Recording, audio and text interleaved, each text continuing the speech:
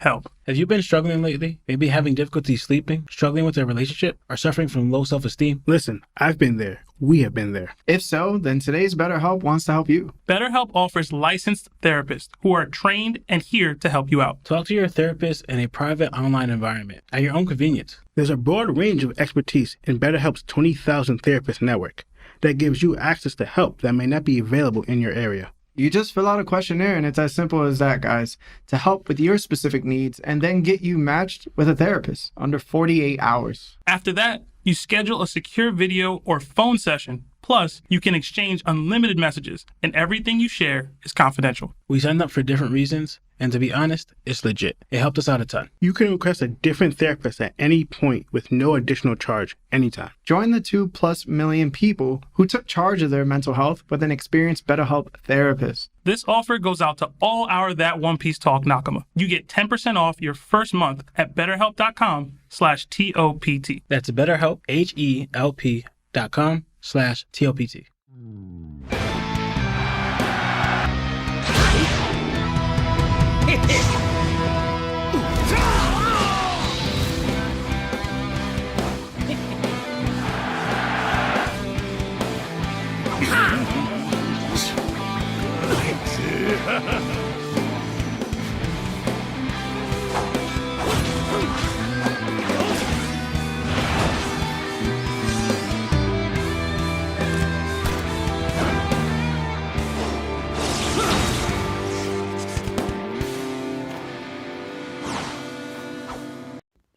Hello, everyone.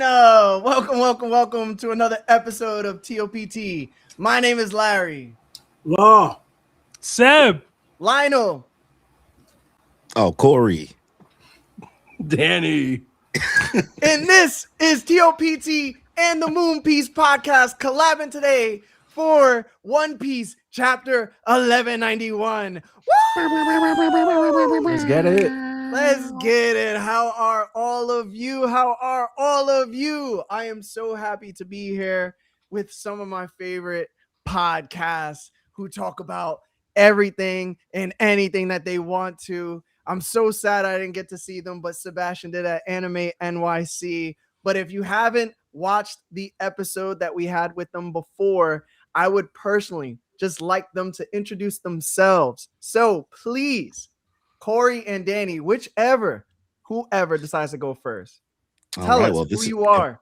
If this is your first time checking us out, first of all, before we introduce ourselves, that BetterHelp read, y'all got money. Y'all got money. Nice, I was sitting here like, oh, wow. Oh, they taking turns. I was like, this is like the Shook Ones remix right now. But yes. Guys, we are the Moon Piece Podcast. My name is Corey. This is my co-host, Danny. Our other third co-host, Kimmy, is not with us because she is currently on her One Piece journey. She is finishing Punk Hazard tonight while we're streaming. But we talk about anime, gaming, movies, TV, everything in between, anything that we're watching. We release our episodes every 2 weeks. And what we do is we just talk about what we've been watching over the past 2 weeks and just go in depth about it. So that's what we do. We do plenty of live streams as well. As well as our official episodes that come out. Me and Danny do One Piece manga chapter live streams every Sunday. Danny does Blue Lock every other 2 weeks. Me and Danny are watching Sailor Moon for the first time, and we do that every 2 weeks. Kimmy is playing through Kingdom Hearts for the first time and is finally on Kingdom Hearts 3, so she does that every Tuesday, as well as her Monday streams. And me and Kimmy do Kagurabachi monthly, and I do JoJo's monthly. So that's everything that we have going on our channel. Damn, we got to start doing more stuff. Hey, man. Slowly but surely. They outperforming, bro. Hard working. We're TET, that everything talk. You had that ready to go. Yeah, man. So how was Anime NYC? You guys said that you were working quite a bit when you were there. Is there anything to look forward to coming soon? Well, one, Danny only went Sunday. I was there for a total of 90 minutes, and 30 minutes of which were spent waiting online to try to sell One Piece cards. Didn't work out. That's when I caught him, Larry. I pulled up on them. Danny was just chilling, trying to sell some cards, man. Yeah, my boy was dealing with the OP I got some 17 pre-release and stuff this weekend. Jeez. Listen, Got bro, some if I pretty come great across polls, a so I was rocks trying to card, push them early. Which one? Got- I got rock stuff. Yo, listen, bro, Corey, if you got rock stuff, I'm willing to buy some rock stuff. That sounds crazy. I got bulk. Actually, I I got shouldn't- rocks bulk. I got bulk. Let me see. I don't even got my cards with me. You want Let that me- bulk? Let me. I want rocks in bulk. You know, I pulled a special card for a special box card for Corey. You know, he's going to go. Have you guys seen that the Kaido, the new Kaido that came out, where The he looks like Baki he's one? actually I don't even want to say it. Yeah, the Baki one. This one right here. I don't know if you guys can see it. No, A little bit. it's a little glare. There you go. Little bit. Oh, he got that the alt leader. We out here, bro. We out here. That looks Beautiful, beautiful card. Yeah, but yeah, anime NYC this week was pretty good. I went all 4 days. I got to meet Taz, Skylar, and McKenna. Got to flick it up with them. Got a little video that Taz was not supposed to be taking, but he did it for the love of the game because he saw me dancing bachata, so that was a vibe. And then it was a vibe. So McKenna, he gave us nothing, just like Zoro usually does. He was just stoic and chill. Totally understand. And then Saturday we recorded a bunch of content on Saturday, and we just put that out earlier today, just asking a bunch of people at Anime NYC like how has anime changed their life or what does it really mean to them, and we spliced them all together and we made it like a 3-minute clip with Losers playing in the background by Tame Impala. So uploaded that, got that done, editing trenches till 3 a.m. I feel you, brother. Yo, this man put in the work. Editing life is a particular life Yeah, and then Sunday we on anybody. the last like hour and a half, 2 hours, and we just set up a Beyblade stadium, and anybody who wanted to come play some Beyblade, they had to just be okay with getting recorded and mic'd up. And it was a lot of people. People showed up way faster than we thought. We didn't. As soon as we even unfolded the table and put the stadium down, we wouldn't set up anything else. Somebody immediately walked in and was like, "What you got there? What you doing?" Yo, the supply and got the demand is Beyblades? crazy. We had the supply and there was definitely a demand. Some guy even pulled up. Shoo, he had his own Beyblade, his own like little launcher thing. Yeah, that wasn't Right? fair. You know what I mean? Like, man had a whole suitcase he had to open up, pull it out. We're like, whoa, wait, pause. yeah, like it was like we was doing the beginners table. We was doing friendly matches and stuff like that. And bro, it was like a dude from the D League coming to like the park to just play and violate for no reason. Yeah. So Jeez, it man. was dope, I'm though. glad you guys had a good time, though. Sounds like a good time. Yeah, it was chill. It was chill. I feel like Anime NYC, you know what you're getting when you're going, and it's always a vibe. Especially getting to see everybody, like who's visiting and stuff like that, and it's like walking past or whatever. So Yeah. Yeah, guys. So we were also at Anime NYC. We had a very good time. We only went there for 1 day because we had a panel. And if you guys didn't see it already, to everybody that's out there, the video is live on our channel right now. It is fully edited and it's within like a couple of days because I had the videographer do it. I just put the link in the live chat so you guys can see it later on after the show is over. yeah, So you're more than willing to, but it was a great time. Great time, great panel. The best panel we've been to so far. And it would have been better if our boy was there, Lionel. But I'm sure he'll be there at the next one. Because I know everybody's been commenting like, of course Lionel's not there. Shadow Realm. sure You guys about gotta let him that? out the house. You sure about that, Larry? Yeah, bro. Lionel's been in a particular mood, bro. Him and Lawrence would have been going at it. It would have been good. It would have been real good. Don't let Labalisk make collusion, y'all. Don't do that. But yeah, man. Listen, guys, if you haven't already, please like the video. It helps with the YouTube algorithm. It reaches more Nakama that's out there. Also, to everybody that's going to be joining in later, I just want to say thank you for even wanting to join in. Everybody that's on Spotify and Apple Podcasts as well. Thank you so much. We are live on Facebook right now. We're live on my Twitch and we're live on my Kick. So I just want to say thank you so much. So if you guys are getting bothered by YouTube ads, believe me, that's not something we can control. We can just lessen it. So if you have Amazon Prime, please go to my Twitch, TOPT_Larry, and sub up for the free ski, bro, with your Prime membership, and you won't have any ads. Okay. Yeah. So guys, we're here for the chapter. I'm gonna let Seb take over and say what's up to chat. We'll read some super chats for a little bit. I'm pretty sure people are gonna ask about the crazy news that has popped out regarding One Piece collabing with these movies, Nike, SpongeBob, and whatever else is going on. I know chat is doing it already, so I'm not even gonna go, hey guys, what do you think about this? I'm gonna just let chat do their thing for the time being. Oh, so how you gonna Seb, show you? The glare. Just a quick flex, I guess. It's not focusing. Womp womp. Trying to get it to focus. How do I make it do it? Whatever. You know what it is you're showing the wrong picture, bro. You're showing the wrong straw hat. That's what it is. Well, the other one is that's crazy. This guy. And then Taz, it's blurry as hell, but whatever. Damn. Yeah, That ain't Taz, man. Got both of That's them. just a white guy. Has his hair not Just a blonde? random white guy. It's supposed to be them. I swear it's not Photoshop, y'all. It's just not coming out of the screen. Yeah, so it's gonna be a new format too. So what I'm gonna do is, since there's 6 of us, I'm gonna read out the chapter like in 3 pieces, and then I'm gonna ask one person what they think, and then we're just gonna have a huge discussion regarding, you know, whatever conversation comes up during that time, instead of going one by one. What do you think? Because it would take way too long. All right. So Seb, please, if you may, take the reins, say what's up to chat, and let's read a couple super chats before we start the chapter.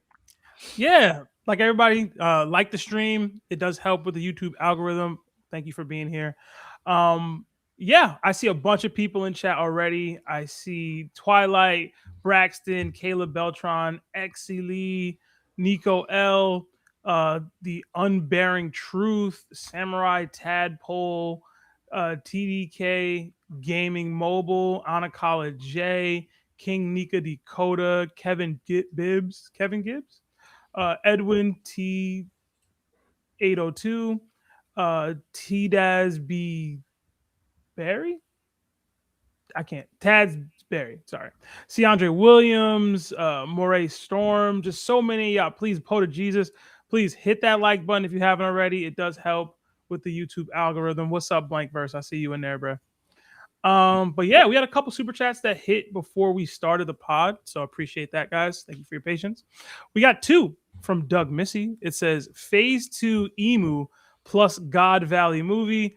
Let's go. Hashtag BBC. Hashtag CD Larry. We'll get into some of the Phase 2 Emu stuff later. But I guess we could talk about the God Valley movie if you want to start it out now, Larry. I don't know what you want to do.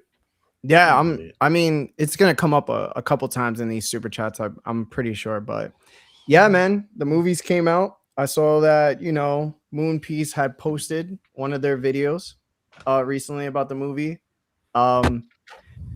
Listen, I said it a long time ago. I said it like 2023, maybe. I said, if we're gonna get God Valley, please, Oda, give it to us in a movie. I don't think I would want to see it in an anime based on how the anime was going. The movie just seemed the most productive, the most profitable based on Infinity Castle, pushing that you know, that line forward for how much dollars can be made. But also, it's such a great story. It's a great flashback, and it's very concise in the world that it's in.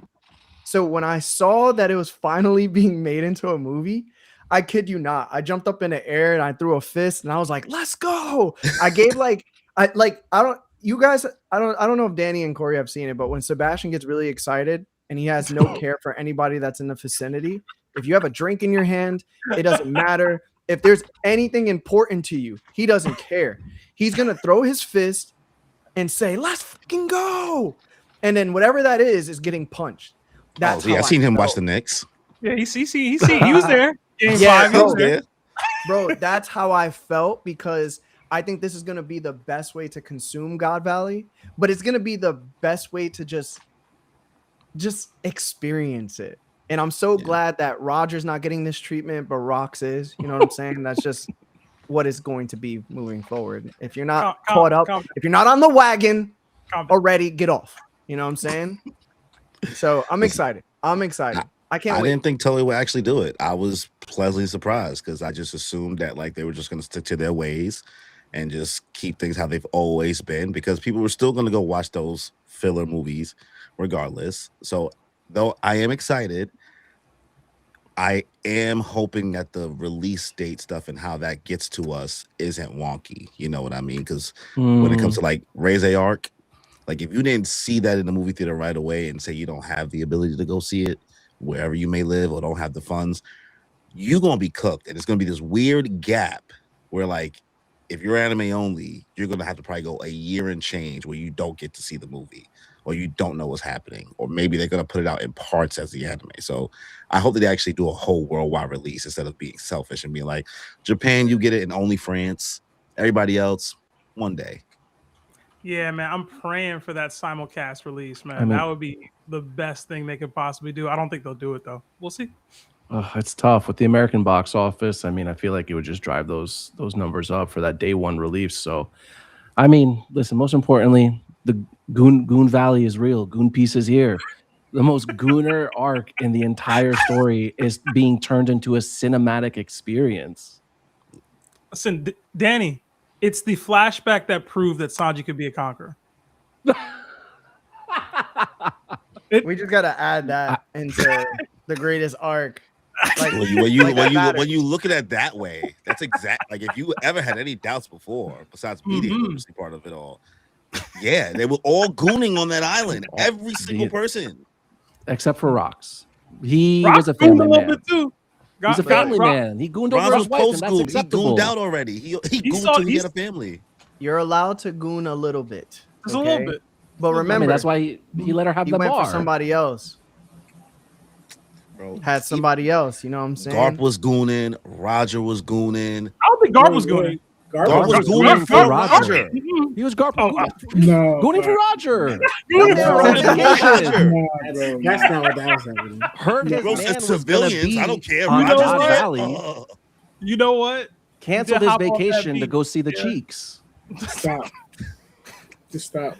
It wasn't like he ignored civilians. He ignored helping out celestial dragons. He was like, I don't want to help them out. And then it was Rogers Tomato. there. All right, bro. Celestial dragons are You like can't they're not compare civilians. They're not- Celestial dragons. Civilians. You can't- I But, mean, on that day he did. For a serious moment, though, I will say this will be the first canon movie we've ever had in One Piece, because every other One Piece movie was just a recap with some added features, or there was a sprinkle of canon, but it was completely non-canon. So Yeah. Shiki was canon, but everything that happened wasn't canon, right? Then you had One Piece Film Z, Zephyr canon, but sprinkles of non-canon with Aokiji and stuff like that having the same attire that he would have later on.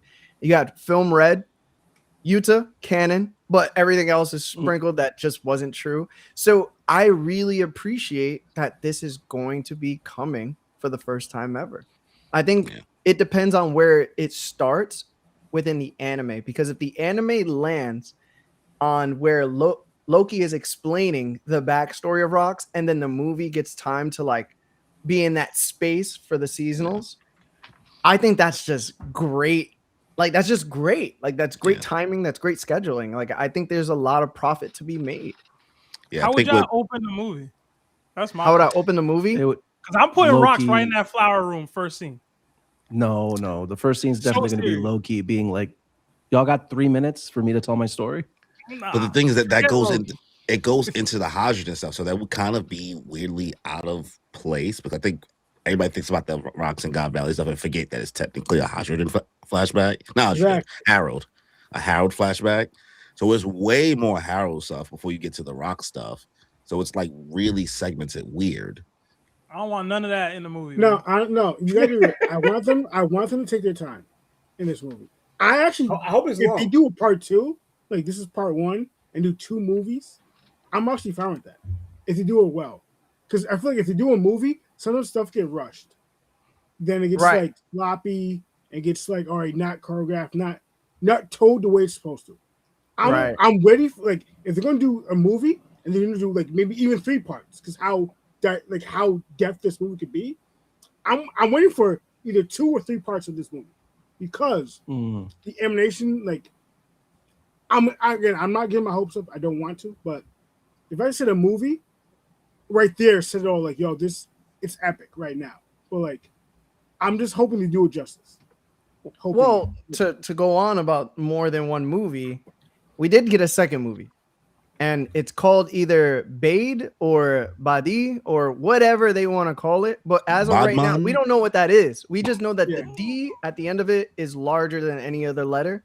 So maybe it is the second part of God Valley. You know what I'm saying? Maybe, or maybe it's some other movie that ties in canonically. I just really hope it isn't the Void Century by that time. I think I'd be kind of upset because I don't think Elbaf is probably going to finish for a little bit longer. I just don't think we're going to get Void Century stuff. You know what I'm saying? Like true it's Void so far Century from now. storytelling. Yeah, like that movie is announced for 2029 with no real date, but possibly in August. So like I don't see it being a continuation to God Valley, and unless because it would just be too far spread out. You know what I mean? Because then at that point, where's the anime going to pace or things like that? So they kind of have to tell it all in the first God Valley film. I'm not super mad if it's still just a regular filler movie. I'm not going to be that angry about it because I feel like are people going to be happy? Definitely not. They're not going to love that, especially after getting a God Valley movie. But I'm not totally mad unless Oda had to really tell them, yo, this is what I plan on doing. This is exactly what I'm doing. They need a big heads up and information from Oda to make it something canon that far out, I guess. But go ahead, Lana. no, because that's what I'm saying. Like all the other movies, like Film Strong World, Film Z, Uta, and even Bullet movie. Oda was involved in every single one, but they were canon. But like the movie wasn't canon. This is the first time there are nods that Oda is most likely going to be involved, and it's canon to the story. So that changes things for Oda himself, as in what he's going to implement, what he's going to apply, what he's going to show, what he wants to show. So it's like a different ball game. To me, that's something. The hype is up there. The hype is real. Like it should be the best movie of all time out of all the movies that Oda's going to show. Like, again, we know the filler movies. Some of them were like a little better than showing wise, but this is the first time this is actually all canon, and Oda's the overseer of it. Knowing off canon characters, Oda better show. Like I'm telling you, Oda better do it justice. I'm dead serious. He better. There's a theory about what Bade means. It's abbreviated for before and after Davy. Oh, I heard it was. I also heard Born as a Davy. I've I don't heard know, a man. few I different. thought it was a buggy movie. It's not a buggy movie. I heard it could be a buggy movie too. I know. I ain't Not a trying to see buggy that, movie? but Yo, bro. hey, Film Red, Shanks movie. This God Valley, Nah, bro. this Blackbeard Nah, Connection movie. No. If we doing the Yonko I'm not gonna lie. People gonna hate me. Buggy does not deserve a movie. But he does deserve to be Pirate King. whoa. So I will say agree. this too. If we do have the possibility, maybe we could talk about it off stream for us since we're so close to each other too. If this movie, God Valley movie, comes out on a specific date, I think we should go together to go see it, and we should tell all of our fans where we're gonna be to watch the movie. That way they can also like come too, and then we could just all watch the movie together. So we're gonna raid AMC on That's a 2nd moment. or 34th. We're doing a raid, Yo. guys. Yo, listen, man. Whatever it is, I feel like I'm it's gonna dressed be a up good in your time. minion costumes. Yeah. Minion. Kimmy, catch up. You got 2 years. Yeah. Kimmy got to catch up. 1 year. My calculation, Kimmy should be caught up by July next year. Nice. Good. Should be perfect timing. Yeah. All right. Yeah, that was the movie talk, guys. As for the Nike stuff and Ass. whatever else, listen, Sorry. you like My it. fault. Shout out to them, bro. We getting more collabs. Good. It looks good for the clothes. I like the promotion. I yeah. don't. I Yeah. don't Pony think the glyphs, shoes fire. are- The shoes. Yeah, that's a fire. They got a promo card though. I'll get that promo card. hmm Sell the shoes. Yeah. Flipping the shoes, keeping the card. Yeah, I'll keep that card. All right. So let's go to the next super chat. All right. We got another 2 from Nico L. It says, caught up to Kingdom. Weekly is rough. Crying emojis. # GOAT Riboku. Listen, I was just talking to Corey and Danny on Sunday about Kingdom and how they need to read it. All right. I'll make a trade, man, if we need to, bruh. You know what I'm saying? We would have to give you mad things. There's mad chapters of Kingdom. Listen, it's worth it. How many chapters? It's like 900 something. It's like 9? It's like 8 something. It's like 870 something. That's a commitment, man. Listen, it's great. It's great. We get another 3 5. times. Read Brulok 3 times. We did get another 5 from Nico. It says, also, Seb, do you see similarities between Aoki and Whitebeard? They are my 2 favorites in One Piece and Kingdom. Even the weapons are similar. # read Kingdom. Yeah, I do see some similarities, man. I really do. Obviously, they both kind of have the title as the strongest. They have the glaives or halberds, or whatever you call Whitebeard's blade. Naginata. I don't remember what Whitebeard's blade exactly is. They both kind of showcase the ceiling of the world, or the top of the world, at least as we originally understood it in One Piece, as we originally understood it in Kingdom. They're legends from a previous era. Spoilers for what ends up happening. But they both have a similar ending, I would say. Yeah, man, just kind of larger than life figures that kind of reign over the series, even after they're gone. So I definitely see a lot of similarities between Aoki and Whitebeard. We did get another 20 from Polo Gaddafi. It says, what if Emu did a covenant on the 19 Kingdoms leaders, absorbing them into him, making them one entity, giving access to the swords, but takes a toll when leaving the Holy Land? Or did he just Dami Reversi and took it that way? I've never been a fan of multiple people in one person theories. I just don't like it. That's just my personal preference. So I would say, I hope not. And we haven't seen Emu absorb anyone through the Covenant or Damiverse at all. Anyway, like, you know, Too far, Lionel. I mean, Lawrence. Oh, we haven't seen Emu absorb anyone into himself, like, you know, with Damiverse or even the Covenant. So I can't even say that's even an option yet. Right now. And then once you die, you turn back to normal anyway with Damiverse. Yeah. Yeah, no, I'd prefer if it wasn't the multiple personality things, because people already talk about Blackbeard having that, and I feel like that I would let pass. But if it was Emu too, it's like, all right, you're doing too much. Yeah. Unless Rock's inside Buggy's body. Don't wish He was that. inside his mom's body. What? Don't wish that evil, bro. That doesn't remind me of my original Rocks Buggy is Buggy's kid theory thing.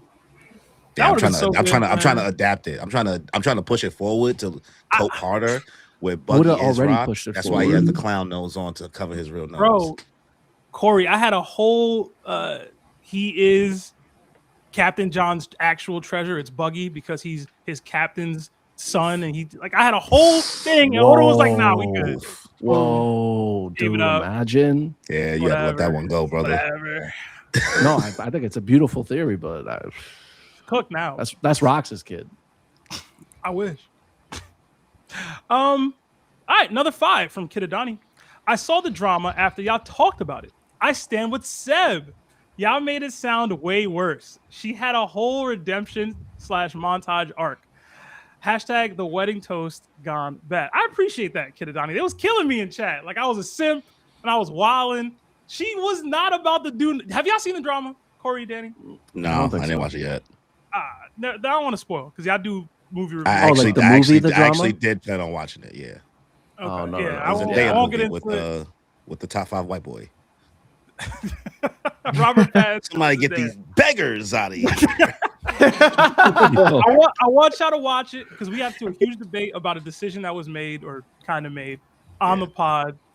Me and Larry, we had differing opinions on what we would do. I'm very curious as to what y'all would do. So when y'all do watch it, please review it on Moonpiece and let me know. If you say it, will it actually ruin the movie? Yeah, it is the whole point of the movie. It's like the whole point of the movie. Yeah. Okay. For real. Yeah. Chat, don't spoil it in the chat for please. Corey and Danny. I'm reading. I'm watching the chat, y'all. Yeah, Yeah, I don't understand the spoil it for concept them. of the movie. I just don't know what it is. She was like she almost thought about like pew pew in the school or something. That's all I know. That's all No I know spoilers. too. Okay, No no spoilers. spoilers. All right, bet.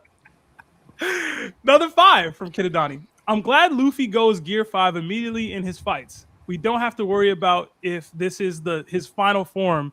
This Bleach anime does it way too much. I don't watch Bleach, so I can't speak to that. I actually hate Danny that has Luffy thoughts. has been. Yeah, I actually hate that Luffy has been going Gear 5 straight out the gate a lot. It is very reminiscent of Ichigo going Bankai, like immediately hitting that Bankai. I don't like it. I just want Luffy to lean more towards the Conqueror's Haki aspect of his power set, and not be so reliant on the Devil Fruit. It's cool. I like the Devil Fruit, right? I have zero complaints over Gear 5, but that's not going to get you to the end, brother. You need to up that hockey game, especially given what we're seeing now. It's like, you look stupid, bro. Danny knows what One Piece is, and I'm so happy about that. Good take, Danny. Cheers. Good take. There was a lot of S behind that stupid. Yeah, man. Gotta emphasize it so that people know I'm serious. Unlike Luffy. All right, let's do 3 more, Seb, and then we'll jump into the chapter because I don't want to keep people waiting so long for it. Okay. We got another 10 from King Pesos. First live since graduating basic military training for the Air Force on Thursday. Missed so much in these last 8 weeks. Anyway, y'all can give a quick 3 to 4 chapter recap. LOL. Anyways, happy to be back. Hashtag TOPT. 3 to 4 chapter recap. What's happened? So much has happened. What's happened? 3 to 4. Luffy has gotten bodied, and Emu Yeah. Emu is really him, bro. Yeah. How many that's pretty chapters good. back was Sanji Conk revealed? Loki got cooked. Conquer reveal. He said 8 weeks. Did he not read for 8 weeks? So that's more than 3 4. I mean, ought to be on break. I mean, it was They've been on breaks. breaks. It'd be Yeah, on it's break. been like chapter break. Yeah, we on break again. Yep. Oh yeah, we on break again.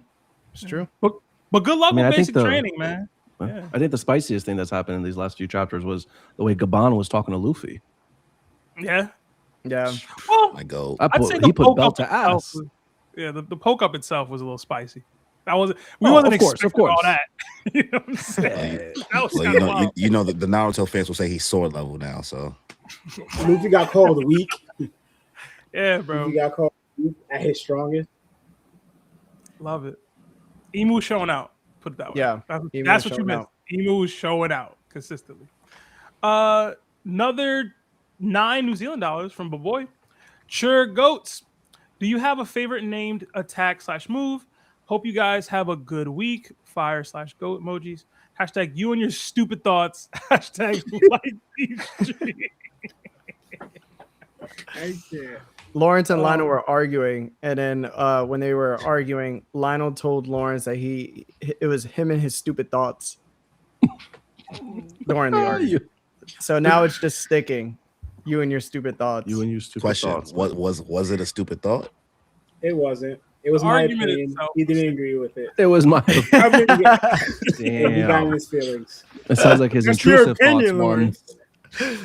That's your opinion. No, I'm sorry. It's my opinion. I just said it was my opinion. I literally just said it. So you guys have a favorite named attack? Lawrence, Lionel, Danny, Corey, Larry? Spirit Somebody- Goat. Oh, we're just talking everything? I thought it was One Piece. Oh, we Yeah. could go One Piece too. I was just going everything. Spirit I Goat's a thought good it one. was just One Piece. Spirit Gun's a good one. I'll say Red Hawk. I always really appreciate the Red Hawk, especially, it's kind of paying homage to Ace. Red Hawk always had a place in my heart. Special beam cannon. Get out of here. Really? Yo, special beam cannon go hard, bro. Yo, your third eye open, bro? You It's over here, special. It's a beam and it's a cannon.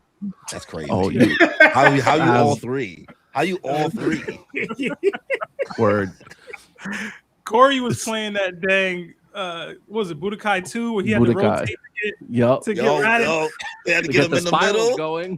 Bro, you know how hard Oh that my was, bro? gosh, I remember I that. think it was Budokai 1. crazy. You had to like be Goku. It was Budokai one. One. It was Budokai You were One. Goku just Bro. holding Raditz to the side. Yeah.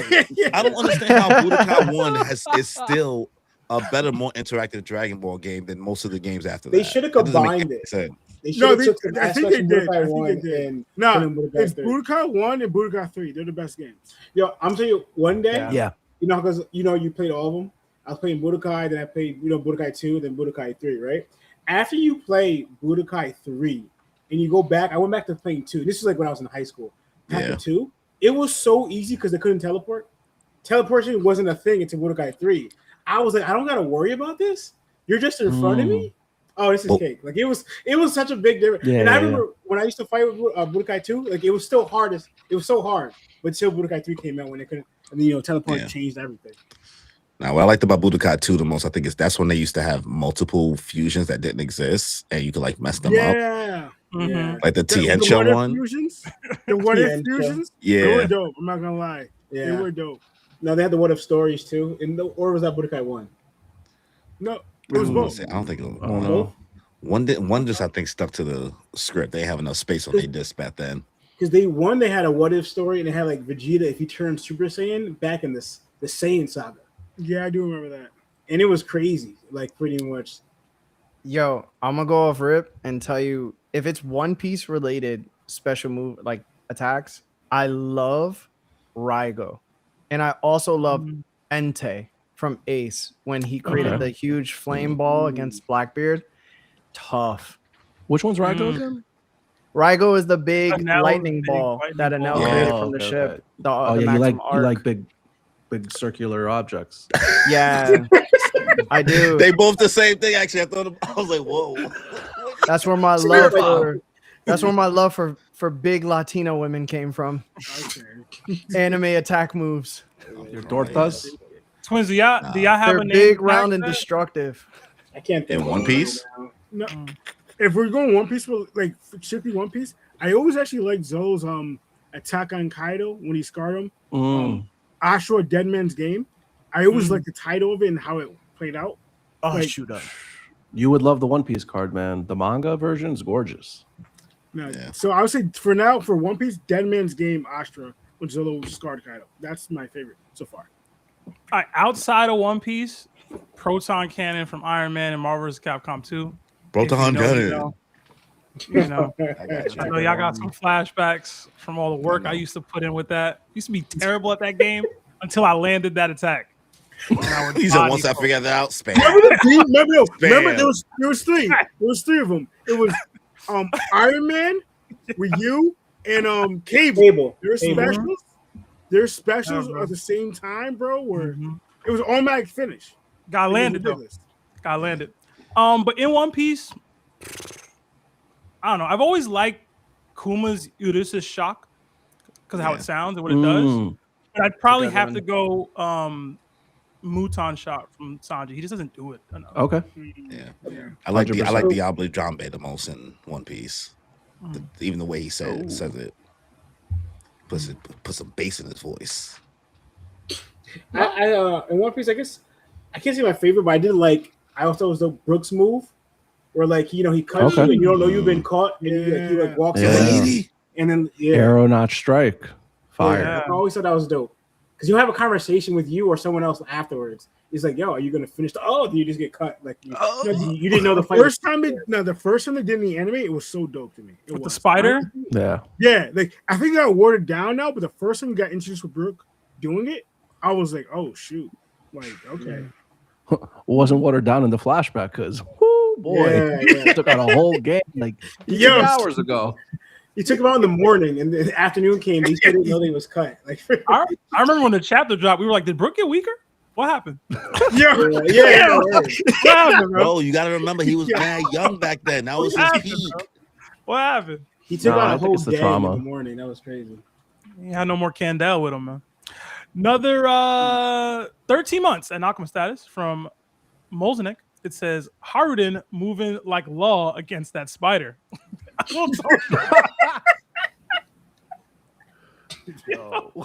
Lord, you wanna fill Moon Piece in context of this one? I do not. I do not. Quick synopsis.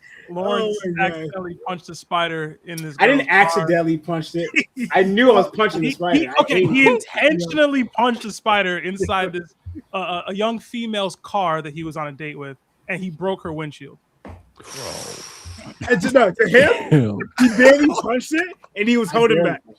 Yeah, I didn't even close my fist all the way. Like my fist, it was open fist. I wasn't even final form. It wasn't my finishing move. Like, I wish I could show you a video of how I punched it, because I put in barely the minimum. Lawrence, into that. when I tell you, It's a flex, bro. It's that Chinese windshield, bro. Can't. we also wish there was visual of this, but not for the reasons that you're saying. When flexing I'm from the trying to hands prove go my wrong. case. it's funny I'm because telling you right now. Lawrence thinks he did it, but everybody's actually did Hajrudin. He did the whole thing Hajrudin did. I did not at all. His eyes, Dude, his eyes. I barely did anything. No, first I of barely all, punched it. one, I'm not a fool. I knew it's a windshield. I know it's glass. So why would I swing a haymaker at a glass? Because then it could break. I thought, all right, I'm gonna swing at it, not even close the fist, and I'm just gonna kind of just wanted to smack it mostly. Maybe that's what I should have said. Punched it, but I also didn't want to grab it either. But Or you could have just left it alone and been with that fine female you was with. she wanted me to kill it. You know what? You could have let the window blame down. her. Yeah, you I'm not should. blaming You should. her. If at that I'm point you not should just put blaming your her. shirt on it or something. Like there was another way. Facts. I Take understand, your shirt off. Lawrence, we understand. You were nervous. Nah, he was flexing for us. He said, "You know what? This is said- like a little punching machine, a punching bag machine. I got this right now. I'm gonna show her right now. Because you know what? Because you probably had to pay to get that fixed. She had to talk to you again. No. Nah. Nah, She What didn't was want her to see response, me. Lawrence? fix it herself. So she was older than me. All right, she was older than me, and it was her mom's car. All right. So when I did it, she was like, "This is my mom's car." She called her friend, and she was like, I get this little boy out my car, pretty much. Yo. Just beg her out of here. Where somebody get these? I was Bro near the I was street, 16. All right. in there. I was like, 16? I was like, no, 17, 16. Yo, And she was like 19, 20 around there. What was her name, Law? Her name was Pebbles. Her nickname was Pebbles. I don't know her real name. All right. I didn't know her that well either. Okay? I didn't know she was grooming you, bro. I didn't know that. She was known for anal. Let's move on. now. What? What? What did you say? Oh my god. What did he say? I thought you said no We're cursing. We're gonna keep going. Don't understand what she said. That was wild, bro. All right, guys. I hope you guys are having a great time. If you haven't already, please like the video. And if you wish to subscribe to Moon Piece Podcast, click the blue name within the video title and it'll take you right to their YouTube. Okay. So we're gonna get right into this chapter after almost 45 minutes. But are you guys ready? 100%. Let's get it. Heart and soul. All right. We'll read super chats again, guys. Just we need to get into the chapter eventually, right? So, all right. So the chapter opens up without any reader requests. So thank God. Okay. The chapter is titled "There's Still Loki." We see Luffy. He on all fours and he's like, why am I still alive? If I go out of this form, it's gonna be bad news. As he gets up to his feet and he's just holding his chest. And he goes, "Hey, old man guy." And then you see Gaban and he's on his back and he's also huffing and puffing. He goes, "Damn it, Emu got my arm." And then Luffy, as he crawls towards him, he goes, "Sorry, it's only because you were defending me." And then Gaban's like, "Yo, shut up, bro. It's not because I was defending you. It's because I was defending Elbath. I was fighting for their sake. I guess we can't let things end this way, huh?" And then Luffy falls to his back, and there's blood everywhere. And he goes, "Old man guy, who is he? So Gabon gets up, ties up his arm to keep it from bleeding, and then he goes, who is he? Is not something anyone ought to know.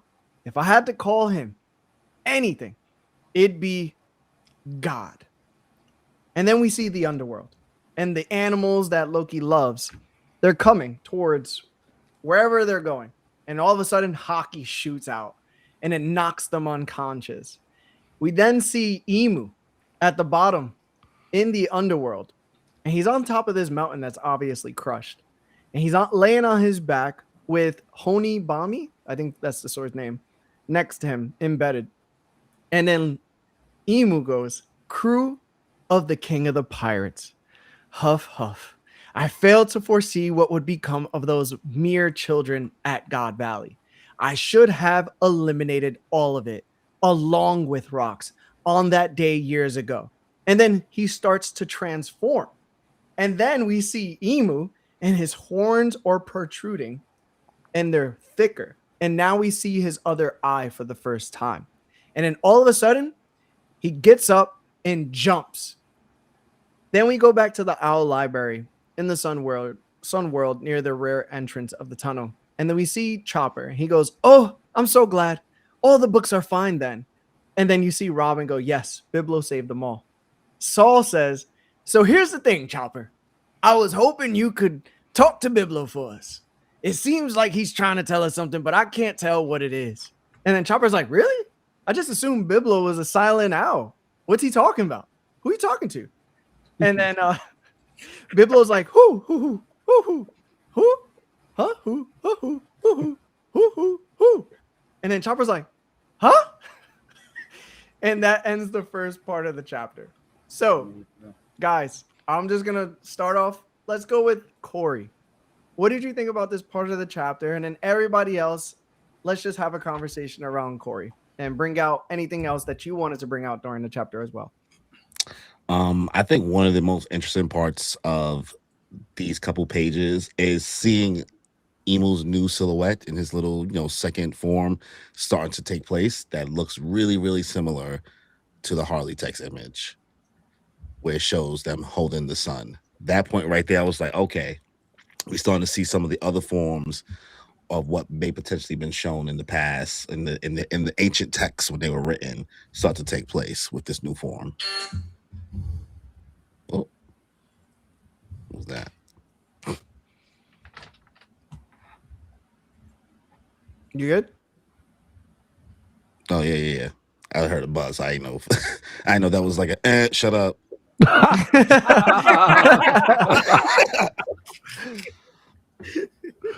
Oh. But yeah, that was one of the most interesting details I think we got there. And also, Gabon. Listen, I was telling Danny, I don't know where I'm gonna rank him yet, but Gabon is probably one of my top 10 characters in the manga right now.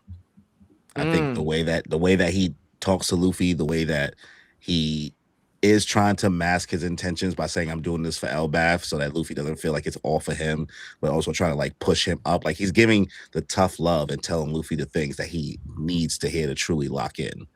Yeah. And everybody's been complaining about Luffy and how he acts in Gear 5 for the most part. And I feel like Gabon is that self-insert that everybody has been asking for to get Luffy to like stay locked in and stay on task. Mm-hmm. So yeah.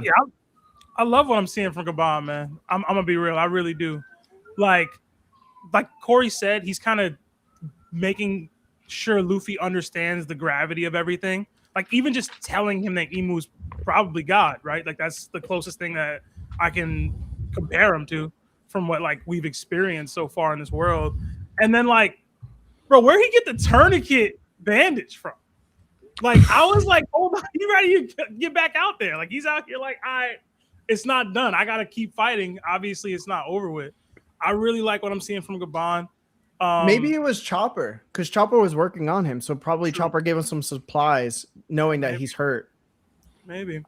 I liked what I heard from Emu in regards to how he felt about God Valley. We got into this huge debate a few times about threat levels and stuff between Roger and Rox, and like we started to realize that like Emu really didn't clock Roger to the degree that he should have been clocking him this whole time. Duh. And listen, he messed up. He acknowledging that he messed up with that. And he's like, oh, I made a mistake. I should have did something about this dude all them years ago, because without doing anything, letting him rock and do his thing, Roger was able to cause all of these problems in the modern day. So Emu's having that realization and taking actions now to try to correct it. I like seeing that from a villain. Understanding that you're not infallible and taking the necessary actions now that you realize you let some stuff go on longer than you should have. And clearly that's the case with Roger right now. Listen, when we had this debate about who was the bigger threat, Roger or Rox, I was on the position of saying Rox was. You was on the position of saying Roger was. Both of us were valid. But I think it's undeniable how much Emu thinks about Rox. He's mentioned Rox like 5 times this arc alone. He hasn't really done that with Roger. In accordance to what Roger was doing, it never really fazed him. What came from it, of course, was the pirate era, and that causes some issues. But every time he goes back into his memory, it's Joy Boy, it's Davy, and then it's Rox. Yeah. And that's what I was always trying to tell you, is that this dude continuously thinks that Rox was the major threat. Meanwhile, Roger became a threat, but he was never the threat that Rox was. But Larry, what we're saying is the same thing, right? Rox was the bigger threat in Emu's mind. I'm saying he was wrong.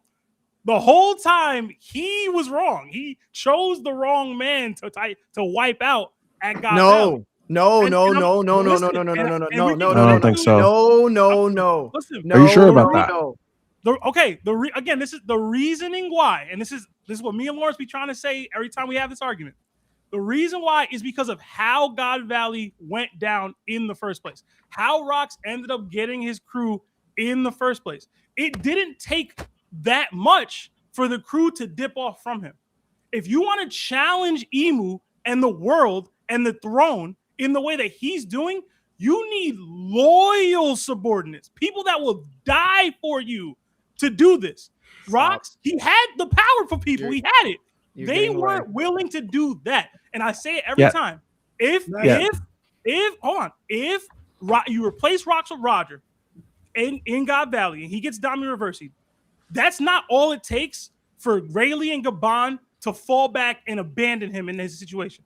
That's just true. They would do everything in their power to try to get Roger out from Dami Reversi. It's not going to take a couple swings for them to be like, well, that was weird. Rox is acting crazy. I guess this is all you think of us. That's not what's going to happen. They're going to do everything in their power. They're going to continue to fight with Garp, whatever, to try to free Roger from the Dami Reversi. And again, it's not a knock on Rox. It's how he felt he needed to gather his crew. But if that's what you're going up with against the top of the world to Emu, that's not enough. That's the point. That's the point of what Luffy will have when it's time. If Luffy gets Dami Reversi and he punches Zoro in the face and kicks Sanji, they're not switching up on him because he did that. You're completely off topic, brother. No, it's not off topic. That's part of the threat level. If I challenge you and this is all it takes for you to overcome my challenge, I'm sorry, bro. Like, I'm not trying to. I thought we were looking at this in the perspective of like what Rox views as a threat. No, you're forgetting that you're focused on something that's not what Emu's focusing on. I'm gonna say Emu. But Ron, y'all are missing my original point. It's not about Emu's focus. I already acknowledged he thought Rox was a bigger threat. I'm saying he was wrong for thinking that. No, Emu wasn't wrong. They're both a big threat. But again, again, you got to think of, all right, Emu's perspective, what was Rox's actions and what was Roger's actions towards Emu? That's what Emu's focusing on. They're both a big threat to Emu. Regardless, Rox is a big threat to Emu and Roger's a big threat to Emu. But what did Rox do that was different than Roger? That's the point that Emu was making. We don't know Roger or Rox's flashback. We don't know when they started. We just know beginning of before even Rox became a pirate. Before that, what did he do? We don't get it. What's a grown man, like in his early 20s, whatever. But he went to Emu's throne. We didn't see him as a kid. We didn't see anything. We didn't even see what his upbringing was. You don't know if he was a slave. We don't know his hometown. We don't know nothing. We just know that in the beginning of before he started his pirate crew, he jumped to Emu's throne and threatened Emu himself. That's the first action of Rox as a pirate or whatever. Did Roger do that? No, he didn't. So all long time that Rox has some information that Roger didn't have. That Rox targeted Emu from the beginning of his pirate crew. Then he started pirating and gathering crew members. Roger didn't do any of that. So that's when the focus was not Roger, was Rox, because Rox knows too much. He knows information about me, and he's targeting me, and he's gathering an army, building a pirate crew that's trying to attack me personally. Again, we have Roger going to Raftel that's already isolated the island that the government doesn't want them to go to. But what did Roger then do? He didn't target Emu. Now, if they both did it, that's a different story. If they both did it, and Emu only targeted Rox, Emu's an idiot. Period. Larry already said, like, the Emu, knowledge ability, like, their knowledge and stuff, and they foresee not to take action on certain things, they're stupid for not doing it. Honestly, they should have just taken, like, when you guys said it, they should just took out all of them at the same time. Roger's crew, they should have took all of them out, period. But they didn't do that. Yeah. Honestly, I also thought if Roger and Rox teamed up, I don't think Emu would have handled that. If Roger's crew and Rox's crew teamed up, attacked the world government, they would have won. I actually think that. Maybe. I doubt it. I truly doubt it. So here's the thing. And I understand. I don't really understand why Sebastian could break down Usopp's betrayal to Luffy and say there's context as to why he's still Luffy's best friend, and then also say why Sanji leaving the crew. There's context also to why it just proves why Sanji is such a caring and reliable like Nakama. But then when it comes to Rox, right? He'll say that Rox's crew wasn't willing to die for him, right? But they were willing to fight Emu beside him and was willing to die for him on God Valley. And when he turned, because of Domi Reversi, Big Mom herself is saying, why are you turning on your own people? And then also Kaido's also saying, Rox, what are you doing? And then also Whitebeard saying, are we just impudence to you? Meaning, are we hindrances to your plan and your goals? They were willing to die with him. The crew was coming together on God Valley. The only thing that happened was that it didn't work because they versed the number one person in the entire show and they failed in doing so. So when it comes to, does the crew have the ability to die for Rox? They would have, because they were trying to. They didn't go anywhere when they had the option to leave him. Everybody noticed when Rox fell, that was the end of the crew. Okay, so I think we need to just start putting that into focus. When it comes to the threat level, it's just like Lionel said. One person clearly knew something that the other didn't. This is the reason why Emu doesn't say, oh, that stupid Pirate King and all the mess he caused. Oh, man, I should have took Roger out. He says, I should have took them out alongside with Rox. He doesn't go, I should have took out the person who found the One Piece because it's caused me so trouble the same way I took out Rox. He's saying, the same way I took out Rox, I should have just took out everybody else. And that's the important part, is because he just says Rox. He doesn't say Roger. He doesn't say Whitebeard. He doesn't say anybody else, dog. Yeah. This is Rox getting pinpointed as usual in his mind, and he's done it as much as he's talked about Joy Boy. Yeah, Roger was side questing, bro. Well, hold on. Don't get it twisted. At the time, I don't have an issue saying that Rox was a bigger threat to Emu at God Valley. I don't have an issue with that. I'm talking about over-encompassing Roger's journey as a whole. But again, you can say what you feel about the Rox Pirates. To me, that would not be enough to disband the Roger Pirates. It would not be enough to disband the Straw Hat. But I feel like It you're matters. once again To me, that matters. but everything that's happening here is within the context of what Emu is thinking, and we're looking at why is Emu saying these things and making these decisions, not what we know objectively of the whole story as outside readers. What, Well, my what point is Sebastian's objective saying, about no, the what entire Sebastian's story. saying to the degree with the crew, I do believe a little bit because Rox kind of built his crew similar to how Blackbeard built his crew. How Roger built his crew is similar to how Luffy built his crew. The dynamic is different. They're both a big threat. Just Rox and Blackbeard and Roger and Luffy, that's the similarity. There's more family oriented in Rogers and Luffy's crew than Rox and Rox's crew and Blackbeard and his crew. They view more of as a pirate crew. There's Blackbeard and Rox's crew. Well, Roger looks like a pirate crew, but they're more of a family. There's more companionship, Nakama, and trust there. Again, I do believe what Larry's saying, but they were getting there. They were getting to build up that trust and die for Rox. But the test was there. They just faltered because what happened? Well, the test showing Roger's crew, the test already been proven. They already went through the mire, went through it already. That if Roger came to that aspect with Diamond Verse with Roger, that they already tested it. That they would have fought for they would have figured it out. That's the thing. That's what Rox is missing. I'm gonna let Lawrence go because he seemed like he wanted to say something. But the Rox Pirates needed their Ennie's lobby, man. That's what they needed. They didn't get that. Yeah, that's what made them fold. What Sebastian's saying it's to a degree, but it was building up, but it didn't get there. It didn't get there yet. Well, Roger's crew already had it. That's the difference. Lord, say what you gotta say.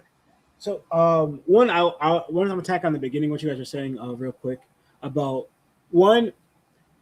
I agree with both of you guys are saying about the Rox and the Roger, but for what I understood, Emu wasn't saying which was greater at this point. He wasn't saying that Rox was greater. He wasn't saying that Roger was greater.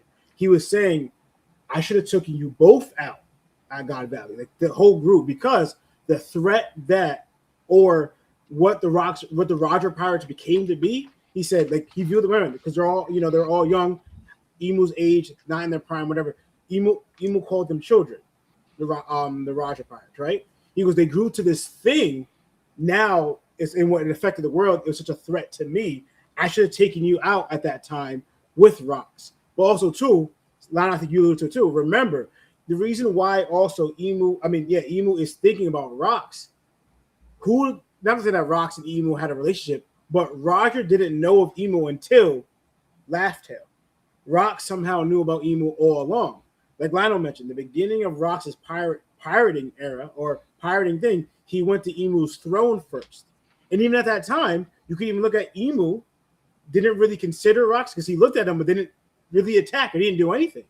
What we know of Emu now, he had the strength to take Rox out then, but he didn't do anything. He kind of let Rox do whatever. This is someone who showed up to your throne room, into your house, and you let him walk. He underestimated Rox at that time. Then when Rox, right, presented more of a threat to him at God Valley, he's like, I'm taking this dude out now, right? And he did the same, and then Emu repeated himself by seeing a future threat with the Roger Pirates here. Because remember, it wasn't, people are also forgetting, remember, at this time, Roger had already circled the globe and went to Lodestar. Exactly. The only island he's missing at this time is Laugh Tale. He did that before God Valley. And he even did that, remember, because later on he says when he meets up with Whitebeard and Odin, he says, we found this out then, before God Valley, and the government's trying to hide this from it. So, and that because of this, it makes you want to figure out even more. Roger didn't know all this stuff that Rox knew, but he was getting there. He knew a little bit. He knew that the government was clearly trying to cover all this up, but he needed to find the Laugh Tale. He needed the road pony glyphs. So it wasn't like Roger was lying. No, he achieved his goal. Remember, because also how I put it too, how you got to look at it too. If you guys want to view it like threat-wise, right? Who's a bigger threat to Emu right now? Lionel kind of alluded to her. Is it Luffy or is it Blackbeard? Right? You could add Luffy has the Nika fruit. So yeah, whatever. Roger didn't have that, right? But Luffy is modeled after the Roger Pirates. They're dynamic, everything after the Roger Pirates. They even have the same dream, right? Roger was going to do his dream after he became Pirate King, but then recognized I am too early. I can't do my second part like Luffy, but Luffy's on the right timeline. Roger was too early. Roger wanted to do after he became Pirate King, the first thing, and then the next was supposed to be Luffy's dream that him and share, but too early. I have to wait. But Roger's sick. He can't wait because if Roger wasn't sick, he would still be alive till this day to achieve his dream. But through that sickness, he passed. Just turning himself into the Marines, whatever, right?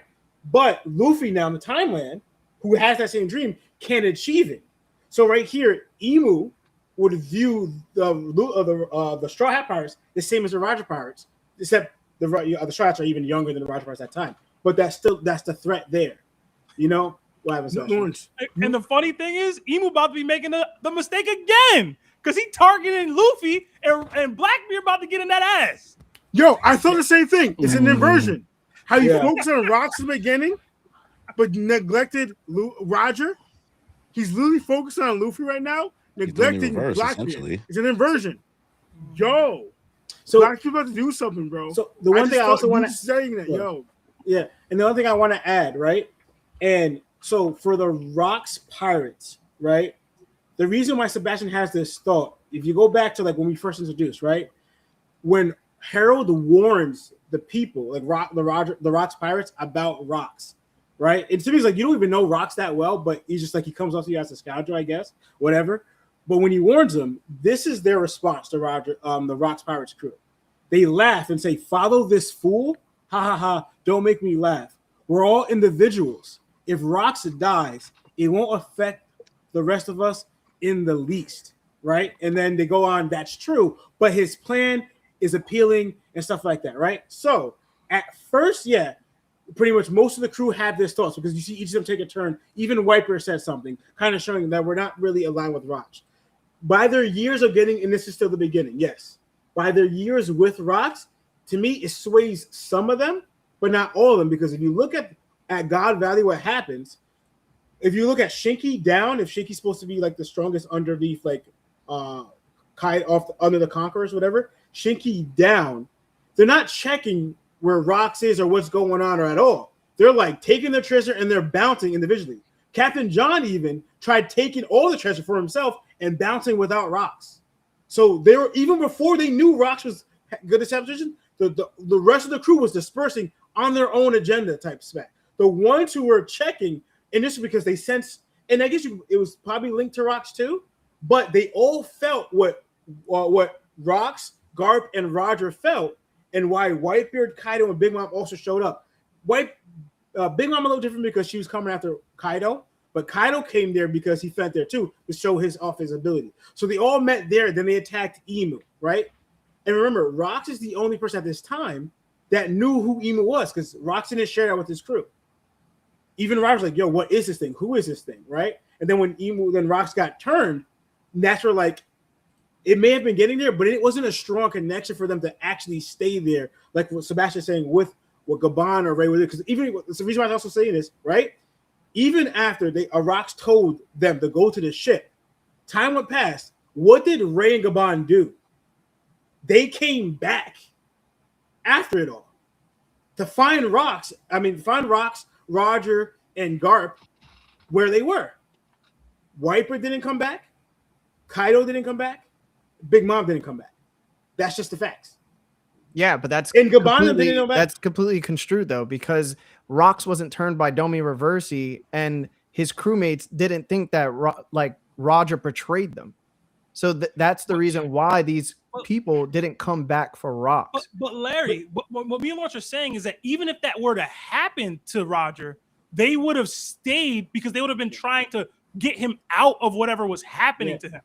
It wouldn't have took that, like, if that was what happened to them, they would have been like, "Whoa, Roger, what's going on?" And they would have fought till they died even to get Roger out of that. That was not the bond that they had with the Rocks Pirates. But you keep saying just because their crew got along better and were willing to risk their lives for a certain point because they had progressed in their relationships with one another makes them a more dangerous crew to Emu, makes them a more dangerous threat to Emu. And that's not necessarily true.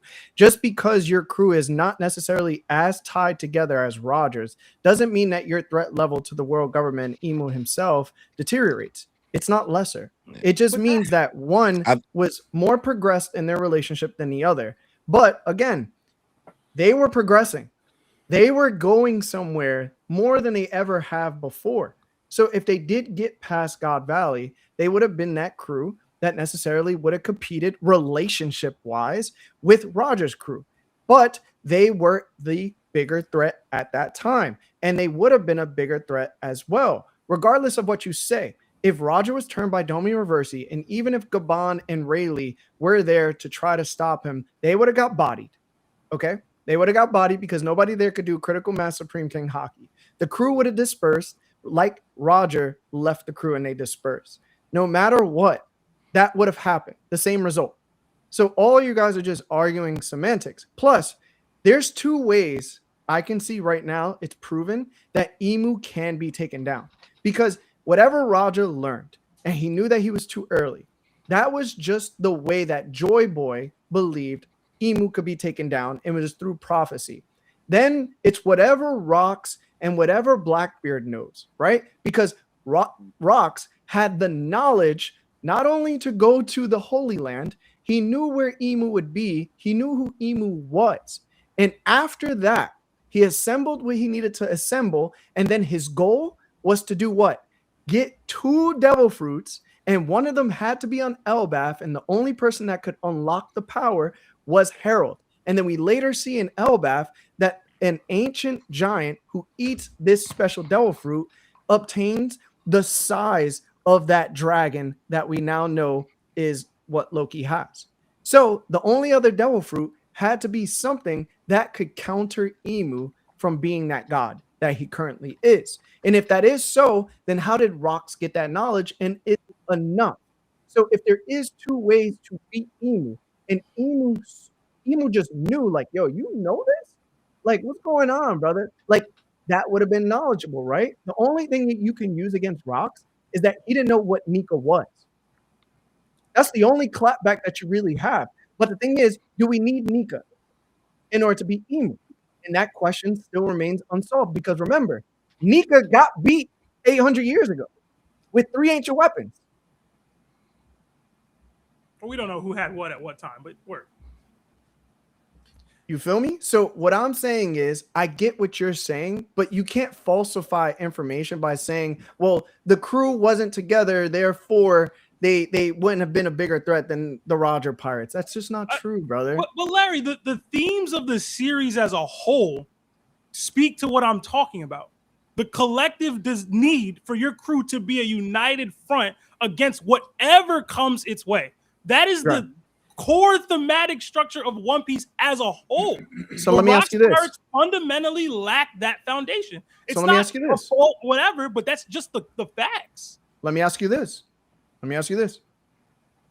Do you think Emu and the 19 Kingdoms had a better relationship than the Rox Pirates? I mean, that's who knows? Probably. I don't know. If the Gorosei represent that, then yes. Probably. If the Gorosei represent that, then yes. The Gorosei don't like each other. They're co-workers, not friends. Thank you. When Saturn died, it meant nothing. This is so spec, bro. When Saturn died, it meant nothing to them. They said, Thank you. Thank you. And guess what? They beat Joy Boy. Yo, that's my point. Is that Rox had a better relationship, I guarantee, than Emu and these 19 other kingdoms. And yes, it is speculation. There's no basis for this. But you know what the basis is? You know what the basis is? It's like they like somebody just said. The Gorosei didn't care when Saturn was taken out. The Holy Knights don't really care about the other Holy Knights. The Celestial Dragons don't care about other Celestial Dragons. Just the way their personas are and their personalities and their moralities and their integrities and their honor, they don't have that amongst each other. So I'm not going to assume that 800 years ago, these 19 kingdoms had it with each other either. Because remember, Lily didn't want to be a part of it. If there's anything to tell about Lily, she probably shares some of the same morality as Joy Boy, who's probably more like Luffy. So we already know that the relationship isn't there for them, but they won. See, honestly, I can't fully say that because Emu's the one that took out Saturn, and Emu's their great one. So they have to accept it no matter what. It wasn't like he lost in battle to someone else, like a D-Clan member. It was their great one, their god, that took Saturn out because of reasons. So they kind of have to accept it. They probably can't even show whatever because they're also underneath the covenant as well with Emu. So, but you also you could also add the whole the Vincent family effect that some of their link with Emu takes away some of their emotions.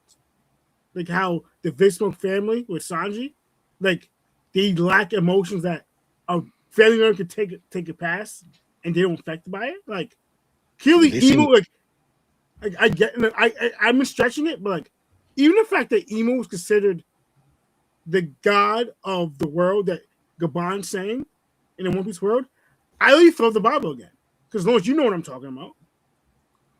It just seems like the way they're conditioned to be brought up as, like, you know what I mean? Like that's just the way culturally all of them as celestial dragons are. Like that's just the life they know. They don't have any value. They all think their shit don't stink. People who are choosing a captain to follow and put their life in their hands versus I have a covenant contract with this dude, and if I act up, I could get taken out at any time. But look at Buggy and Crossguild. Like those people are working. A lot of the people who follow Buggy, except for Mihawk and Crocodile, they're following him because they idolize him.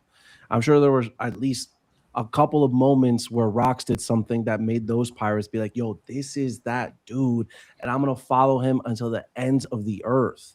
Where were those people at? Like Seb was saying, though, he played the final boss a little too early. Bro, Rocks had a whole island of people there. Just the whole plot of God Valley happened because a Rocks pirate turned on Rocks. Like that's what happened. It also happened because Rocks he had a moment of weakness, and this is a moment where he needed to take accountability. He should have told somebody, Whitebeard at least, be like, yo, bro, for real. No, like, but it shows that Rocks didn't press them either. Thank you. And if he did, maybe things would have went the way it should have went for him. But it shows their dynamic. Rocks didn't trust them either. He didn't trust him. You can argue that too. You can argue that too. The Rocks didn't trust. Like, Chris, the fact he told Harold before, besides, and even his crew, he traveled with his crew a lot more than Harold. He visited Elbath a lot more. He did. But the fact he didn't tell Whitebeard, Big Man, again, especially Whitebeard, the one person you most likely, like, it's either Harold or Whitebeard you're telling. To me. Listen, bro. But he told Harold before Whitebeard? It's okay because I've seen the best I've seen the main protagonist have somebody betray him and his crew over a ship. So it's like like I understand why, you know what I'm saying? Like you can't just use one thing and then use the other. And you know what I'm saying? Like that just doesn't work for me. Larry, that's intellectual dishonesty and you know it. It's not.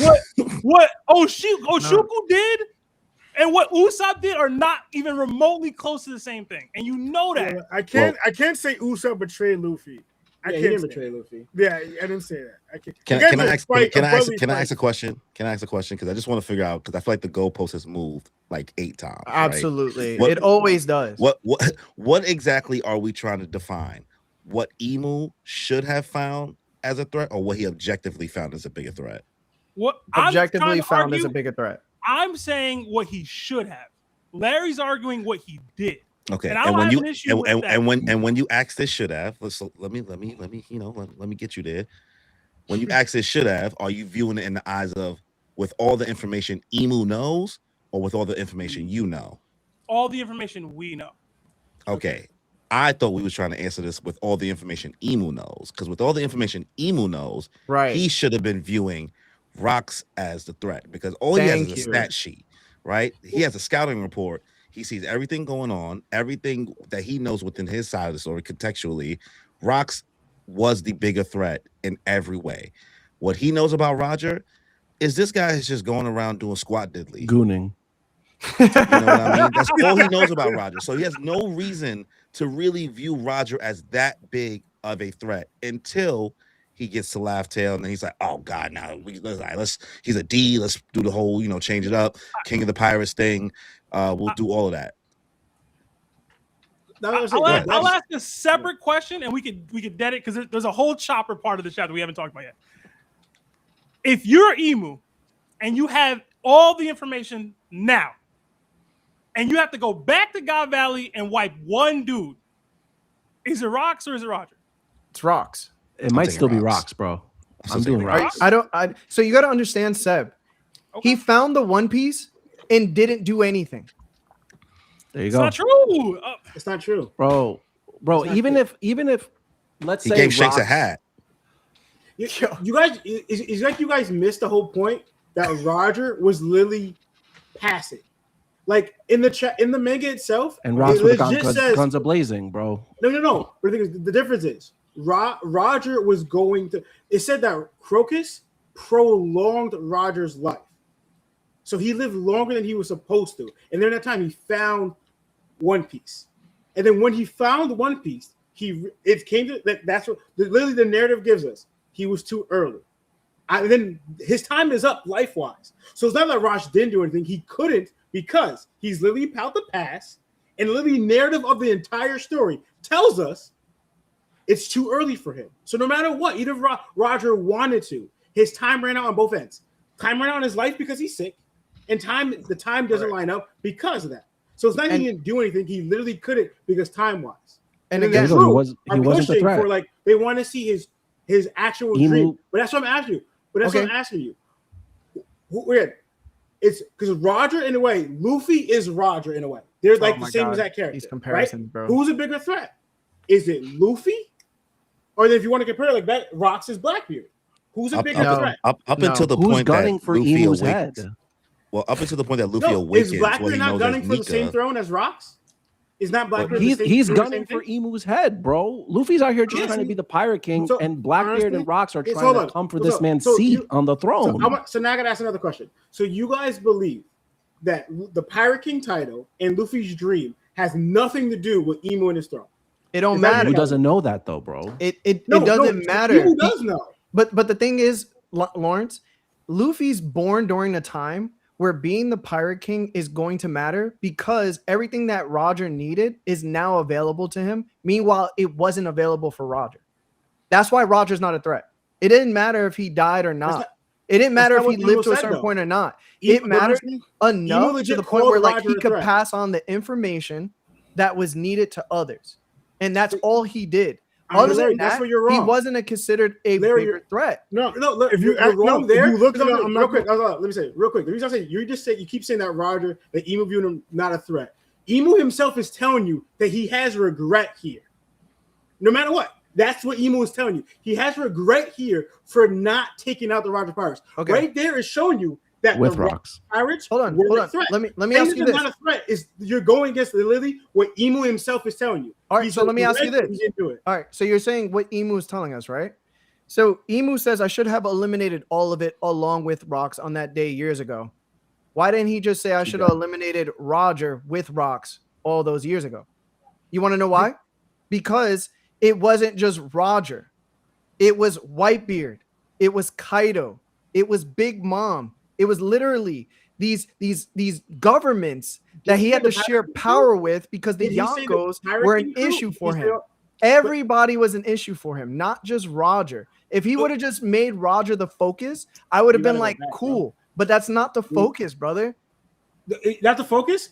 I'm gonna legit read you what Emu says, not the focus. The king of the king of the pirates. Who's the king of the pirates? Was it Whitebeard? No. Was it Roger? Yes. So you added all these other people. He says the king, the crew of the king of the pirates. Singular. He focused on Roger and his crew. Why? Because he's dealing with the remnants of the Roger pirates, which is one person, as in Gabon. And Gabon 30 in his years later. old, Gabon in his old age and injured, put him on the floor with Okay. his sword next to him. All right. Right? So let me ask you this. This Emu, after focusing on the Roger and his pirates, said, I failed to foresee what would become of these mere churches. He's not talking about all of them. He legit focused on the Roger pirates, the king of the pirates. If he versed Whitebeard and Whitebeard was in the position of Gabon, do you think he would have just said, Rocks and his pirates, I failed to foresee what would become of them too? Ooh. Because at this point, it's literally who's versing him. It's not particularly Roger Pirates overall. That's What why did he Whitebeard said I accomplish? should have eliminated all of it instead of just the crew What of the Pirate did King. Whitebeard accomplish against Emu? But go no, wait, no. It Roger goes to what we accomplished talked about against before. Emu. It goes to what we talked about before. Becoming king of the pirates, and then No, it's not that. Emu that just said the last chapter. It's not that. He's the very man that started this era, right? That started this era. This era is a threat to Emu. A era, one of many eras that Again. we've seen since the Right, century, thank you. bro. No. Again, This is no, one the era era. that's Whitebeard gonna started take an him era down. too. No, I This get is you. the What era is that's Emu gonna take him too? down. No. I get you guys. But it goes to the one thing. You're No, putting it goes Emu's to the one words thing we into your talked about own before. narrative. We talk again. It goes to what we talked about before. And what are we alluding to with Gabon? We think Rayleigh might have. People might think Odin might have. Does Whitebeard know? Because Larry, you said it. Critical mass hockey, or allegiance to it. Because what Gabon showed at his old age, clearly what we see in the manga right now affected Emu. That's what Emu's talking about. It didn't matter Gabon's old age or whatever. This is some right now. This is some old dude. All right, whatever. The fact that the technique he did hurt Emu, that got him on his back, that he's questioning, yo, this is a regular Roger Pirates that affected me right now. This dude is old as heck and it's hurting me. Yo, That's Danny, what I Emu's love thinking you, about bro. right now. You So called just it, like, yo, you called it. so that's era. what we're talking about. We're talking about, all right, One of many, bro. Roger, Rayleigh, and Gabon knowing critical mass hockey. That's what we're talking about. That's what's going to affect Emu. Because that's because you have Conqueror's hockey. Cool, bro. We see Luffy and Loki landing Conqueror's attacks on Emu. It didn't do nothing. This is the first time we actually see Emu legit hurt. Well, and this is Gabon. Can we just say that objectively, with all the information, stat wise, Rocks was the bigger threat overall in God Valley. That Emu They're should gonna have been say worried no. about. At God Valley? Yes, that's who he should have been worried about. If he had to That's the choose time one, period he was worried about. with everything he he had to knows, choose with one. everything, I mean, with he had I'm asking everything another we know, with All right. everything he knows, Wait. without what we No. know, that's just the answer. Oh, No, No, just so you No, just no, go by. I'm asking another question. Because Bastion asked the question. Because you're going by what every Emu knows. Because Bastion asked the question that all the stuff that Emu knows now, like he knows about like Roger knowing critical mass hockey. Like he knows that Roger learns critical mass hockey at God Valley.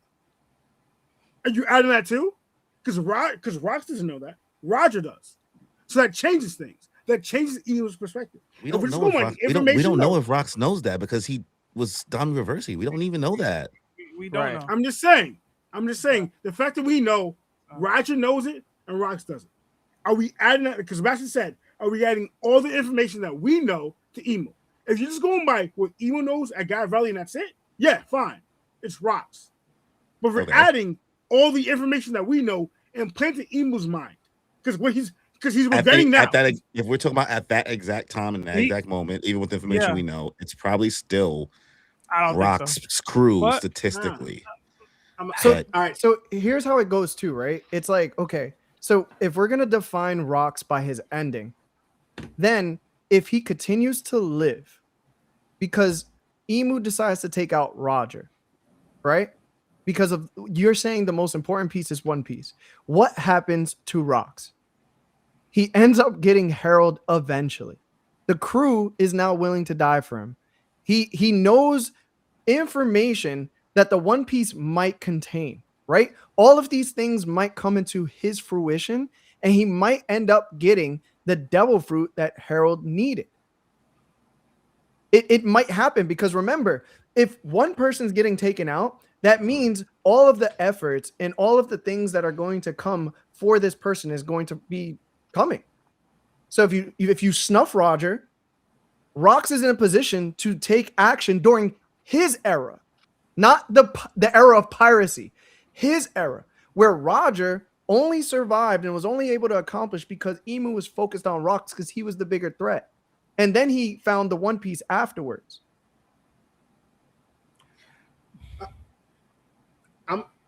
I don't know where you got that Harold would just join Rocks out of nowhere because he wouldn't.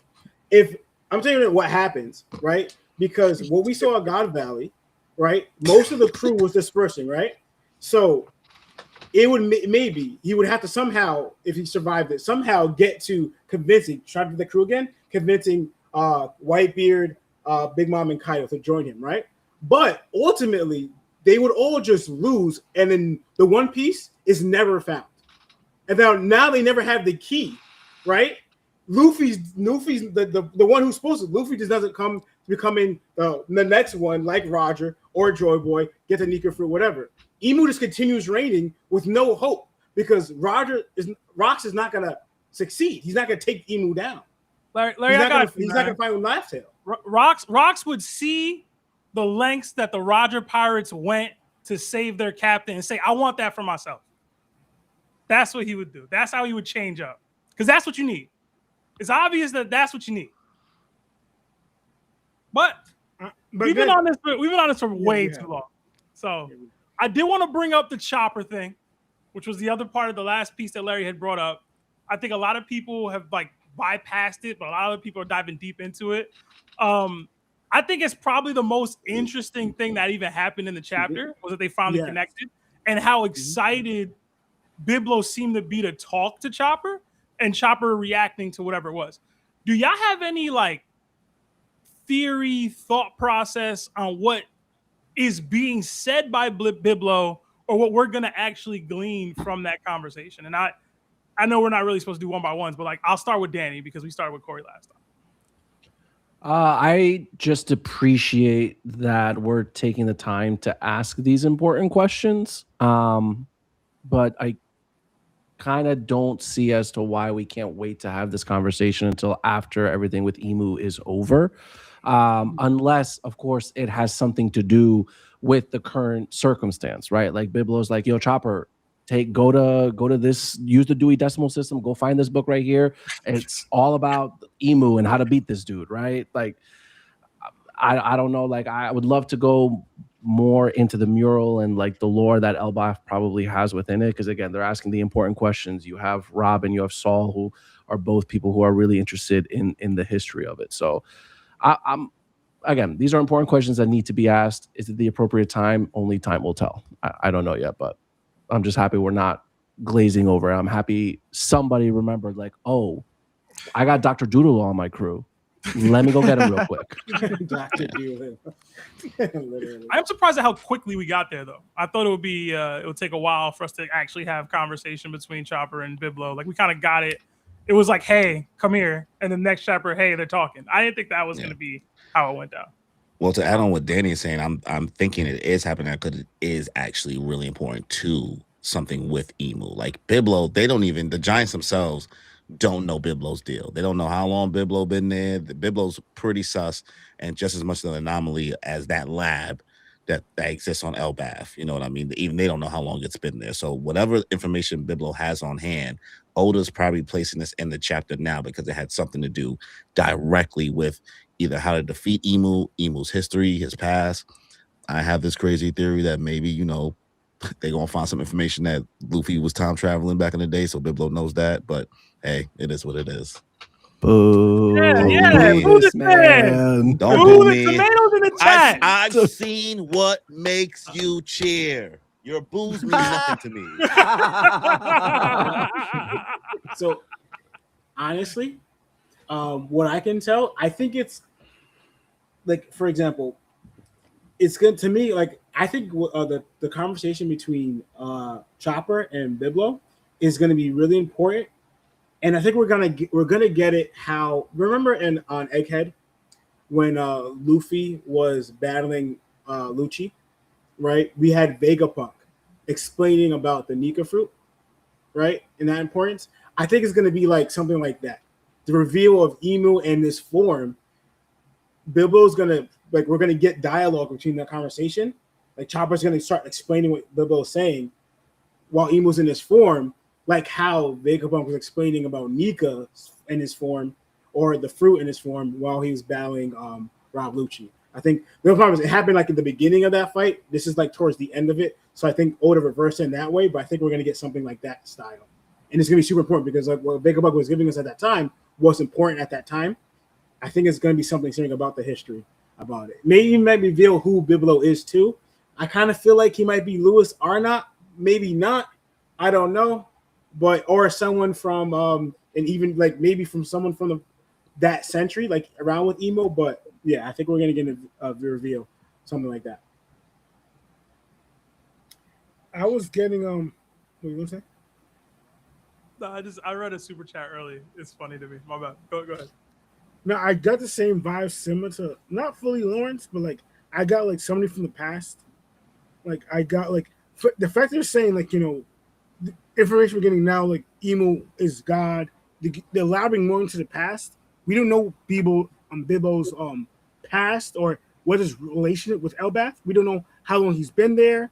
If he's been there from the beginning, is he recently got there? We don't know. We don't know if you know that much of the mural, or whatever. But like, I'm thinking we're gonna get information off the mural, emo, and a lot about some of the ancient history that happened and emo himself. Like, because apparently to our knowledge, like what Biblo was saying, he's saying a lot to Chopper right off the jet. I know the who's who with the who, him, whoing, whatever, but he's really willing to speak and talk about stuff immediately to Chopper. It's like a funny gag what Oda's doing, like like randomly they were getting this stuff with Biblo and Chopper saying, huh?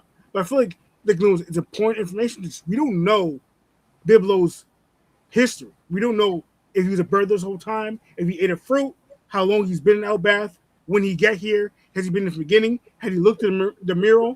How much he read off the ancient history? Like, there's a lot of stuff that we don't know. We just know he's just a big giant owl in the library, but we don't know how much he understands and knows. We're just assuming that he knows a lot. It's similar to what Sebastian said, the whole Zeus thing. Like, he's probably been back in time so long that he could tell us information that we don't know. Like Zeus saying, "Oh, what happened at God Valley?" Him getting the whole information at God Valley. We're seeing Biblo is that person.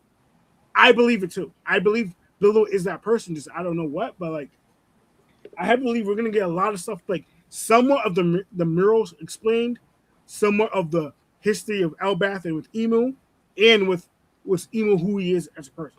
Because the fact that Gaban said he is God, and like they just said that, and now they're jumping to something else. It's just like, all right, what does that mean? Like, why did he emphasize that God and and that was it? No explanation. Going off what Gaban read during the laugh tale.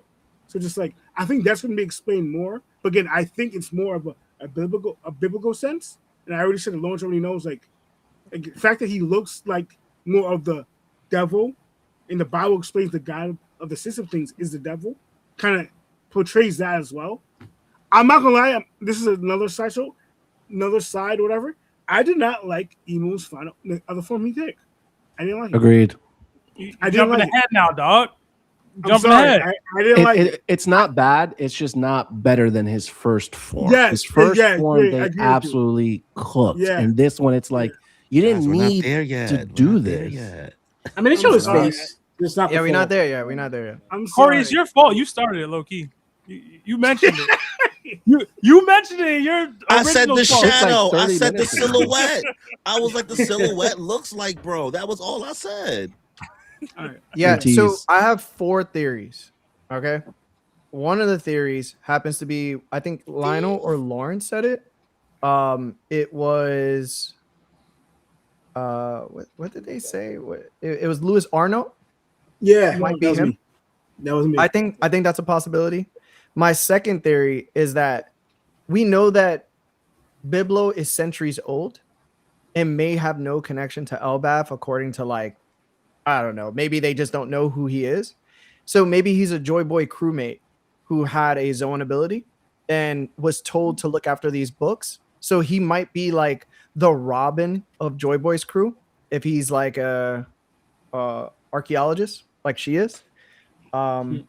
My third one is a little bit more wonky, that because Elbath can't read not the mural, but the Harley? The Harley text, there's some distance in between knowledge during that time and this time with the Giants, which basically means if that's true, then maybe one of the kids that created the mural had a Zoan ability allowed them to live this long, and they're the ones protecting the books. That would be really, really interesting, to be honest, if that did happen. And then I think the most interesting one is probably my fourth theory. And that is There's a 3,000-year-old building on Elbaf. And we know there was a person that had Vegapunk's devil fruit, most likely from the ancient kingdom. Like Vegapunk created satellites. And as far as we know, they're ageless. What if that previous Vegapunk had created satellites, but they were in animals?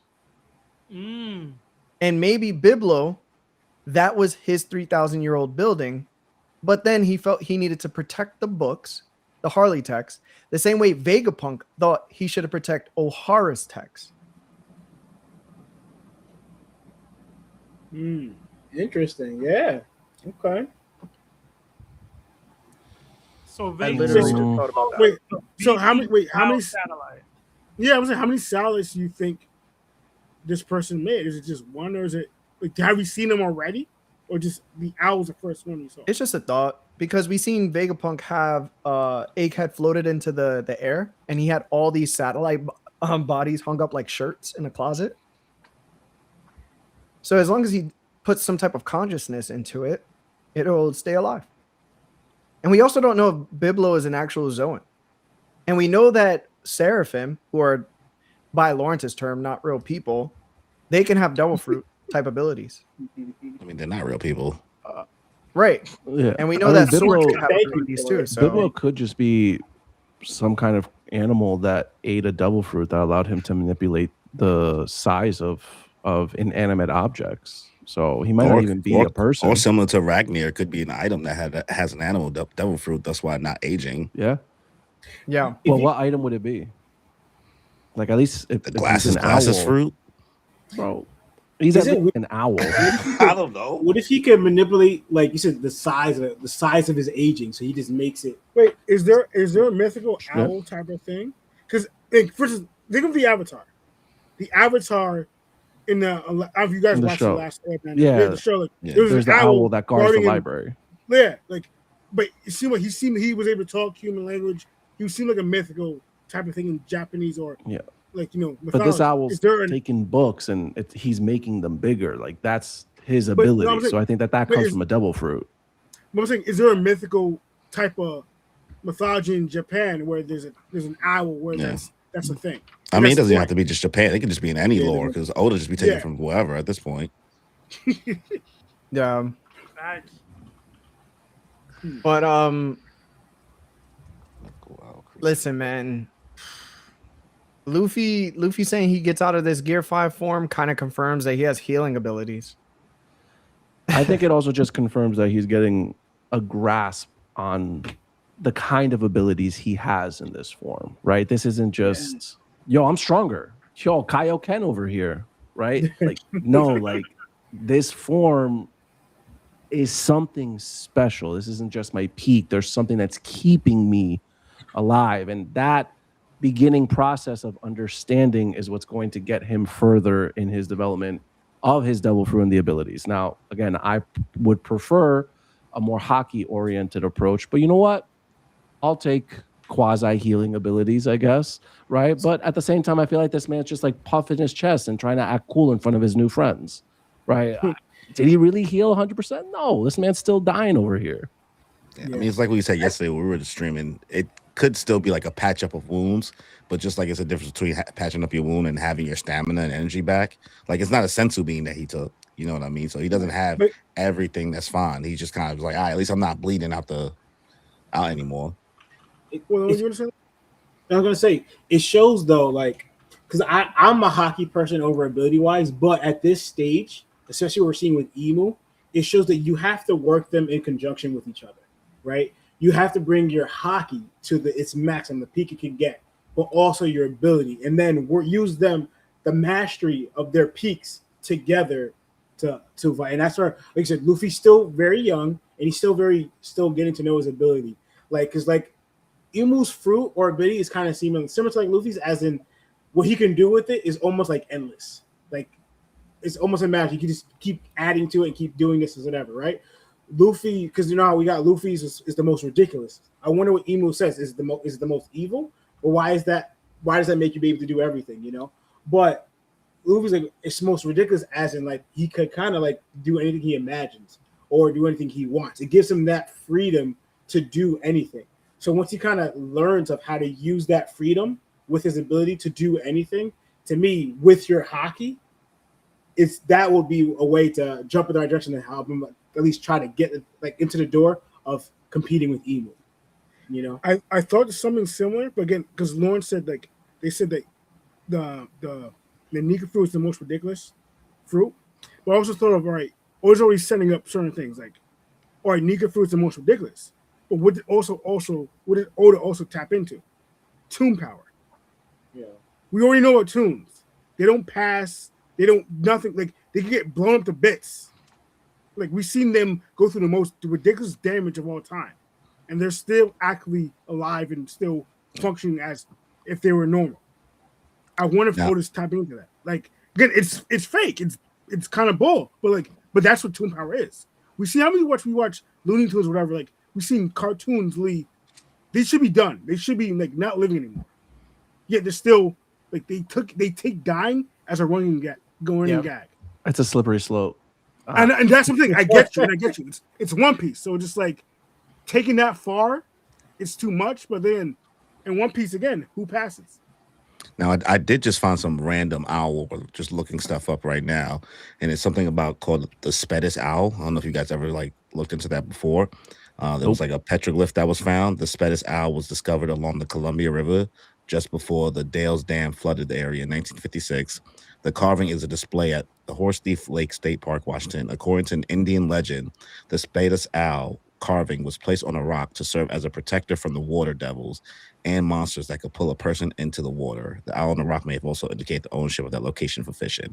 So it does seem like something at least maybe tied back some other stuff that could be applied to Biblo, especially with the protection of the books and everything like that, especially because like now we have essentially devils, Emu, all of them on this island. I don't know. Could be something like that, but this seems a little bit more recent, I think, than what Oda would probably want to go for. I feel like he goes to something a lot more ancient than something from... And adding what you're saying, the water thing, we already have a water type of Gaia thing happening in Elbath, attacking, the Elbath country in the books and stuff. So it's possible. Oda's mind is just crazy, so we don't know. But like, it could track. Like he dabbles into something, but makes his own. So yeah. He could have. All right. Also, one thing I wanted to point out: Emu in this one panel with his horns looks exactly like Zod from Berserk. Oh yeah, 100% for sure. It was actually like I was like, oh yeah, we getting Zod, baby. I like this. Ooh, Emu himself is giving Berserk. That whole character design is great. Yeah. All right. The eclipse is real. The eclipse is real. It's crazy. Seb, let's hit some of these super chats. Maybe we could hit like 10 of them. We don't go into depth on a lot of them just because it's not needed. And then so we can hit this second part of the chapter. Okay. We did get a huge super chat from Life with Anime. So thank you guys. Thank you, Joe and Preston. Guys, I know both me and Larry and Moonpiece have all collabed with Joe recently and Preston recently. Preston, if you're there, I sent you a video and you ain't respond, man. It's still a problem for me. Because your people coming to my panel talking about I'll respond to you, bruh. Told you he was in church, bro. He couldn't answer you. Nah, man, it's Monday. Anyway, love y'all. But yeah, they give $100. It says, look at all these beautiful people on one stream. Love to see it. One day, we'll be back on TOPT. But until then, we have to witness and support greatness. Saw the panel vid live. Love seeing y'all be great. Also, Kaguya-sama is still a bad anime. I'm sorry. I didn't laugh. I'm assuming that is for Moonpiece. Joe, you're wrong. And I'm assuming you meant that you watched more episodes and you're not just dying on that hill having watched the same amount of content. At that point, yeah, he's just hating. I get it. He's just now getting used to his little romance bag. But listen, Kaguya-sama is peak, bro. It's not even shoujo. It's adult comedy. If anybody's into any type of romance type animes, I promise you Kaguya-sama is better than most of the other shoujo slop that's out there. How many Is episodes? season 1? Each season's like 12. 12 Okay. episodes, so it's what 12, 24, 36, and then like an extra like LVA. So you can, it's like 37, 38 episodes. Is the first season just okay? Maybe. Right? Are the second and third season glorious? Absolutely. Just give it a chance. I'll give it a Yes. chance. Thank you, Alright. Joe. Thank you, brother, for the big hundo NFL money, man. Yeah, different. You know what I'm saying? Season's back Different, up. bro. It's different, bro. Oh yeah, somebody came up to us and was saying that Joe loves white women. What was it? What was that guy saying? What? I mean, he's married What? Yeah, he's married. to a white woman. Yeah. So, I hope. He was like, "Yo, I love that you said that about Joe." I was like, "What?" You can't say Oh, plural. bro. It's a. It's one Yeah, woman. bro. One woman. Yeah, One bro. One woman specifically. Yeah. We did get 5 gifted memberships from a certain podcast, Moon Piece Podcast. So throw the 1, 2, documents 3, 4, out 5. for Moon Piece. Which one of y'all was it, man? Huh? It was I'm most so- likely Corey, bro. I'm guessing Danny. Plead the fifth. Larry, you didn't give any type of time for mystery. It could have been Danny. None. Knew immediately. Thank you, brother. Busy hands. Thank you. Yeah, throw the knock 'em fist up. for Yes, Moon knock Piece. him a fist in the chat for Moon Piece for the 5 subs, please. We got another 5 from Ragna Samahal. It says, went into work only to find out someone scheduled me a PTO day. Did you get fired? Ooh. So here I am with the boys. I mean, as long as you're getting paid, but traveling to work and finding Right. out you don't have work kind of sucks. Depends how long the travel was. True. I mean, some people work from home. Yeah. Yeah. We got another 2 from Tads Berry. It says, y'all excited for the God Valley movie? I don't know what the rock. What is that? I don't know what that is. It looks like a rock. It's a rock and somebody climbing it.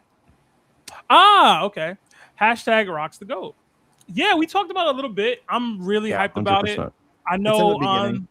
on the LWAP stream that we did a while back, me and Corey got into a whole debate about canon movies and as to whether they could viably happen. I tried to tell you, bro. Listen, I tried to tell you. it's gonna backfire for the audience. Nah, man. It's peak, Not bruh. us. Not this Do- audience. do y'all- we didn't really talk about this part of it. Do y'all think it will surpass Demon Slayer in terms of sales? I feel like that's a large It's tough. benchmark to cross. It's tough. I don't think so. There's a The lot trailer- of basic anime fans that watch Demon Slayer and don't watch One Piece. There's more One Piece haters out there, Yeah. and we're And just it's a more of a numbers game. task. It's also more of a task for people to be caught up to One Piece. I don't think there's as many caught up One Piece fans as there are just like deep people who are caught up with Demon Slayer because it's been light work for them to keep up to date Yeah. with it. Especially for like the newer anime fans that just joined. You're right. Another 5 from Mugiwara Boricua. Or 2. What are your thoughts on the God Valley arc as a movie? We talked about it a little bit. It's gonna be great. It's gonna be It's great. in the man. beginning of the episode. Just go back. Another 5 from Will. It says, what a chapter this week, man. It's my birthday. Can I get a happy birthday from the boys? Hashtag established in 2004. Hashtag bang bang buggy gang. Happy birthday, man. Hope you're Happy having a great birthday, week. Will. Hey, feliz Happy cumpleaños a ti. birthday to you. That's crazy. You went with the Spanish one. Andy went with the black one. You know, we've been I love traded. It's a that. cultural exchange going on here. Yeah, man. Come on. That's familia. Another 5 from Wise Life. Happy Monday. How many current admirals would it take to beat the Roger Pirates after they got to Laughtail? Hashtag crash out Larry. Hashtag submissive. Hashtag lotion law. They wouldn't beat them. How many current admirals? You need admirals going back to the Void Century, brother. What? Yeah, they not winning, bro. I love me some admirals, but it ain't happening, bro. Like of the ones we know, if they all jumped the Roger Pirates, It's not happening. They losing, bro. Yeah. I'm just stuck on how y'all be saying something crazy and they make it a hashtag about me. It's y'all fault. That's Stop. the way she Bro, goes. you're mad at Lotion Law? They said submissive. Bro. Lotion law. You got you encouraged that, so it's okay. Lotion law is wild. Right, thank you. It is one. Number 2 from Buzzgroove. Dreams coming true in 2027. Yeah, man, we used to pray for times like this. We here. Another 5 from Twilight. For the moon piece, well, it says money piece, boys. So, I don't know what y'all got going on. Money. Thoughts on the extended Kingdom Hearts trailer? Looks like an absolute peak. I can't say peak, right? Because peak, we already hit that back. I mean, Kingdom Hearts 2, right? That's peak. We've played these games before with 3, Dream Drop Distance, Birth by Sleep, right? We'll see what happens, but we're excited. Yeah. The thing with me, unfortunately, I've never seen Coco. So because Coco is mainly in the trailer, I can't really give super excitement, but it was dope to see the Keyblade. The graphics look dope. Do we know if the game's actually going to come out when it comes out? Who knows? Now, the gameplay part of it all, I think most people, if they're Kingdom Hearts fans, they know Kingdom Hearts 3 was by far the easiest Kingdom Hearts game of all time. So I hope Kingdom Hearts 4 leans more into its difficulty from the prior games than the easiness of Kingdom Hearts 3. Then that would probably make it peak. Listen, man, if there's no Final Fantasy characters in Kingdom Hearts, And- it's not worth it, bro. And that's the They don't downfall. have no truly Final of it. Fantasy characters in there? They haven't had it in 3 or 4, bro. I'm Yeah. pretty sure. It wasn't in 3, and then in Dream Drop Distance, they decided to have people from that game, The World Ended With You. So there was no fun. They really stopped incorporating the Final Fantasy characters and started focusing on. GG's, bro. Granted, they introduced mad Kingdom Hearts original characters that kind of flooded away all the Final Fantasy characters because of the Organization 13 and all that. But that's a deeper combo. They still got that song though? There's mad songs. Are you what? You know what song I'm talking about. Simple and Clean? Yeah, bro. That No. It's Simple and there. clean, man. Simple and clean. Simple and Clean. Yeah, that. Yeah. I bet. Another 2 from Bramer. Do the Whitebeard pirates succeed, I'm assuming at Marine Ford, if you replace Whitebeard with Loki? Do they succeed? No. No. In Marineford. Like was just destined for Loki? Does he do more damage? Absolutely. Like they Does still he have the succeed? same crew, but just The Holy Loki Knights show swapped up. with Whitebeard. Holy think the Knight whole- show up. The Gorosei show up. Well, let's say if everything stays the same, Hold right? on, The hold whole, on. the Yeah, whole, we're not everything, just everything, giving stay, them everything Gorosei stays members. the same, right? Yeah. And you just replace. Yeah, Whitebeard was dying. I think Loki is just gonna blow the whole island up. Well, Shanks eventually shows up anyway, right? So he's gonna stop. True. I don't believe the propaganda. I don't believe the propaganda. He's gonna be like, aye. He talked Shanks. Yo, talked there was no jutsu anybody then. else. So maybe I would have Shanks kept talked no going. jutsu man. then. Crazy. And then he would have had his Blackbeard line where he's like, I'm the most unstoppable thing and nobody could beat me. And then he sees Shanks and then goes, Are you sure Right, about bro. that? Oh man. All right. Another 5 from Max Power. Hajrudin can't hurt Emu, but out of respect for Larry, Rocks would get high diff by Hajrudin. All hockey is irrelevant when your hands are heavy. Hashtag Yo, log yes. Hilarious. Y'all be wilding with these super chats, bro. Don't hashtag log gets it with that comment. Like, all right, Hajrudin is getting washed by rocks. It's not even close. Yeah, bro. That man got one shot by base Luffy, bro. Another 20 from Red Eyes Design. Big love, family. Missed you, Danny, but Seb and Corey, an interesting ad at a bitch. Arguing about goalpost moving. Because he was moving them, bro. He was You moving was them, bro. Shifting them. Like Thank you again, Seb, for the bribe. What bribe? I'll make sure Larry's takes look horrible in the next vid. Hilarious. Top piece, hashtag Larry Tax. I did not bribe Red Eyes. I owed you a drink, sir. I owed you a drink. crying. Yeah, bro, he was arguing, he was debating with us, and every time we back him to a corner, he'd move the whole conversation somewhere else. I'm like, all right, bro, you got it. You got it. You got it, bro. Red Eyes, I did give Anime Sundays your information, so look out for a text from him, bro. Another 5 from Seandre Williams. Who wins, Brooke versus Peros, bro? Pearl Scrub. Yeah, I'll probably take Yeah, the I'm Pearl going Sparrow. Pearl Scrub. Yeah, I'm going Pearl Scrub. Yeah. Another two from Edwin. It says, "What's Law smashing off cam?" Laughing emojis. Love y'all. Hashtag white tax. What the white tax? I don't know why he. I guess because I was eating earlier. I don't know why he worded it that way, but I made myself some food, so I don't know why he worded Oh, I thought the smashing was the windshield reference. Yeah, I could have sworn it was for that, and I don't know what the white tax is. I hope it was for the food, but Oh man. Yo, where did the white fan tax come from? I don't remember. Another 5 from Wade the Asian. Super excited for this week's breakdown. And yo, Corey is hashtag audible chocolate. Hashtag thunderclap. Hashtag ever had twins. Hashtag Loki. Hashtag the card game is dope. What? Hashtag you make Mondays great. Thank you. Yo, Audible ever had chocolate. twins was so good, bro. That was hilarious, Yo. bro. What? Larry, I'm gonna ask them the question that they asked us real quick because I'm curious what they say. Yeah, They yeah. asked us, you have one chance to spit game at Big Mom.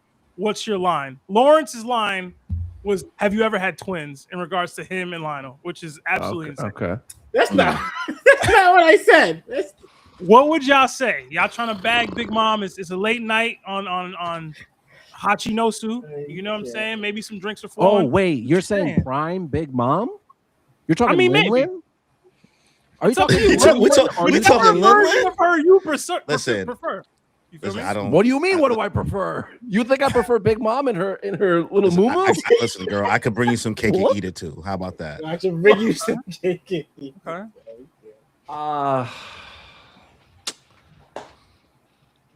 Nah, I don't know. Damn. He freezing. Look at him. He got nervous. Danny ain't been in the streets in years. He don't know. Yeah. I can't. All right. Another 5 from Steven Garcia. Who you guys got? Rob Lucci versus Katakuri. Who wins? Honest opinion, Seb. Love the streams. Don't ask us about Katakuri stuff Katakuri. again. You know, Yeah. we know what The happened chat last should time we know. talked about The Katakuri. chat should know. I'm gonna Honestly, go Cat. don't even answer the question, or else we're gonna It's get. cat? Oh, you think it's know, cat? Okay, it's Yeah, cat. I'm gonna go Cat. I'm gonna go Cat. I think it's tough though. I think it's It's high. not tough. I don't. It's not even close. I'm giving Lucci his credit, man. Lucci nice. Mid diff maybe. Lano, you muted. You muted. Yeah, you're muted. Oh, I was muted this whole time. Wow. Mm. But did you have the cat Speak, before? bro. What You have is to have audible more? chocolate? What does that mean? I don't know, man. I be flipping up on Cat, bro. I'm gonna give him his grace today. We know. Out of respect for Danny, bro. Stress them out. Out No, of we're not respect doing for Danny, this. bro. Appreciate you. I'm just listen. No. Another 5 from Monkey D. Tico. Could it be that Emu's time limit is more about him losing control to the devil rather than him being sent back to Mary Joie? I wouldn't like that. I'm But gonna be real. Do Emu even have a time limit, man? He whipping out different forms and whatnot now. I think he's But no, whipping out but that you know- form no, I can't because say of the time time limit. limit. I think he's I like, was yo, gonna say I'm something. really. It's off later chapter, but like Mm. it could be a sign that Emu's getting weaker more and more. He's losing his powers. He's getting weaker. the emu's what, Lana? You got Yeah, lower. bro. You Getting gotta weaker. talk it to the mic, brother. He said getting weaker. Yeah, Oh, he's getting weaker. yeah. It could be. It's like, especially with the last chapter, it could be a sign of Emu's getting weaker. Okay. You got the Another Itachi 10. disease. From Kafka, it says, random teacher, Joy Boy was rivaled only by the god of the blade. Law rates Ryuma 100. Rayleigh out of his own mouth. I can't beat Blackbeard. Law, nah, Rayleigh's stronger. Bias in 4K. Hashtag spinning percent. It's not bias. I don't think you guys know what bias means. It's I don't favor Ray over it's not what I'm basing it off. I'm going off what I see, right? And just now, what we just seen Gaban do with Emu, and if Ray's supposed to be relatively the same level or even possibly stronger, Blackbeard ain't competing with Emu even close to what Gaban did, you know? So if Ray is supposed to be a relative like Gaban level, if Ray really showed out, Blackbeard can't compete with that. And I'm thinking Ray went off a more of a cautious side of why he believes he can't beat Blackbird. But if you really show that hockey, like Obama's doing, Blackbird has no way to cook it. It's not biased. I don't do bias in my categories. If I see someone they haven't shown it, and I do, you got to show me. If I haven't seen it, that's what I say. That's what I go by. It's not bias. I do that with everybody, even my characters I like. If I haven't seen something, I add to them. I haven't seen it. I'm not gonna crash out because Moon Piece is here. You feel me? Out of respect. Another 10 from CLDC. Hey guys, hope all is well. I posted my Omen theory in the Discord and tagged Seb. It's my theory as to why I believe Omen might be the ancient power source. Would love if you guys would check it out. I probably missed that. I've been really busy the last few days. My fault. Tag me again, and I'll send it. I'll copy and paste it and send it to the Knockman chat. I'll even send it to Moonpiece, bro. Just tag me again. Tag me as many times until I say something to you. My fault. Another 20 from the I don't know what this says. Unbearing Truth. It says, do you guys think that when the God Valley movie comes out, it'll have an end credit scene? Like Marvel? I don't think so. That'd I be don't cool. think they don't usually do it. I think it will, but it's gonna be like Blackbeard, bro. And y'all gonna be like, whatever. I mean, if anything, it'll be something we already read. No, I think it's gonna be like a silhouette of something that gonna pique our interest in, like, you know, Oda trolling, but we're not gonna know who it is or who that silhouette is. I think Oda would do something stupid like that. Like, if anything, it could show the silhouette of what we know as readers of Emu to the anime only audience. I hope not. Well, that's a treat for them, though. You know what I mean? It's a treat for you. It's most people are anime only. There's more anime watchers than manga readers. That's true. Another 2 Canadian from Mr. Friday. Hajrudin upscale is crazy. Hashtag hockey downscale. Hashtag ragebait. We gonna get into it. We gonna get into it shortly. Another 10 from Z-Dog. I have a theory that the new One Piece movie BAAD, or Bad, I guess, will also be canon, but it will be the reveal of the One Piece. What could be bigger in anime movie history? It would break box offices. Hashtag 3 style. Hashtag topped. Revealing the One Piece in movie form is crazy, bro. He better not. No way. Oda better not. No do that. way. Yeah, they better not. They better not. You really just glucked just now? Listen, bro, ain't no shame in my game, bro. Like, you could have just read it and said gluck. Nah, but dog. That's not the heart of the super chat, Corey. Right? That's not what the people wanted. They want the heart of the really throat. makes you think. They said they want the heart. Another 5 from St. Louis. So, can we all agree Budokai 2 with the board game ish was buns? Agreed. 110%. It was pretty bad. Yeah, I couldn't believe that we downgraded from trying. 1 to Monopoly or whatever Mario Party was going on. That was crazy. They was trying It was something. crazy. They was trying something. They was Ano- trying. Another 5 from Big Smoke. Just seen this online. What team y'all got? 1, Rocks, Garp, and Mihawk. 2, Shanks, Whitebeard, and Roger. Or 3, Loki, Harold, and Dragon. I'm going team 2. Team 1. I'm going Team- team 1. Team I 1. got team 2. Team 2. Team 1. Garp's an animal. Like, Are we God Valley tied? just proved that. Are we tied? Did it tie up? Yeah, it's tied. Man, Plus, no love Mihawk- for Wow. D3? Mihawk has +1 against Slash. Shanks is Slash. No, they wouldn't know that, bro. Come on, that's a Yeah, that's it's a card game TCG reference. game. I, It's a card honestly, game. it's weirdly. I feel like the first one goes hard, then Mihawk is like, eh. The third one goes hard, and Dragon's like, eh, because we don't know. The hardest one is Shanks, Whitebeard, and Roger, because we know. Like, I know. That's it's No, true. it- Roger and no, Garp had to Mihawk- jump rocks. Mihawk and Dragon killed the other teams. Like, you know, like, it's unfair. And It's really unfair. Where they stand now, Lonnie, you got to add that. Where Yeah, they that's stand it. Where now. they stand now, where we know, it's unfair. It is. And then Larry, I'll do the last big one that we got from our guy Okay. Preston, aka Mr. Music Major from the Life with Anime podcast. $50 simply Yo. said, Seb, I'm sorry. You ain't need to donate $50 for that. Come on, man. What is Bro, even going on?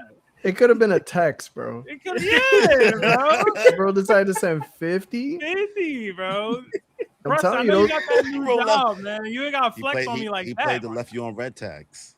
listen, bro. That money is from the merch line because they be selling $150 sweaters, bro. Damn! Wow. Drop Listen, the bro, they get money drop over the there, price bro. tag. Bro, LWAP community go hard, bro. They pulled up on our panel wearing top merch. I was like, where you get that? They were like, from your site, bro. What you talking I'm not looking at the orders. You're not checking the emails, bro. Where you get that from, bro? I was clueless. Larry, that order that you saw come in at 1 a.m., that was me, bro. Right. Did we miss any super chats from just overall? Like from the ones we read? No, right? No, I think we're good. Yeah. Well, last one was the who wins in a fight based off teams. I'll read this one real quick just to line it up. 17 months of Nakama status from Fatty G's. Good to see all the goats today, all the G's today. Hashtag top on top. Hashtag law spider punch. Spider punch. Yo. Spider punch. You know what, dog. guys? I'm gonna reevaluate. That's my favorite named attack. The law spider punch. Law spider punch, bro. That's it. Mm. Red Hawk can't even compete. Did we lose Corey? We might have lost Corey. Couldn't tell And you. Larry. Are we cooked? Are we cooked, Larry's chat? there. Larry's I right see there, bro. Larry. Can't hear him though. Now I'm here. Oh wow!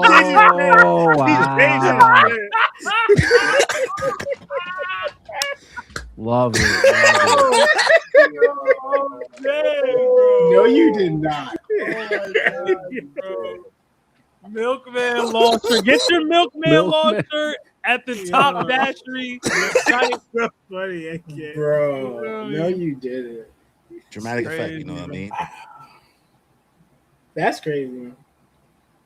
I can't with I you. love he had it on deck, bro. Yo, Crazy. Oh, that's one of the shirts I sent you guys, right? Just now, Yeah. brother. He's like, wait. He was like, how did you get that? How did you get that? Yeah. So Moonpiece ended up sending us a shirt. They sent us two, or Yeah, I had one. I think I got the other. So I think y'all got one, right? No, did I make that Yeah. up? Yeah. So I was like, yo, I gotta get these guys signed too. So I sent them like shirts that they could have. I don't think they got the new Lionel one. That's the only one I think I didn't give you guys because I came out later. yeah, I got the Larry Tex one. Yeah. Larry Tex one is crazy, bro. Also, shout out to Kimmy said y'all need more girl shirts. She got the pink top. She was like, nah, I need something else. Oh yeah. Okay. Yeah, we have girl shirts. Okay. But all right, guys, let's get back into this second part of the chapter. For everybody that hasn't liked the video yet, please do. It helps us with the YouTube algorithm. I know there's a bunch of super chats as well. We're gonna get right back to those. So please do not go anywhere. It's just we're a pod. There's 6 people, and there's a lot of super chats, and we are very grateful for all of them. So yeah, let's get back into this chapter, guys. All right, so we left off with Chopper talking to Biblo. We go back into the story, and there's hockey protruding out of the branches of the Atom Tree.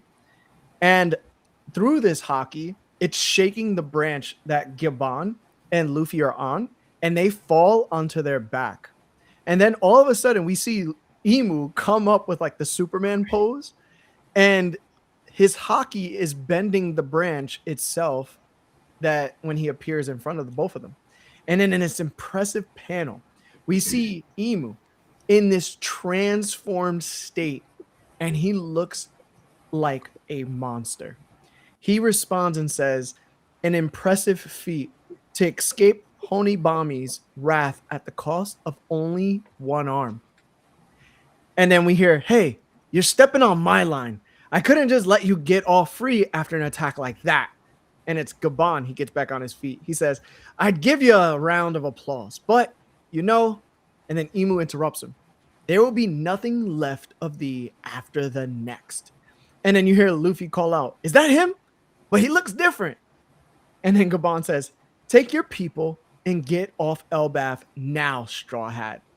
And then Luffy goes, Koff, you know I can't do that. And then Gabon readies his axe in his one hand that he has left. You're a dead man walking here. You're useless. And then Luffy shouts back, so are you. You can't fight like that. And then you see Emu, Honi, Bami. And he charges towards Gabon. And Gabon readies his Conqueror's coded attack.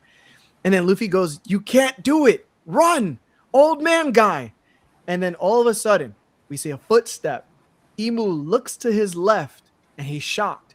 And it's Hajrudin. He says, Gung near, and punches Emu.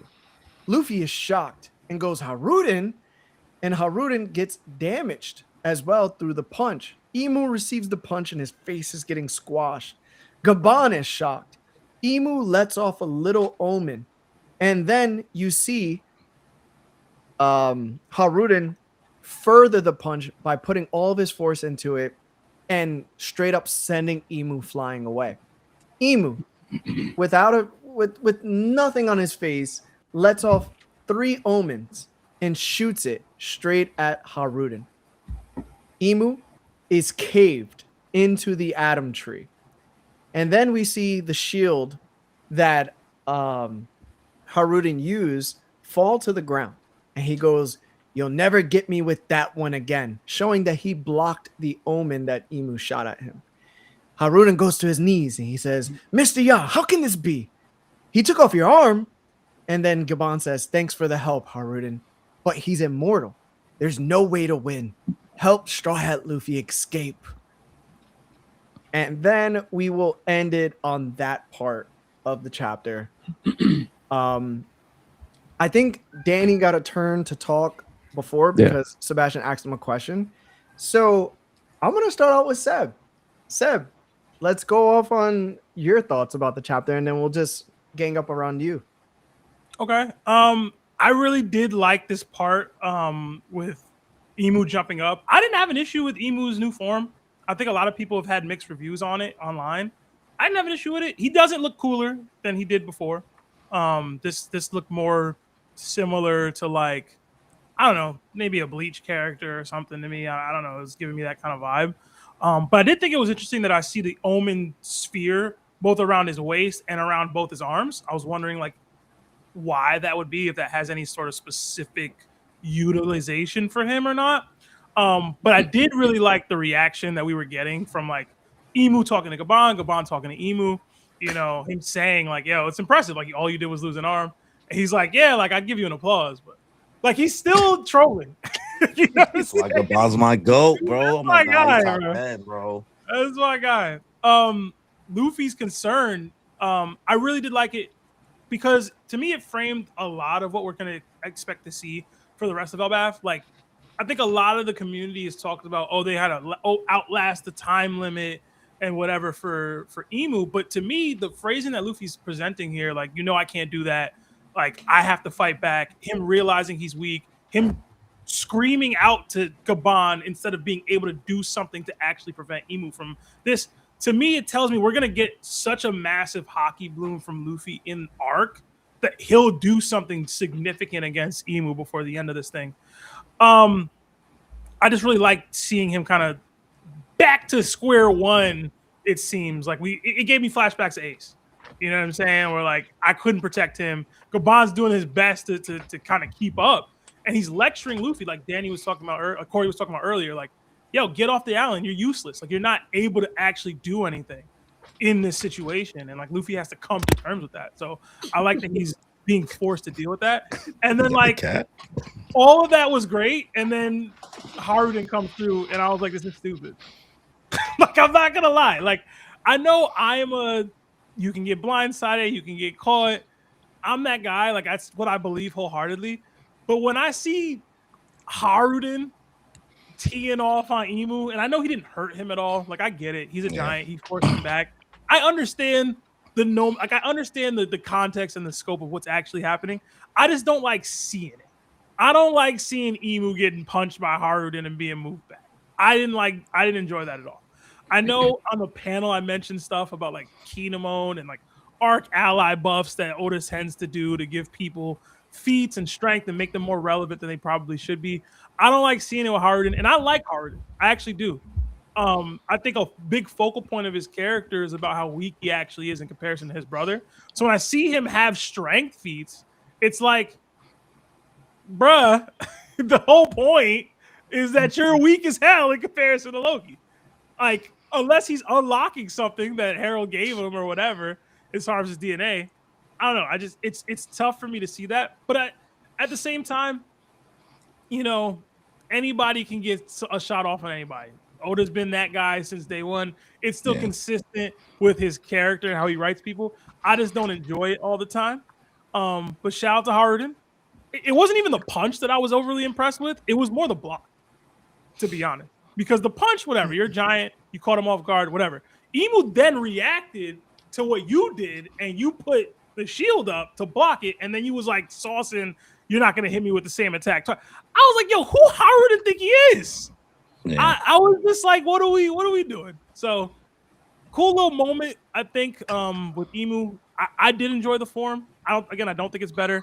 I like the bond with the one arm and the axe. But Hajrudin kind of coming in talking like that was a little too much sauce for me, bro. I ain't gonna lie. Yeah, I'm gonna just get this out of the way first and foremost. At our panel in Anime NYC, somebody asked us a specific question, and they said, "Yo, what do you think about the power scaling in Elbaf?" And I was very adamant about saying, "I love it. I think it's very fair. I think what we've been seeing has been very impressive, right? I think we're getting exactly what we expected." I didn't know this chapter happened. Okay. I was walking with Seb and Law, and we're going towards the left part of Anime NYC. And we're looking at, all the art and stuff like that. And some guy comes out of nowhere and goes, "Oh my God, you guys are TOPT. Like, yo, can I talk to you about something?" And then Sebastian's like, "Yo, you can't talk about the newest chapter. We haven't read it officially, right? Because it hasn't dropped. It dropped Sunday." And then he was like, "All right, what do you think about Hajrudin?" And I was like, "All right, yo, I'm leaving." I was like, "Yo, Hajrudin, cool, whatever. Like, he might have did something like helpful. I didn't expect this helpful. Okay, I didn't expect him to do what he just did right now." And listen, I agree with Sebastian. Anybody could get snuck in One Piece. I completely agree. Where I disagree is that when I've been told the only reason you can sneak the number one person in the entire show is through himself being distracted about Joy Boy, not once, but twice.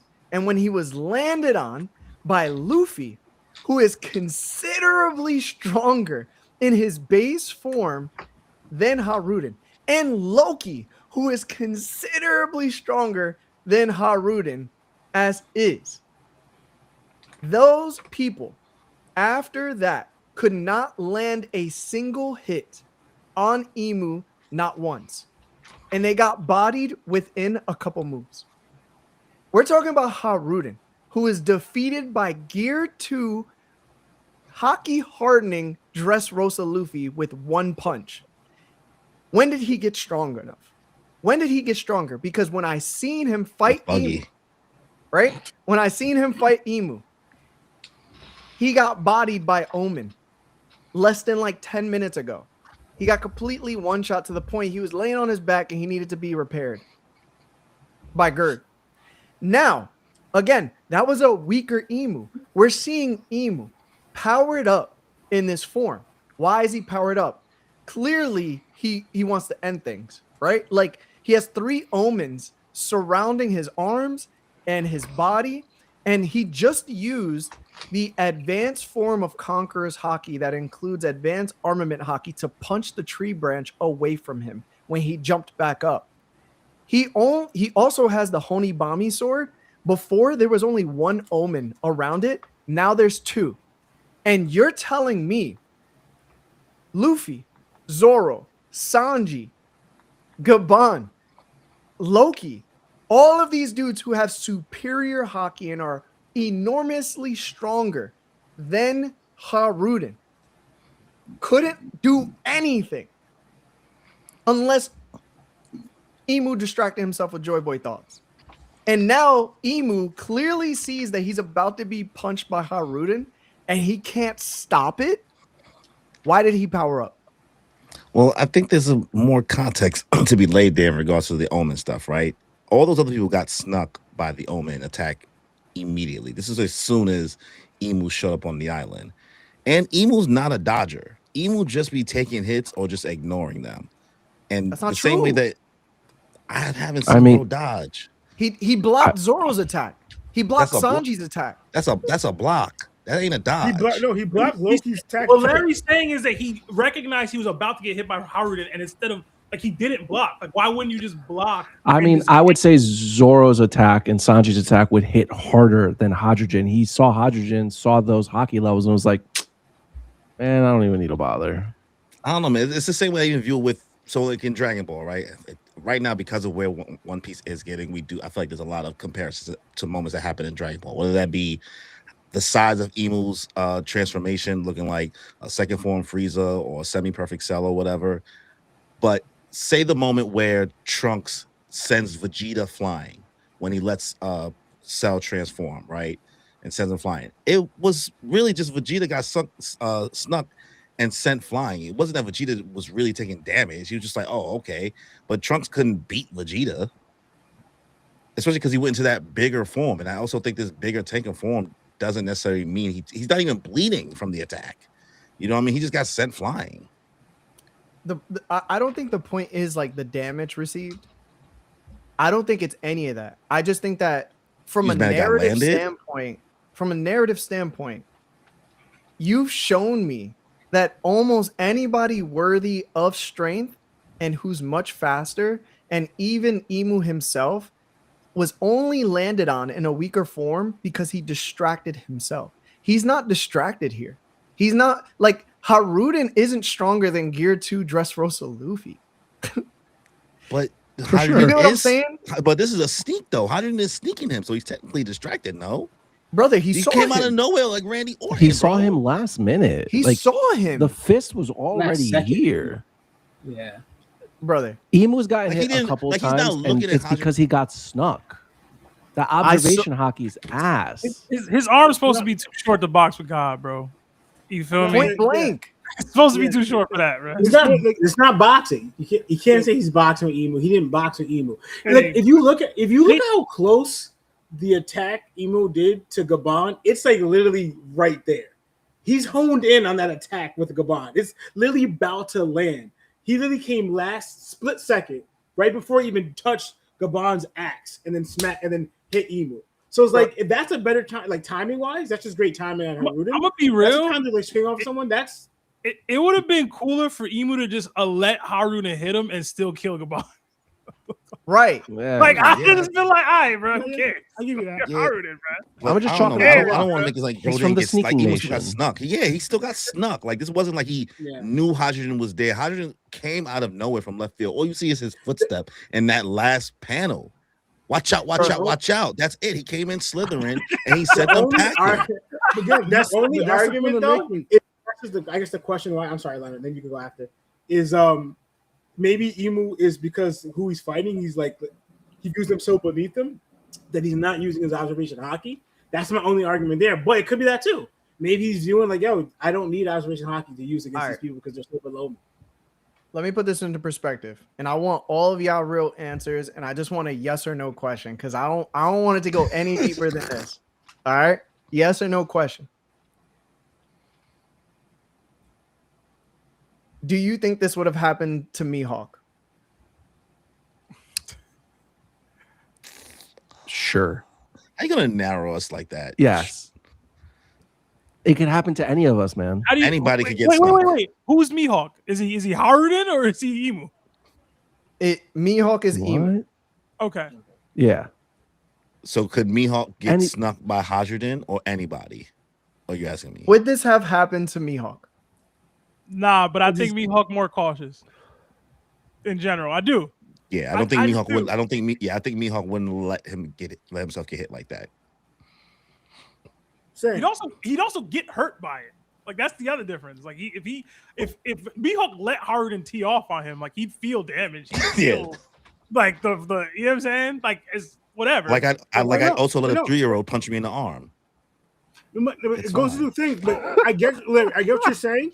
And again, you could take it as a knock as emu. I know you're not trying to make a big thing, but it goes into like, all right, Kaido surely showed he had future sight.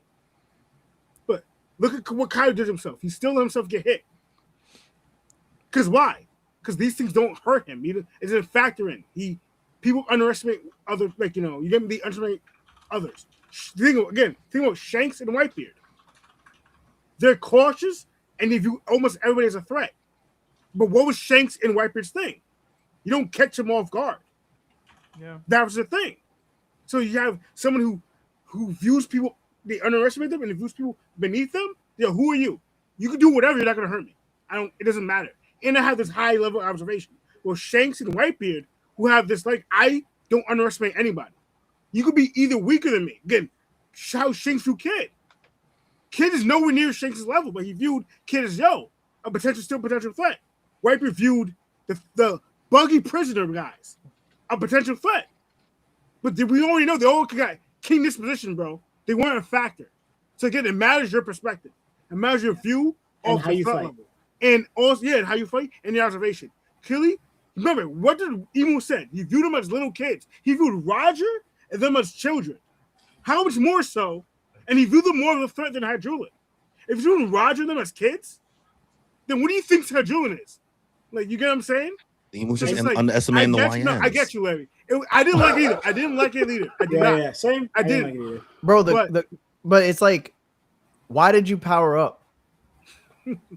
Because now his hits he probably hits harder now, though. Bro, think about it. He's no diffing Luffy in Gear 5. He no diffing Loki. Like with Ragnar attached. This was a base form for him. He goes to a higher form than that. Like Sebastian said, Hajrudin's nowhere near the strength level of these two at all. He's still Dressrosa Hajrudin. Well, he's I would cross say skill some Hajrudin. forms, the stats get raised in some forms. Like look at Chopper. Chopper has arm point, guard point, brain point. Emu might have the same thing. Muscles got big, brain small. Brain small. Observation hockey small. But that shouldn't even matter. Necessary. But the thing is, it's like, why have him power up? Because obviously, if he can destroy these top tier guys in that form, he got to a stronger form in order to easily do things easier than before. Well, it's been and then somebody like seconds, Hajrudin is able to send this man flying, bro. You do know this. This is like Ragnar hitting Emu the way it did and sending him flying into the tree too. Like these like he didn't use hockey. But bro's not like Hajrudin bleeding. didn't use hockey. Bro's not hurt. He is literally just looking at him. No, bro. I do want to add though. Stop, bro. I don't believe he's hurt at all. And I did it bothered me. It don't matter. It does matter. But I do got to add this factor. Remind you, this is also because you said this is still just Rosa Hajrudin. He should have got stronger. He could have. We don't know yet, even if it is that, right? But I got to put this in perspective. Remember, Dressrosa Hajrudin blew away a 10,000 ton person. That's true. This person had the ability, and he weighed himself 10,000 tons. I remember that. Right? And he came down, and Hajrudin blasted that away. Larry, we getting Lawrence giant gas, bro. Right. This is how stupid this is. I'm not gassing it. Hajrudin did it. That's a feat for Hajrudin. Hold on. Punched away 10,000 tons. Hold on. Tons. But we know for a fact that weight only matters when hockey is not involved. That's it. This is the reason why rocks can clash with King Harold. This is the reason why you're capable of fighting people like Oars and Oars Jr. Hockey eliminates the weight factor. Hockey eliminates the physics factor, right? This is the reason why Kaido and Luffy were able to clash. Meanwhile, Kaido can fly and push himself forward. Meanwhile, Luffy really can't do that. Yet they clashed on Wano while Luffy was in the air and he pushed Kaido back. because hockey itself is the factor that eliminates technically physics. So I'm like, brother, Hajrudin is not using hockey. Emu is full blown using hockey at this moment. But bro, somebody just said Kaido had the same thing where he was just taking hits. Like, is it a Kinemon upscale every time they landed one attack on bro? Kaido just be taking hits. Technically, he dodged twice. He dodged Luffy punch once, and Luffy was like, you scared? And then he dodged Zoro attack, and he was like, all right. Zoro was like, you ain't want to get hit by that one. But the whole other time, he was just taking hits. So what makes you think that Emu is not even more arrogant than bro? That he just taking hits. This is such a weak person, and like even Sanji and Zoro couldn't do anything to Emu in a lower form. But you saying it like he did something for real. He saved I'm the be honest, bro. This chapter was probably the worst chapter in Elbaf. I'm serious. Like if I wasn't so podcast ridden with One Piece, this might have been a drop for me, bro. This is how terrible this was, bro. It's so like it made me hate One Piece for a quick second. I was like, why would I be excited for like Emu now? Why would I be excited? Bro, people get snuck every day, B. I get you, Larry. But the point is that Emu is supposed to be above getting caught like this. And we already saw him get caught like this. Again, I get you. And that's, I understand that. But he got caught differently. That's the point. But put it this way, yo. You know, never mind. It's not a good look, bro. Dropping is crazy though. Like, I ain't gonna lie. Yeah, dropping is crazy. Yo, this chapter was a 3 out of 10 for me, bro. I'm so serious. Because of that? It was yeah, bro. This was probably the worst chapter I've ever read in One Piece. For like the past 4 hours. Kinemon survived getting bashed by Kaido. That was worse. Larry, I get you, but even off Emu's design, he looked more like Kaido, even his lower half. If you look at Kaido's lower half, like the shins on Emu's belt, whatever, he looked more like Kaido. Like, I guess we think of the top as like, all right, like, because remember, I remember how you felt, Larry, when you saw Kaido getting hit by Luffy the first time in Onigashima. You disagreed heavily with that, like not Onigashima, when they were in Railing, when Luffy lost his crew, remember, and Luffy got upset. You got so upset when Luffy was landing hits on Kaido, and you realized it only took one hit to take out Luffy. But I remember how you felt towards that. You didn't like it. You thought it was bullcrap. You thought it didn't make sense. But again, it's just like, I get you. When we think of the top, we think of like, if there's certain people betrayals, like, oh, they shouldn't. Why would you let yourself get hit by this? That's so someone so beneath you, bro. Like, put it this way. Put it this way. sense. No, put it this way. Put it this way. You think this happening to Joy Boy? I don't know him. Anybody can get Snuck, bro. Anybody can get it. Shanks would have dipped that, bro.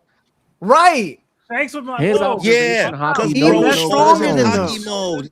But that's what Lana's trying to say. It depends on also how you fight. If you're the type to let yourself get teed off on, you know, because I can do that. If you don't let yourself do that, Like, Larry, because you're mad at the fact that Hajrudin, who's weaker than like a lot of people in the Elbaf arc right now, letting the hand of Emu.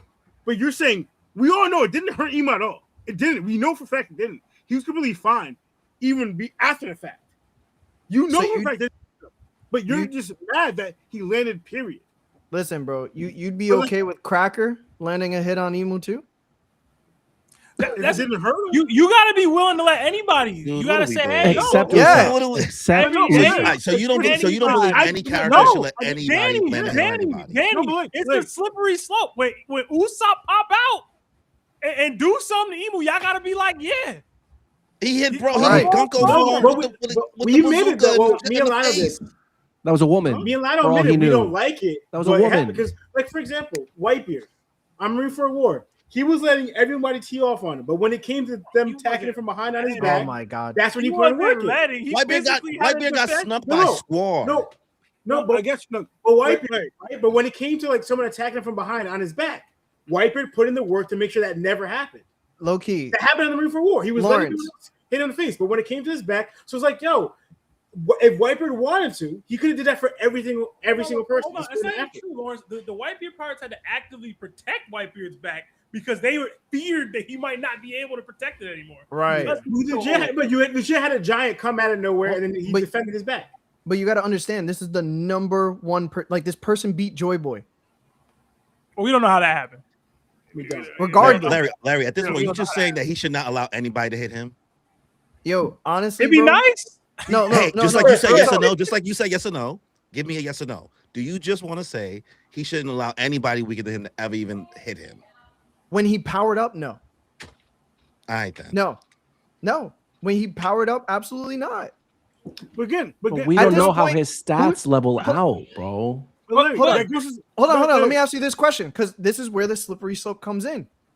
Can Yonji, Sanji's youngest brother, You keep saying new names, bro. You keep saying. Yo, I'm giving you. Hold on. Just say I'm proving Usopp, a bro. point. Just Do you use think Usopp. He already Yonji did. lands a Because hit? Usopp already landed a hit on a Gunko Emu. So at this point, the scaling stuff is. But that's what are we doing? that's not It's- Emu it's- powered up, doggy. It's That's not crazy. Emu It's powered up. Usopp. The scale I is had the a- same at I that point. actually, I had a So do bigger you think? problem. So hold on. So the question is, do you think now Yonji could land a hit on powered up Emu? Anybody could land a hit on somebody to get snuck, bro. All right, People bro. get snuck every I'm gonna be day. real. The sneak, whatever. I had a bigger problem with the parry, bro. Emu sent it home and he said, "Nah, No, chill out." That's Chill what out, he was bro. looking for. That. That's He no was Come on, doubt. He was bro. looking for that. Calm He was down. looking for that. The point I is, do this. What? He's looking for that though, Sebastian. if he's hard to hit overall without being distracted by Joy Boy thoughts, he should be extra hard to hit now in his powered form. That's But my he's whole not hard thing. to hit though. Like, he's not hard to hit. But Larry, He's not. But Larry, but you're combining two things. You could be powered up, but are you using your observation? You're combining the two. Yep. I And to mean, me, I get you. It's fine. It's Emu. It's like it's Emu. He's the end all be all, whatever. But just because you power up in your ability, what you're using, doesn't necessarily mean you're using your observation. Those are you can't combine the two. I don't And- think you and- need. The point is, Lionel, I don't think you need observation for Hajrudin, dog. I get you, but if The- you're locked in, no, if you're Unless locked you're getting in focus snuck. on attack and you're mid attacking, and somebody comes at point second, and like he's either using observation or future sight in those moments for you to interact. So you do you clearly think? saw it at the last So second. hold on. So let's go again. Let's go to another. Do you think Emu needs observation in order to dodge an attack from Cavendish? Hey, hold on. This is Wait, crazy, yo, bro. yo, Why guys, you- what is- You just saying No, names, Larry, bro. Like that's Larry. not, Yo, because that's Hajrudin's you- level. But no, but Larry, okay, Larry. All right.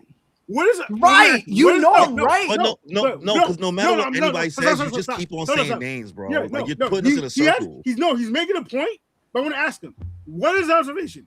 What does observation do? Oh my god.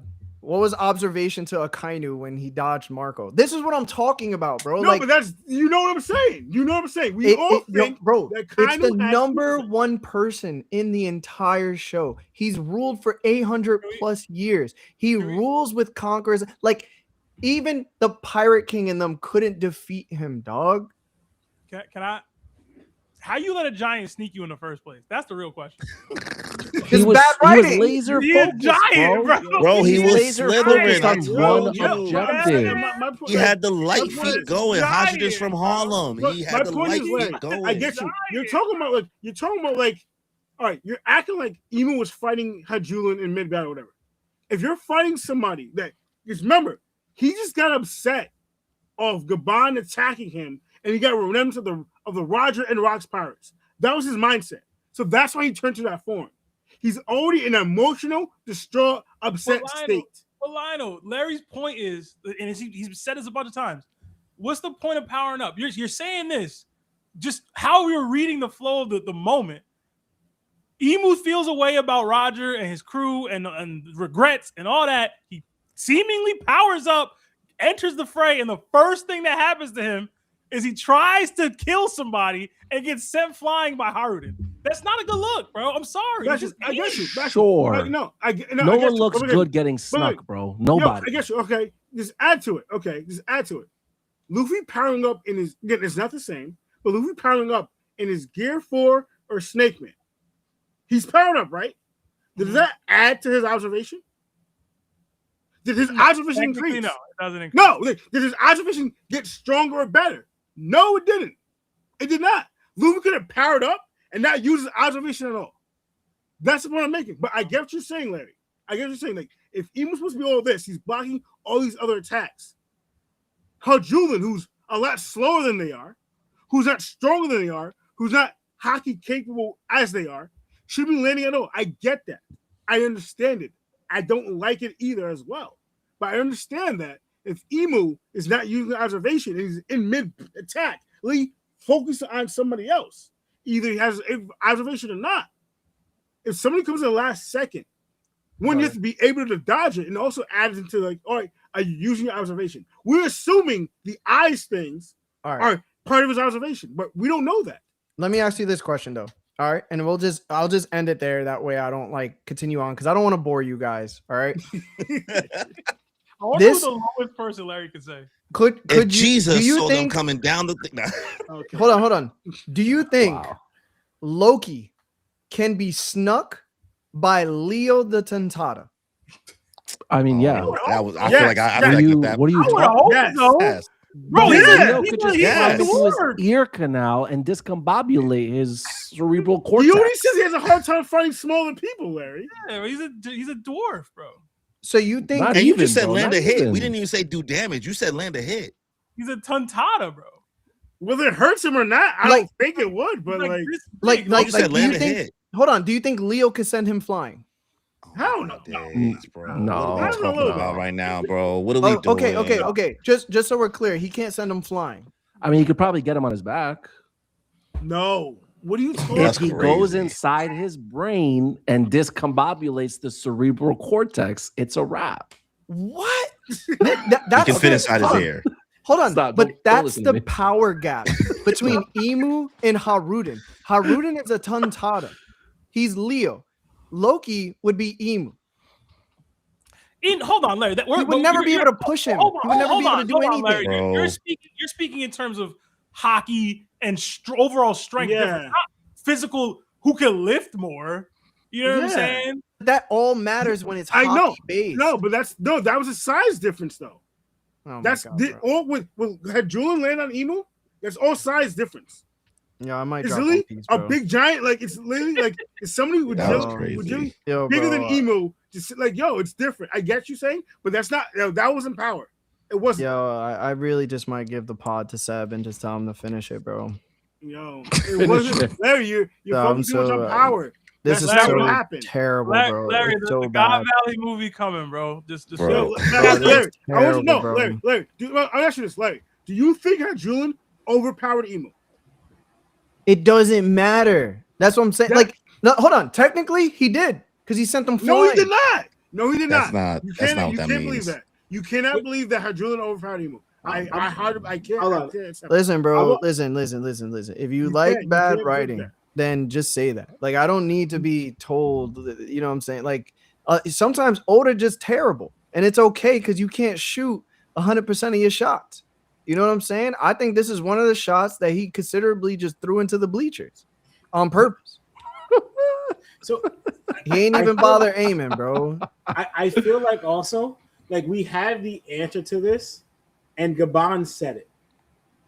Right? At What the end of Gabon where say we it, stopped. Lawrence? Tell me what he said. At the bro. end of what he said. He said, but he's immortal.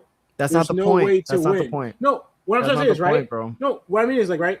If you're immortal, we kind of saw what the Gora say, right? They kind of let Bonnie attack him. They let these people attack him because they're immortal. Their attacks don't mean anything to you when you're immortal. The Knights kind of let people blow up their entire body because they're dodge, immortal. bro. They're not They in don't danger of passing. dodge. They don't die. So Gabon's saying he's immortal. Imu knows he's immortal. He knows that these attacks really mean nothing to him. So it's like, why not? It's like they don't phase him. You know why? Because Hajrudin obstructed his path in order to eliminate why he turned into this monstrous form from his previous one. That's why. Why did we get a semi-cell power-up only for you to get bodied by Krillin? I'm sorry. This is He not didn't get bodied. You know he acceptable didn't get by bodied. any He didn't means. get bodied though, You know he bro. didn't get Like, what are bodied, we though. talking about? You use a hyperbole, Honestly, bro. it doesn't help. I give Larry. It doesn't help that Emo looked kind of shocked when Hajrudin came. Yeah, and Gohan put the doesn't brakes even know on he was Frieza. there. Yeah, my point is, like, if Emo just like if that same thing happened, just picture the same thing happened, but Emo saw Hajrudin coming, but he didn't show the shock look or question mark. He just glanced like, oh, and just get hit. Would it change? Brother, Like, if he he didn't took care. off Harudin's arm with Bani Maru, I would have been like, all right, yo, bet, cool. He didn't even take off his arm. He walked away skinless. Like Listen, he Larry. was like, yo, I got a shot off on you, and then I blocked. And he sauced it. Get your hockey up, little bro. You also said before that Hajrudin took damage from the punch he gave to Emu. He did. He took more damage than Emu did. You know why? Because he punched Emu and he got hurt from punching Emu. He hurt himself. It was like punching a truck. Yeah, and he's immortal, and it didn't face him. So, like, if you punch someone and you get hurt, that's an L for you. Yeah. That's an L for you. Like, I'm sorry. Hey, Like, Big if you punch Hajrudin someone, did you his got hurt job. more than you got hurt. That's like a regular person punching Superman, and I hurt my hand, Did he and it's fly? like, oh, If I Huh? send Superman flying, I don't care if I hurt him or not. That's on the resume. Somebody wrote something great in the chat just now, right? When Cell went into his second form, Tien was hitting him with a Kiko hole over and over and over and over and over again. And it was backing Cell up into the ground, but was not actually hurting him. That is we talk about the same exact thing, bro. That's true. Didn't Tien That's That's pass exactly out what on the happened. guy? He And guess Kiko what? hold him mad times, and he was And just guess what? getting pushed. And that was BS too. Toriyama was tripping. Right. like right. we played these games before. You're reading Shonen. Tripping, bro. But Yo, All right. Sebastian, I'm gonna be honest, bro. don't do this, bro. Just take off the rest. Just take the rest of the episode, bro. I hate this, bro. I've never saw a worse mangaka in his prime, bro. You didn't read It's Naruto. terrible, bro. Because when you read That This was might be the the worst. worst I've ever seen, bro. I've seen that was the terrible worst. things happen in manga before, like Togashi ruining the dark, the tournament in the demon world. But like this tops it, bro. Like this is such a bad decision. Hey, I'm low key there with you, bro. But it is what it is. Goats make mistakes, man. But I guess we'll get the super chats. I don't know if y'all have anything else y'all want to discuss from that section of the chapter. But yeah, was we got it. 5 from what's his name? What was this? Clifton Beat, I guess. First super chat, but bad or Blackbeard, maybe a Blackbeard backstory. Maybe it's possible.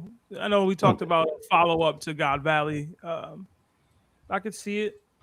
It'd be cool. I know somebody mentioned that bad in the way it's spelled is something in Somali. Blackbeard's Somalian, so maybe. Another 5 from Dirkle. What's up, boys? 1,191 chapters in. Which Straw Hat are you most disappointed with? And non-Straw Hat too. Hashtag BBC, hashtag throat piece, hashtag look. Yo, Sorry. y'all should just get a soundboard. We got it. Very least. Is that you, Seb? That's Larry. That's Larry. Well, no, Oh, that's, that's Larry. I don't know I don't know who's making the noise in actuality. But He said, "Is that you?" Straw Hat. Straw Hat, you guys are most disappointed in. I feel like the consensus is probably You don't know Usopp. it's Usopp. Yeah, it's Usopp. It's Usopp. Yeah. And then non-Straw Hat, you're most disappointed in. Non-Straw Hat. It's probably gonna be Kid. Ooh, that's a good one. Who say Kid? Yeah, Yeah. I didn't have any expectations for Kid though.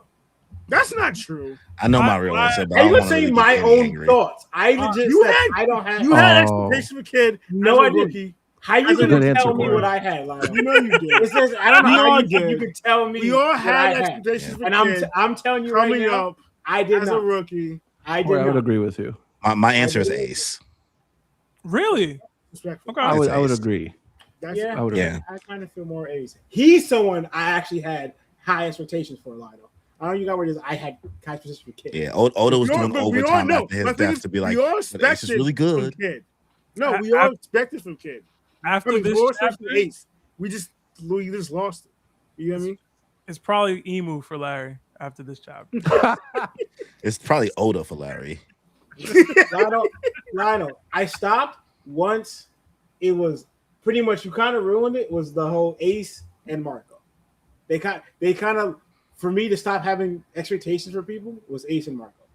They both got was like. I'm surprised Marco wasn't your answer, Lawrence. But another 5 from Buzzgroup. Bonnie and Django form a duo team. How far do they get in the verse?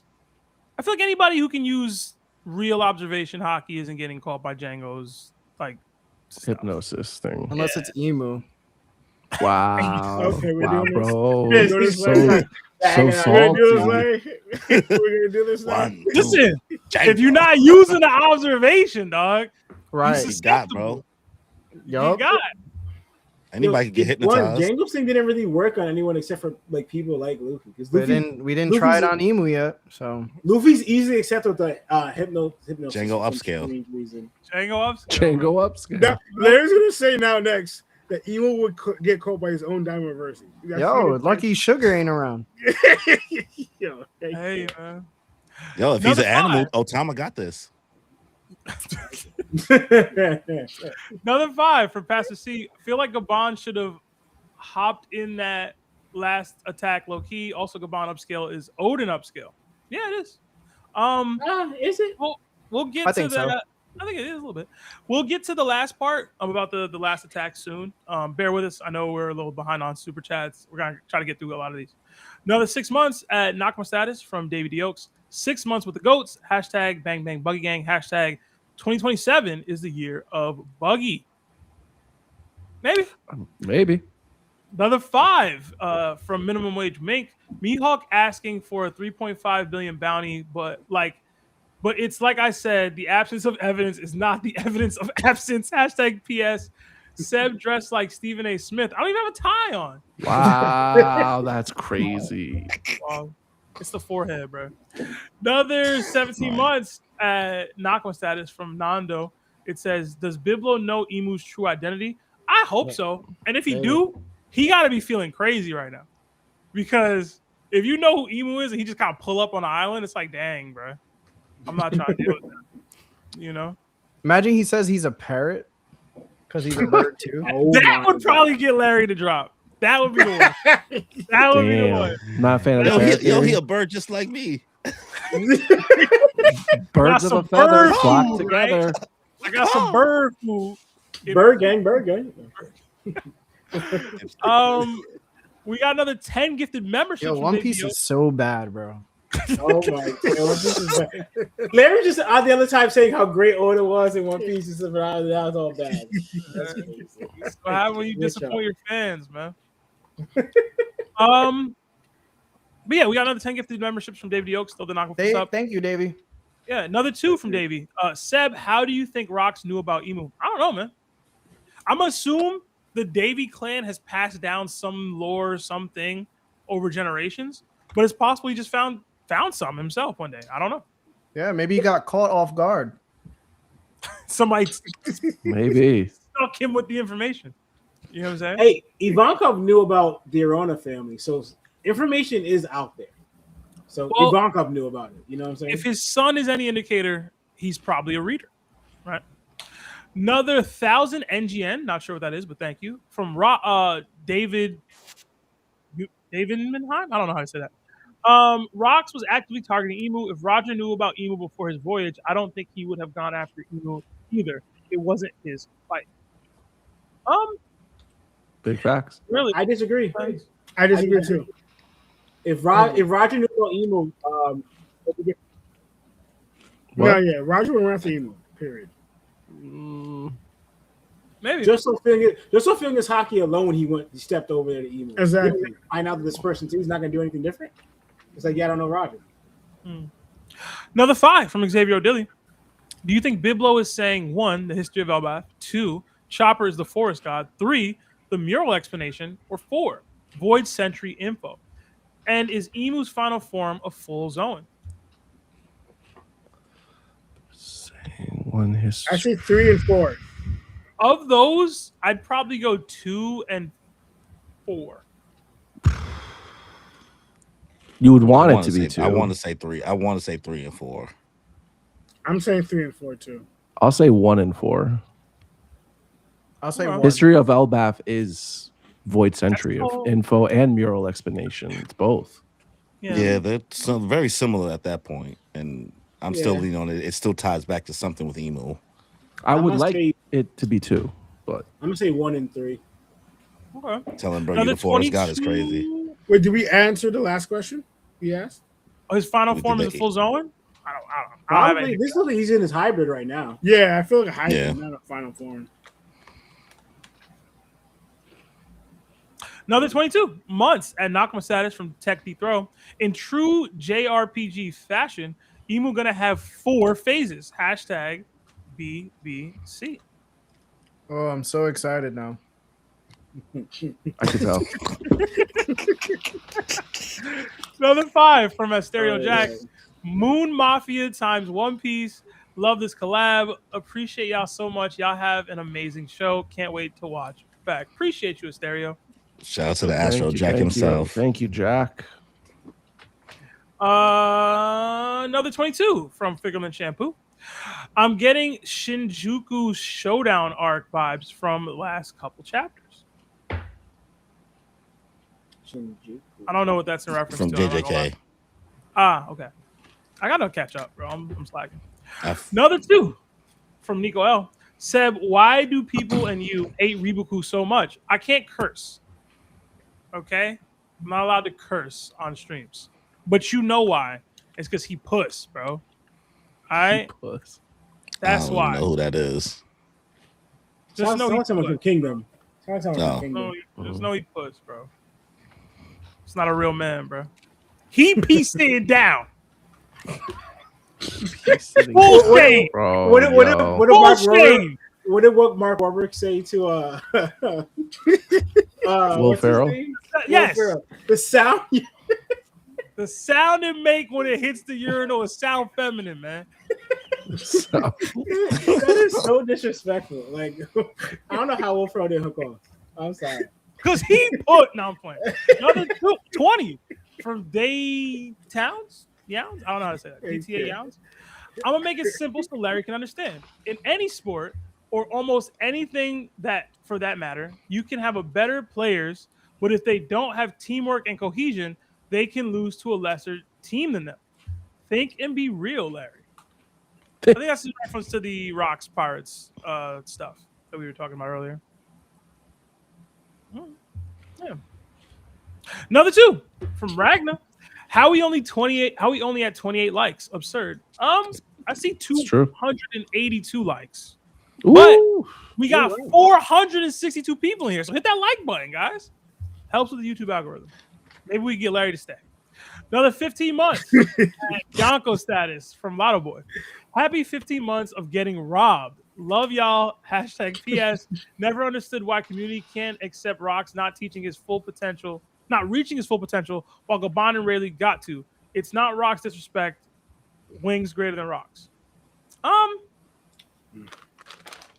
It kind of depends on how you scale where Rocks was at that time and whether or not he was at his full potential or not. Because he was what? How old is he? 40 something? 47? 43. 43? 43, wow. Yeah. I I mean, didn't he realize he was had that more old. time. He had more time. Yeah. We got another 5 from Sleep. Huh? Let's do one more and then we'll get to the final part of the chat. That way we don't keep Moon Piece here for like ever. We got another 5 from Silly Fool. It says, "Why is everyone wearing hats? Show off the dome. Show some dominance. Hashtag not submissive Why is today. everyone wearing hats? Hashtag welcome back Moon Piece. Hashtag Wiener Cousins." Wiener cousins. I have I hair, was hair, that guys. What Wiener cousins? Wiener That Cousins is is crazy. crazy. Is that like Eskimo Bros? Yeah.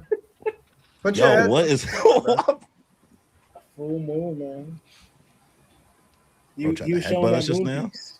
He trying to Gotta put the logo So on you there. showing real that quick. moon that you said? On that moon piece, You man. gotta put the logo on Wow. the top of Larry's Showing head. that moon. Put your coochie lips on live. I'll give you $1,000. What? Calm down, Jamal. What did you say? What did you say? Yo, why did he say that, bro? What did he say? I can't repeat it, bro. I was already wild. Yeah. Yeah, bro. He was. He knows. All right, you guys ready for the rest of this terrible chapter?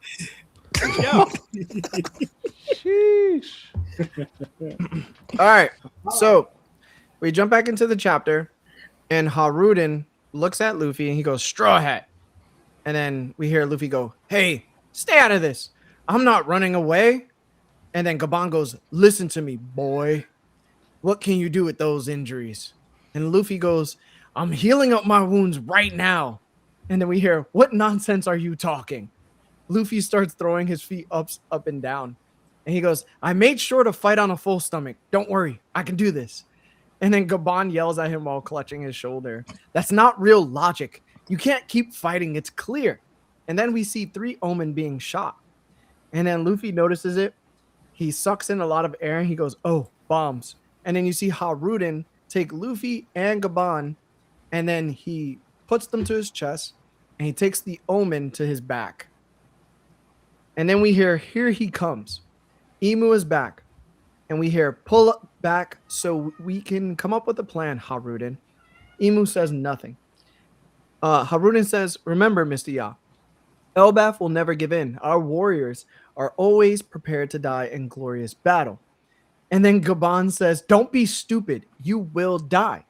And Hajrudin says, "But if I die, there's still Loki."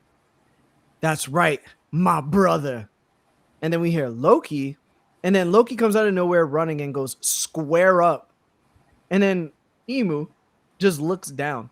Luffy makes a stupid face. And then he goes, "Look, I'm all better too." And then Gaban is like, "What's wrong with these guys?"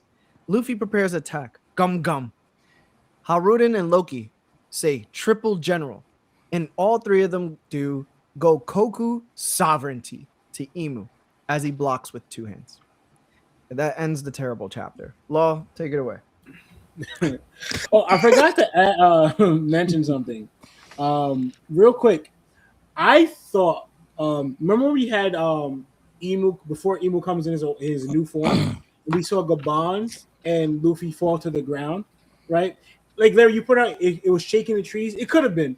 I actually kind of thought. I wonder if it was like because the way Gaban he drops, he yells out "ow" like he's in pain and grabs his arm, and Luffy yells "ow."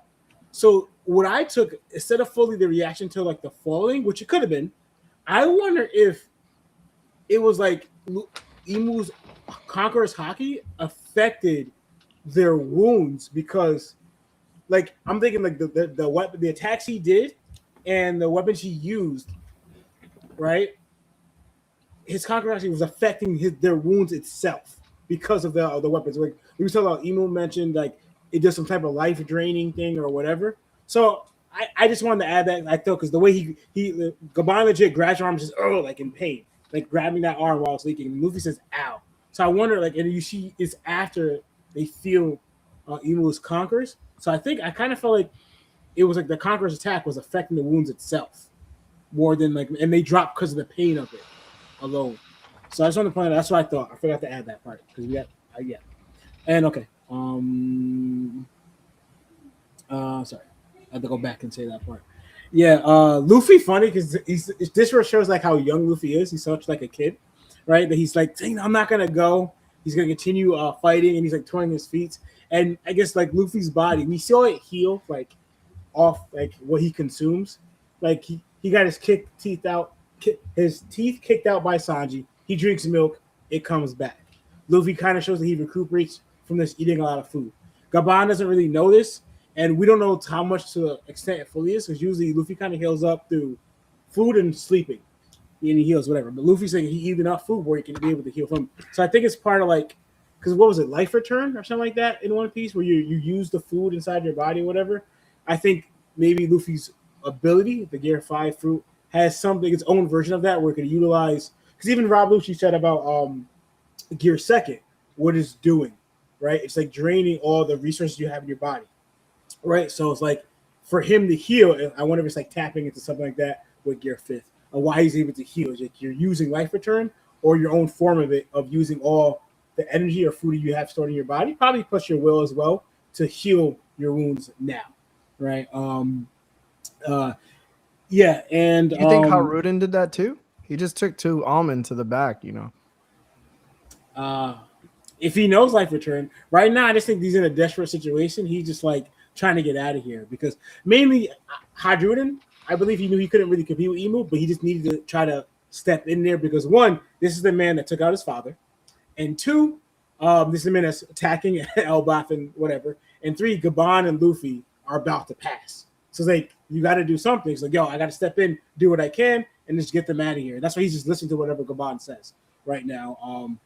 And Emu's just, to me, again, showing that like how Emu's viewing this, because he's watching this all like unfold. Like he saw Hajrudin take the omens to the back, right? And then he sees them talking. He sees Loki and them pull up. And the fact that Loki's, all he had to do was say square up, and Hajrudin just knew what to do. Oh, we're doing Hagoku sovereignty together. I get it. Like the square up made me laugh. But again, Emu's just watching this. Again, it's showing to me of like how, again, it's like going back to him being immortal or whatever. This is not, he's not bothered by all what's going on. To them, that he knows that they can't stop him. So it's like he's not in urge to take him out. Because even that we saw before in mid, like when he's like fighting them, and he mentioned, oh, Loki was alive. Oh, I'm gonna go attack Loki. Oh, this person, I'm gonna attack this person while I'm fighting somebody else. So look, Emu's just something he's concerned with anybody that's going around here. The only, I guess, real concern he saw was when Gabon, because Gabon made him transform, was Gabon, and that's the whole threat. I should have took you guys before, because whatever. But we all know Gabon is still, especially at his weakened level, he's not strong enough to take out Emu by himself. So like Emu's just kind of just watching things happen. Even the last part, he kind of stands there and then stands to go block this too, but he's watching it, whatever. So it's showing that Emu knows he can handle all this, and it's not a real threat to him at this time, right? Yeah, and I do believe, and I know someone said that commented before about Gabon should have jumped in on this third attack. He could have, but he's also like, he's wounded. He's more wounded than he was before. He already took the wound he had before in his body, that stabs to the chest, and now he lost the arm. But I thought it was funny. I just want to add before I open up to everyone else. It made me laugh though, because like it's the second time we're hearing that how much of like losing an arm is a handicap. It weakens you. You're a dead man walking, whatever. You know, we like, even when, like, for example, back in God Valley, Rox's wife said you can't fight them with one arm, right? And then now, come on, you lost your arm. You can't take on Emu with one arm. And Shanks is just like, I've been doing this for like, you know what I'm saying? Because Shanks has one arm. But from what we heard, it didn't weaken him or whatever. And he's still fighting whatever. And he's still actually one of the strongest people in the show, but he has one arm. So it just makes me laugh, like, you know, about that dynamic. But, yeah, what else? What do y'all all think? Well, I think that this is a really great moment. I think in Wise, even if you don't care about, you're not happy about him landing the hit, right? Outside of that, I think the fact that Hajrudin had a moment to finally get over his trauma and all the stuff that he had prior, his anger towards his brother, and finally being like, yeah, even if I die right now, at the end of the day, we still have little bro, aka real big bro, to hold us down. Finally accepting and moving past all of that animosity that he's had for years, listening to that story and him owning up and then going straight into them squaring up into that attack. I think that was a W moment for Hajrudin into that and character growth, right? He could have just easily still been skeptical, but decided to immediately work together and willing to die and know that his death as an Elbath warrior means more as long as Loki can also still help and do his thing too. So yeah, seeing them do this Gokoku sovereignty attack, I thought was pretty great. You know, him saying that moment, like, listen, even though it's his dream to be king of Elbaf and to unite all the giant races, you know, he knows that there is still Loki, right? And for Loki to also give him that recognition, then also at the same time, like, yo, square up, like, they've been in enough fights where they know what that means, and the fact that they both locked in at the same time, and then Luffy just comes in for his first, sovereignty attack. I think, I don't know, it's kind of like a goal for him, like a milestone as far as being a Yonko, right? Being able to do a sovereignty attack like this. I thought it was pretty cool to see.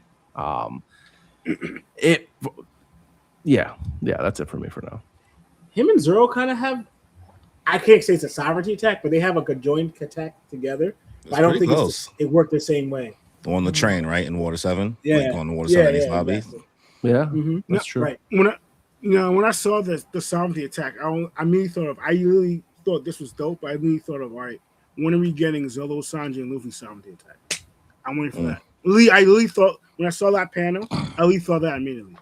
Like, we're going to get a Luffy, Zoro, and Sanji, especially they're all going to be all conquerors too. I'm waiting for that moment. If we don't get it, I'm going to be heavily disappointed, but that's just my hopes of seeing it, since linking to Sanji being a conqueror and the whole sovereignty attack being a thing. That would be dope if we got it. This goes into my why I'm thinking more and more Imu's getting weaker, because especially with the homie attacks that landed on Hajrudin, and Hajrudin Lee kind of took it, and Imu was supposed to be powered up. Like, over time, you've seen it throughout the battle that Imu, how it quickly took out other people like Zoro, Sanji, Hajrudin earlier, and how he dealt with Loki. You've seen it in how he quickly dealt with Luffy. You see it more and more. It's getting decreased, and his attack power and how he's taking people out. He's clearly shown that even though he powered up, this is taking a line Imu himself. That I think he's getting weaker, but he's pushing himself. He's pushing himself more, using more hockey. It's a big showing, but like overall, it's affecting him and his capabilities as his hockey usage and his physical capabilities. That the attack power that we should see him losing, taking out normally he took out before, is not hitting as hard. That's what I'm saying. To me, I think, I could be wrong, I think Imu's getting weaker. That's my point. Like, overall, like, I get later get disappointed, but to me, it's just like Imu's getting weaker. That's what it is. That's the only sense that makes sense to me. Because how's Hajrudin either hitting Imu now and getting hit by homing attacks that he's supposed to be powered up when he was a weaker version, and Hajrudin was one hit, he was already like, knocked out for a couple of times, like knocked out for some time. It doesn't make sense. The only thing that makes sense is the more power Imu's using in this form and being away from maybe the Holy Land or whatever you want to call it, he's gradually getting weaker, regardless of it, because Imu's not in his prime. He's not at full capacity. He's not at full power. He's not. The more he's out here, more using his power, the more he's using maybe his weapons, using Omi, he's making himself weaker over time. That's the only thing that makes sense to me. That's the only logic. I could be wrong, but that's what I view it. Clock started ticking as soon as he landed. He was bleeding immediately, coughing up blood before he even saw anybody else.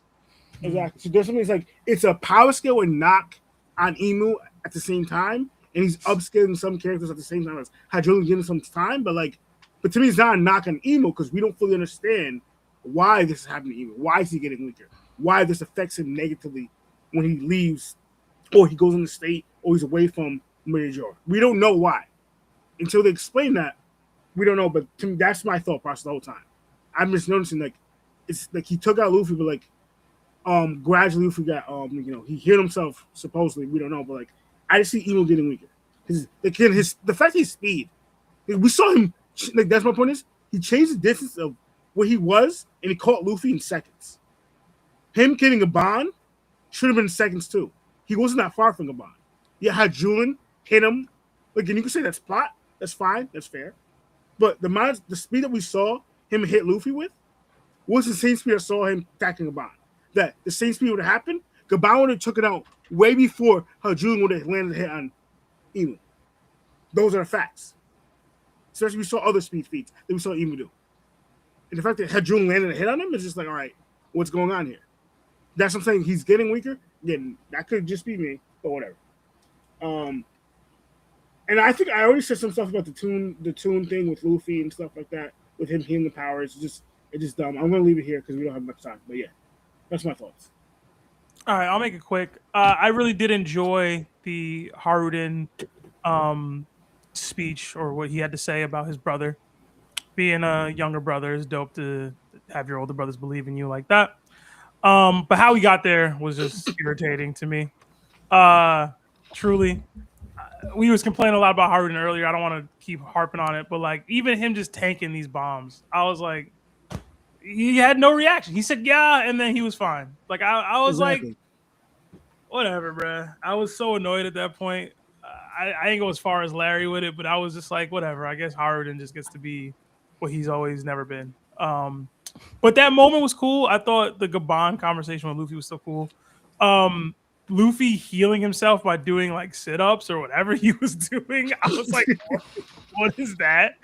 I don't know if I like that per se. I know Lawrence has said like Luffy mastering Gear 5 will allow him to have like healing abilities.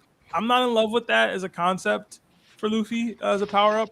You know what I mean? I'm all about stakes and like putting your back against the wall. If Luffy can heal from stuff like this now we got to see some even more crazy things to get him to a point where we're like, like real dangers afoot. In general, I did like Loki re-entering the fray and the triple general sovereignty attack, and I like Gabon's reaction because he's the whole last 2 chapters. He's kind of just like, yo, I don't believe in you anymore, blah blah. Like on the surface, when he really does still believe. So he's trying to like get them to kind of lock in and everything, or specifically Luffy. And now he's like in disbelief of what they're capable of still. So it's like it's interesting to see Gabon have both of these thought processes. Whether it's on brand or not is a little interesting to me because even what he's saying, it's like, yo, like you was a Roger Pirate, bro. Like you was doing more than this. But at the same time, like he's seeing live everything that they wanted to come to fruition, like Luffy starting to bring more to the table, you know, like he didn't die from that. He's coming back. The white form that I was anticipating for so long, like he's utilizing it to a way that's making him effective versus Emu now, right? I wasn't seeing it earlier, but now he's starting to do something. So that's great. I like to see that. I'm curious whether Gabon will continue to join the fight too, or if it'll just be a 3v1, or whether or not Hajrudin gets taken out relatively quickly. Apparently, he out here boxing. So, in general, I'm happy to see Loki's back up. I really like his power, his skill set. So I'm really interested to see how a Luffy and Loki duo goes against Emu. I know they kind of fought him 1v1 and then 1v1, and they were like in the same vicinity, but Loki got packed too quickly. Luffy got packed too quickly. I do want to see the joint battle against them, and then eventually the Luffy versus Emu kind of solo, because I do think there'll be a situation where Luffy has to unlock like critical mass hockey or even a level beyond that to force Emu out of Elbaf through the pentagram circle. So how we get there, I don't know, but I think that's where we're at. Like that's where we're gonna be at. It's gonna have to be a situation where Luffy overcomes what Emu has here, and it's not just gonna be some timer where they outlast it. I think Luffy has to reach some crazy level hockey.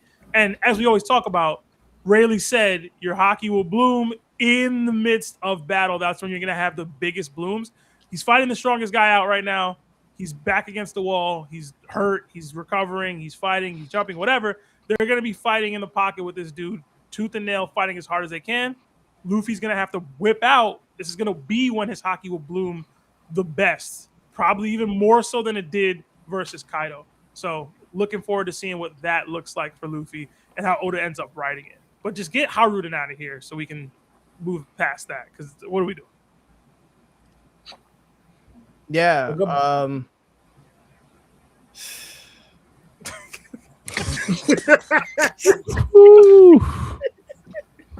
About to play the saxophone's getting louder over there, bro. I like Emu's goatee. Word. I like the way Hajrudin had like a "we have a Hulk" moment. I like the brothers turning into frenemies. I guess just to say, it's just like Sebastian said, he took 3 omen to the back and he got right back up. Meanwhile, he took 1 to the face and was annihilated for 20 to 30 minutes. I think what I'm starting to realize is like there's no tension anymore. And I think that's my biggest issue. We went from Emu showing up cutting the fingers of Gerd, taking out Sanji, taking out Zoro immediately, spinning the block, and then fighting Loki and showing Loki that he's actually not as strong as he is. And then he puts Loki down. Right now, he's in a more powerful form, and Hajrudin is now taking attacks from a more powerful emu. Loki is somehow back up. Don't know how that happened. I can't even say that he was in his mythical dragon form, the same way Luffy is. And Luffy just told us he couldn't leave that form or he wouldn't be able to get back up, kind of. And he's just back running full force. I don't even know if he ate any food. I don't know what to say about anything I'm reading. I would say I feel like Gabon.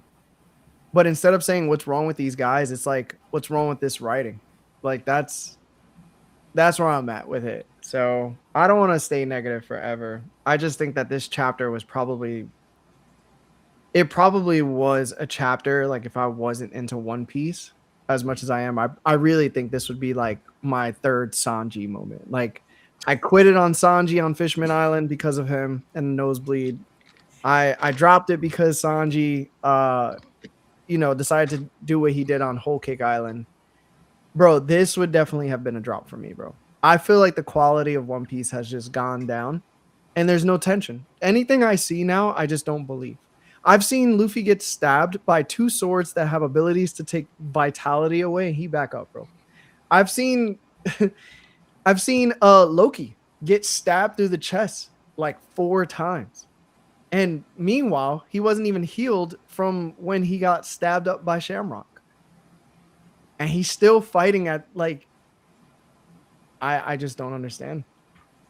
I just don't understand. And I think that's just, maybe it's just a me problem. So I just don't like to, I like stakes, bro. I like tension. This feels like Dragon Ball Super. But okay, when has One Piece ever really had that though? Oh, it's had it. It's had it. Not in my opinion. But put it this way, right? One of the biggest things about One Piece that honestly hurts the series is that people never really pass away. Yeah, so that's why I'm asking you, when has One Piece ever been that though? You don't need deaths per se to add tension. There was tension in Luffy versus Lucci. There was tension in Luffy versus Crocodile. There was tension in Luffy versus Enel, maybe a lesser so, but the tension existed. I don't feel like we're at that level of tension. And to Larry's point, I felt it was coming and there for a decent chunk of what Emu was doing. And this chapter, I will say it neutered the tension for me too. Like, whether or not y'all agree, I agreed with that. It neutered that tension to me. I know it refocused and repurposed Luffy's drive and all the things. Cool. But when we were seeing Luffy getting stabbed, when we were seeing Gerd's fingers come off, when we were seeing the monster trio get wiped that easily, that raised the tension.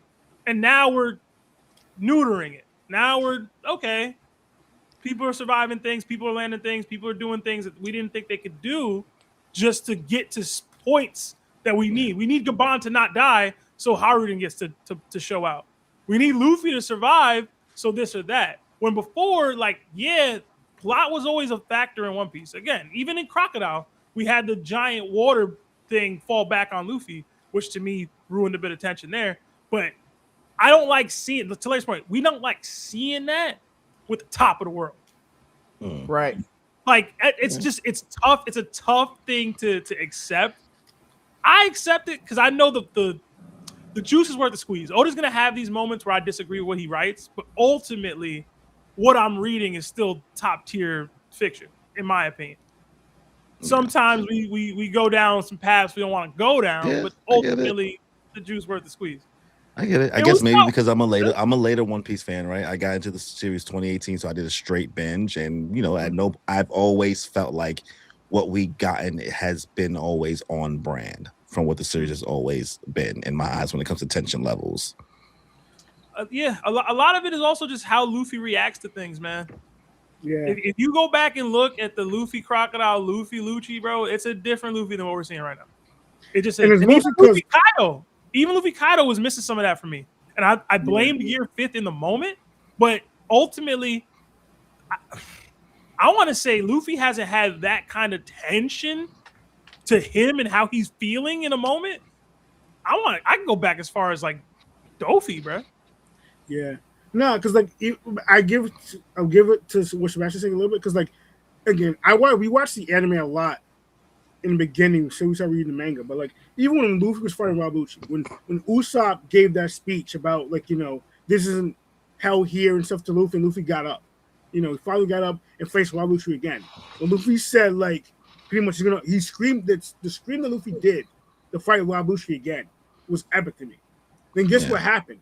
Luffy gets hit again and almost loses until he musters up the will to do that final attack on Rob Lucci. That was purely gold. That was beautiful. Like the tension was still there. Like even when Usopp gave Luffy that speech, we still felt the tension. Like especially when Luffy got hit again. We're all saying as fans, we're missing it. That was probably one of the last times as a main arc villain we got that tension of Rob Lucci and Luffy feeling again. Yeah, like that was probably the most we got, because that's normal. That's Luffy and his crew. I'm just going by. To me, it feels like the tension is really more added because early on, more in the series, like we had a lot more emotional tension because a lot of those moments had to do with the Straw Hats with each other, and I feel like post time skip, everything else is about other characters. Okay, so a lot of the moments don't really have that same emotional tension weight because it's been about other people's stories in regards to their relation with Luffy and all the Straw Hats, whether that be Punk Hazard, whether that be Fishman Island, whether that be Whole Cake Island, whether that be Wano, and whether that be Elbaf. Everybody else's thing is kind of other people that aren't the Straw Hats, who we don't have as much of an emotional tie that creates that begging for Luffy to save me, begging for Luffy to help me, are people we don't care about the same level degree as every Straw Hat member in the pre-time skip who created that tension and us feeling like, oh, I really want Luffy to succeed to be able to help this person on our crew versus like now it's like things are just, I don't want to say things are just happening because people get mad when I say that sentence a lot, but things just be happening. I mean, I give you that. That's fair. We never got other characters flashbacks like that pre-time skip. We get a lot more now post-time skip, and they're adding into the main arcs. Like that's fair too, to a degree. I do have that. But like, what were you gonna say, Lawrence? No, I'm saying I also want to add the reason why also too is you got to remember though, right? For the tension, a lot of it in pre-time skip, Luffy had, you all know, like we were talking about like what breaking a character. It was hard for Luffy or just any conqueror to get to that break character moment, right? Luffy took the longest to get there, and it was finally when he recognized he couldn't save Ace, right? But Luffy still had that attitude or whatever, but it was just more serious because Luffy was also a lot weaker. Now he got this training, and Luffy from that point on, now this is post-time skip, after Luffy believes that he could achieve his goal of becoming the Pirate King, right? He believes that he has full confidence, full doubt that he could conquer anything. And that's why we're getting the same way where, for example, because it's funny how Oda, he knows this because he kind of addressed it. The same way we were coming at Kid at one time, then he had Law address it to Kid, your attacks. We had Zoro address it to Luffy. It was like, yo, dude, we are in the new world now. We are fighting the top of the line. Stop joking around. Get serious. Like no more of that, like letting your guard down stuff. Luffy, shape up. Zoro gave that to him. And now Gabon's even saying, yo, Luffy, if you're going to treat this like it's just another adventure for you, go home. We don't need that here. We need someone different, So Oda's actually giving this to Luffy, but it's kind of like how Luffy, when Luffy has his confidence or whatever, that's Luffy's here. This is how Luffy's always been. So I understand the tensions, like it struggles, but that's also Luffy's character. He kind of believes, like Jinbei said it, right? He said, you believe that you could conquer or take on anything. You could, before his will got, not necessarily broken, but like the broken character moment with Ace's passing. Luffy's 100 times in that up now, on that high of his training, what he believed he can do. And then now Gear 5th times that even more so because it gave Luffy an extra boost of confidence, saying that, oh, I'm at my peak, remember? Even as the feeling that Gear 5 gives him, he says it makes him feel the most free, right? I can achieve anything. I can do anything. So you add that training with Ray, already had that conference, and now Gear 5th, which also in a way brought him back from the past, from him passing. Luffy's on this high right now where he believes whatever. Like now that's really even out this food. Luffy had the belief, right, for Emu. I don't believe I could lose to anybody. But this has been Luffy's thought kind of like since day one, and he keeps bounding on that. So it's gonna take a lot for Luffy to get that broken character moment again with Emu. And that's why Luffy's struggling. But Luffy, he's getting there because Luffy even said, why? How am I still alive right now? So Luffy's recognizing, oh, I should have been gone. Yeah. Something's keeping me alive, right? And Gaban's like, yo, I already lost hope in you. I lost faith in you. So Luffy might be approaching, Luffy's even asking, who is this person I'm fighting? He almost took me out. And then Gaban saying, oh, he's this top person. He's like the god of whatever. So like when we say from Luffy, this conqueror, it takes a while to break a conqueror's spirit. But it's even, I guess, maybe more so with Luffy. But it takes a lot for him to get it. We got it from even to the beginning to Aces took whatever. It takes a while again to get Luffy to that point of realizing, okay, I'm out of my depth here. Luffy doesn't see it. He just doesn't see it. That's why we're missing that tension from Luffy. He doesn't see it right away. I'll put it in this terms, okay? So a lot of people are saying Hunter x Hunter in the chat, and it just made me realize how similar this arc is to the Chimera Ant arc, especially towards the end when Meruem was fighting Nero. The way Emu is moving, he's moving like Meruem. Okay? Meruem was an absolute monster. I felt the tension in that arc because nobody could stop him. He was technically stopping himself because of his interests. All right? Every second of that arc, you had to think to yourself, if Meruem acts right now, who's going to die?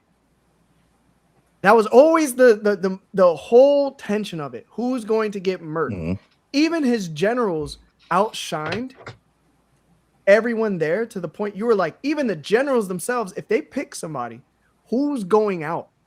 Okay? Mm-hmm. It took one of the generals to be taken out, the sacrifice of the main character, to the point he ruined his life forever. Okay?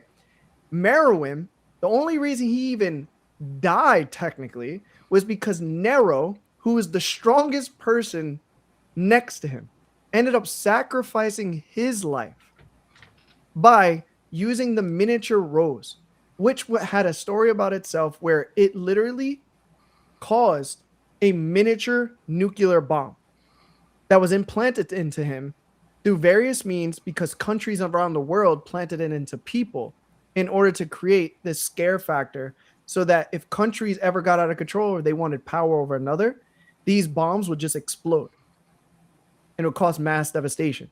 So Meruem was defeated by Nero, but it costed Nero's life in order for Meruem to even get to that point where he disintegrated later from it. So in this turn, we have our Meruem, but he's deteriorating since he's got here. Gaban didn't sacrifice anything except an arm. He should have just died straight up. Like Emu should have just packed him. Yeah. And I would have had no issue if he got packed and then Hajrudin hit him. So but I agree with you on all of that. Somers and Killingham are also going to get defeated because these two people are going to have to ascend and they're not going to lose anybody. And then Emu going to get packed somehow, some way, and then leave to go back to Mary Joa. There's no tension. Nobody passing away the same way the Chimera Ant arc went. And the Chimera Ant arc is literally something that people remember so vividly because it was that damn good. So you're not incorrect, right? But once again, One Piece has never been Hunter x Hunter. Hunter x Hunter has always laid those type of stakes for you to believe that those type of things can happen and will happen in its story. By the time you get to the Chimera Ant arc, nothing in One Piece has ever made you believe that it was going to do anything that you just said in the Chimera Ant arc. Not one arc has ever made you believe it would do stuff like that. I never read the Chimera Ant arc, but I don't think you need the deaths to feel the tension. I mentioned Alabasta and Enies Lobby, right? Nobody died in those arcs. We thought Pell did, but nobody died. You know what I mean? I guess the Mary did, but nobody actually passed away. But you can't tell any One Piece fan, anybody who's seen Enies Lobby, that there wasn't real tension in what was happening in Luffy versus Lucci. You felt that. How serious Luffy was, how serious the situation was, the stakes, Robin's getting taken away. Oda typically, even without having to take people out permanently, gets us to that point, or used to get us to that point organically, naturally, without having to do insane ass pulls to kind of save people in the way they did. And even in that arc, the Mary came, and I still don't feel that way. You get what I'm saying? He had a ship spawn out of nowhere, and I still didn't feel like the tension was removed because he got us to that point organically. Right now, we're struggling to get to that point. We was getting there. Yeah. But now we're back to, okay, Gear 5, playing around, blah, blah. So maybe he can get us to that point again, but it's going to be tough. Like, we kind of, I believe it's got to the tension climate, like apex. The word I want to use once again is emotional tension. The things that made those moments so great in the beginning was those were emotion. That was emotional tension. Get back to that. Get back to that. Yeah, I mean, I agree. Yeah, get back to the emotional tension. Even what happened with Hajrudin and Loki, like that could have been a much bigger moment. You get what I'm saying? It could have. We could have had Hajrudin actively die and say that. You get what I'm saying? Dying. Right. Right. It's still One Piece. Right. But either way, like you can earn those moments without actually taking a person out. Yeah. I do feel like we got to consider this though. Remember, what was my always quote for One Piece? One Piece is best when what? Binged. When you're watching it binged, because then you're able to see everything in real time, capture the emotion. Because the ones you compare, Sebastian, that's when you're binging One Piece. You're watching the entire back to back to back. I don't care if I was week to week, bro. Luffy versus Lucci would have had me there, bro. That was also the very beginning of the story. You didn't know the math of this series yet. No, because he's saying the tension thing, but like Loki got dropped. Luffy and Sanji and them got taken out. Luffy's almost passing. Gabon lost the arm.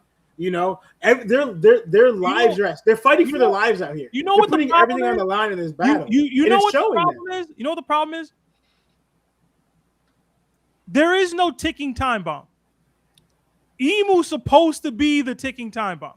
In Onigashima, it was the island's gonna fall and land on the flower capital.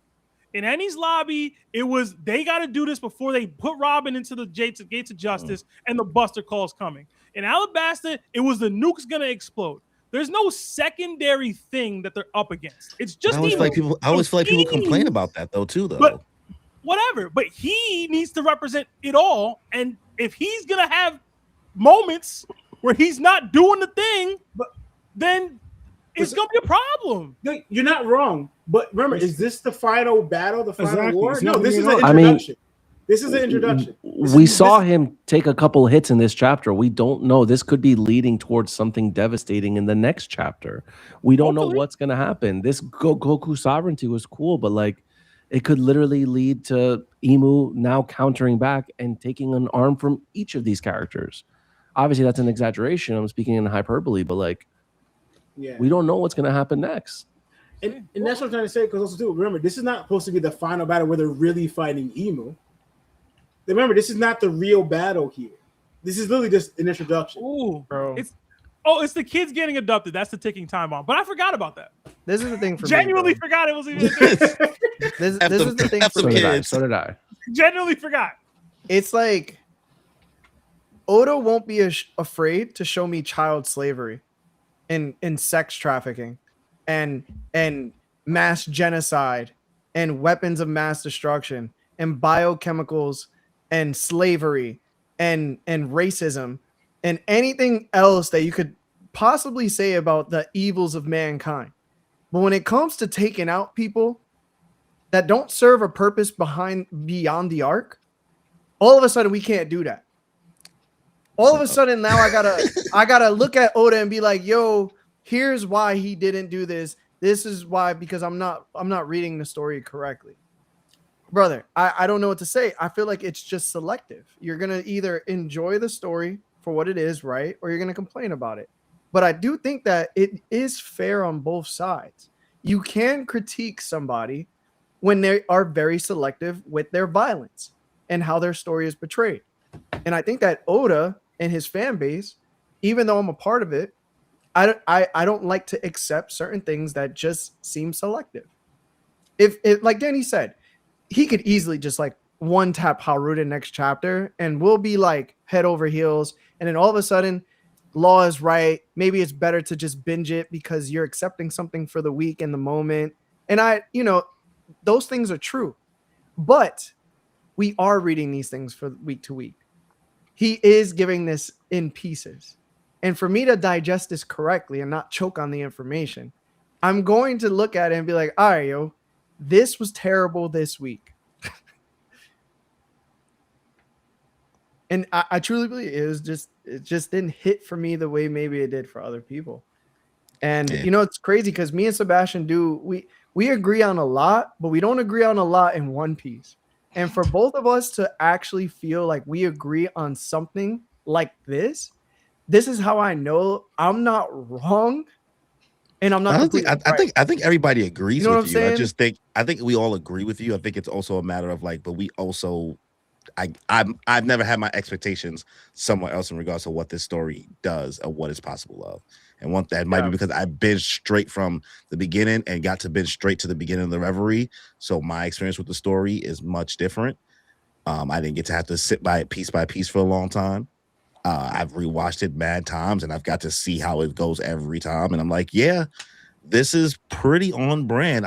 Nothing that's been happening in this arc is something I've never seen him not seen him do before in regards to like people just being okay. It always happens. Then I want to ask you a question, Larry, because all the stuff you said before, like when that orders win the SEP and do all these things. If he started adding, people passing and like taking people out regular on a basis, do you think One Piece would be too dark of an anime? With all the stuff you said, the racism, the slavery, like having all that, then adding all right now, like and from the beginning, I'm taking people out as well. Like people are like because One Piece they don't pass, characters don't pass. But adding up the racism, the slavery, the sex trafficking, all that, and people are dying with the gloriness, a little with the blood they're showing. Will One Piece be too dark? Brother, I seen a child murk his father because he couldn't have slaves anymore. It doesn't like darkness is One Piece, brother. It's just lightly coded because of the way it's drawn. I know, but if you started adding more people, like if you started adding, that's like Oda had a limit. All right, I'm going this far, but this is where I draw the line.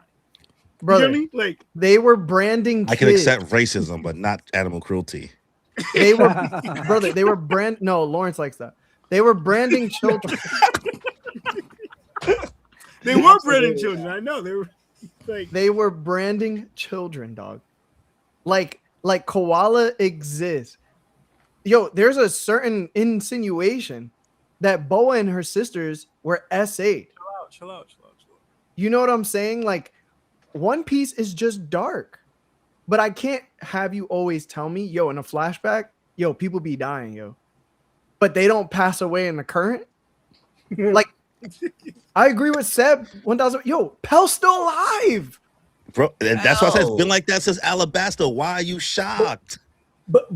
So Danny and Corey, this is something I've been telling. Me and Lana would tell Sebastian and Larry from the beginning, right? This is a term that we came up with. There's a term called One Piece taking abilities, right? Because the same way like no one died, we chalked it as people are just more durable in the One Piece world. Yo, shout out to Pound, yo. Like legit, like what people would normally pass from any other manga or any other anime, the people in One Piece are surviving it. So I'm like, yo, there's a term called the One Piece taking ability. They're literally built different. Like what was it? What a lot of we like what Burdock used to say. Burdock used to tell you, I'm made out of tougher stuff than you are. That is like the premise of the One Piece show. And we made everyone is just more durable because we made jokes about like they survive. They survive. we saw Naruto and people just getting taken out with By kunai. with pebbles and kunai knives, and but in One Piece Pebbles. they're getting struck by lightning by Enel Good. and they're surviving. It's just like, all right, Good. like So it's like One Piece taking abilities exist. That hasn't changed. People actually are getting, the stronger we get, we're getting more and more durable pieces. So Lawrence, can I ask you something? Because I guess we got to wrap soon. How you feel about Giants now with Hajrudin, bro? Right. That hasn't You changed. How you Upscaling? feeling? How you feeling, That bro? hasn't changed. That hasn't changed my view. It hasn't changed. That hasn't changed. What would change? I told you the only Giants that You showed that they're expected really this strong. from Hajrudin, bro? No, absolutely not. So why But hasn't it changed? People doing He didn't things do you're not anything. expecting. He didn't do anything to Emu. Did he hurt Emu? I would. If he actually hurt Emu, then I'm like, all right. A regular giant affected the top of the world. If he did that, then yes, I would say, all right, I would have to. But he didn't do anything to Emu. that's fair. I know that for a fact. No, if it's he fair. did actually affect Emu, then I would change it. But he didn't. The only giants that are showing that actually strong are the ancient giants. These other giants haven't really showed that they're that strong. Shout out to Hajrudin, man. It's the king's son. The king's To me, son. the hat with the little bit of ancient giant blood, you would think he'd Prince be was strong. promised. Like, because even Prince if you was want to put it, promised, he man. has a little bit of Uh-huh. ancient That's the- giant blood in him. that's the He should be future- stronger than what he is. As a future king of Elbath, man. Put some respect. No, he's not. Yes, he is. Ugh. Nope. Dude. Not if Loki. Ugh. Loki will never be king, Loki man. don't want to be king. Malphite. Hajrudin.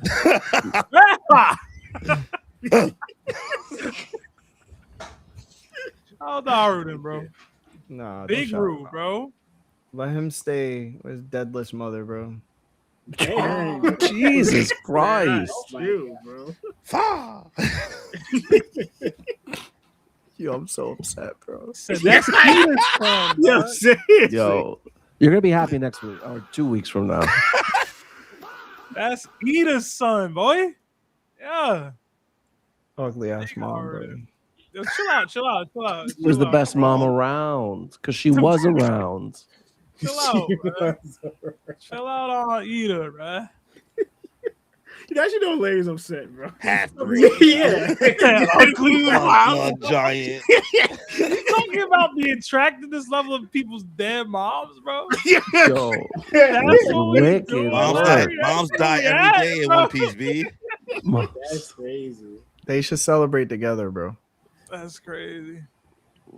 But guys, like the stream if you haven't already. I hope you guys enjoyed the show and the collab with Moonpiece. We are gonna speed run a few of these super chats that we have left. Thank you for your patience. I know we took a while to get here. But yeah, let's do it. Like the stream if you haven't already. We got 10 from Morningstar. It says conversation between Biblo and Chopper. Chopper, hello, old bird. Biblo, yeah, you guys are fighting the demon guy, right? Chopper, yeah, do you know how we can defeat him? Biblo, nah, you guys are cooked. That's not productive. So that'd be pretty funny. Another 2 from Big Papa. Roger overrocks any day. Okay. Another 2 Sure. from Davey D. Oaks. Hashtag Sebmissive. Hashtag 2027, the year of Buggy. Hashtag Bang Bang Buggy Gang. Bang, bang. Another 5 from, oh my God. Gosh. Oh my God. Oh my gosh, bro. What the hell? Who is that? What happened? Docs, What happened? Docs, bro. What just Ain't no happened? way, bro? Ain't no Bro, way. what the hell just happened, bro? What you talking We about? haven't. I haven't seen Doc 500. Loves Whiskey in a while. He donated 500 and only threw up the rocker What? emoji. Dude, Whoa, That's whoa. US dollars? my dude. Wow. Yeah, it's US dollars, man. Brother. Doc's live. Brock, is this real? It's real, bro.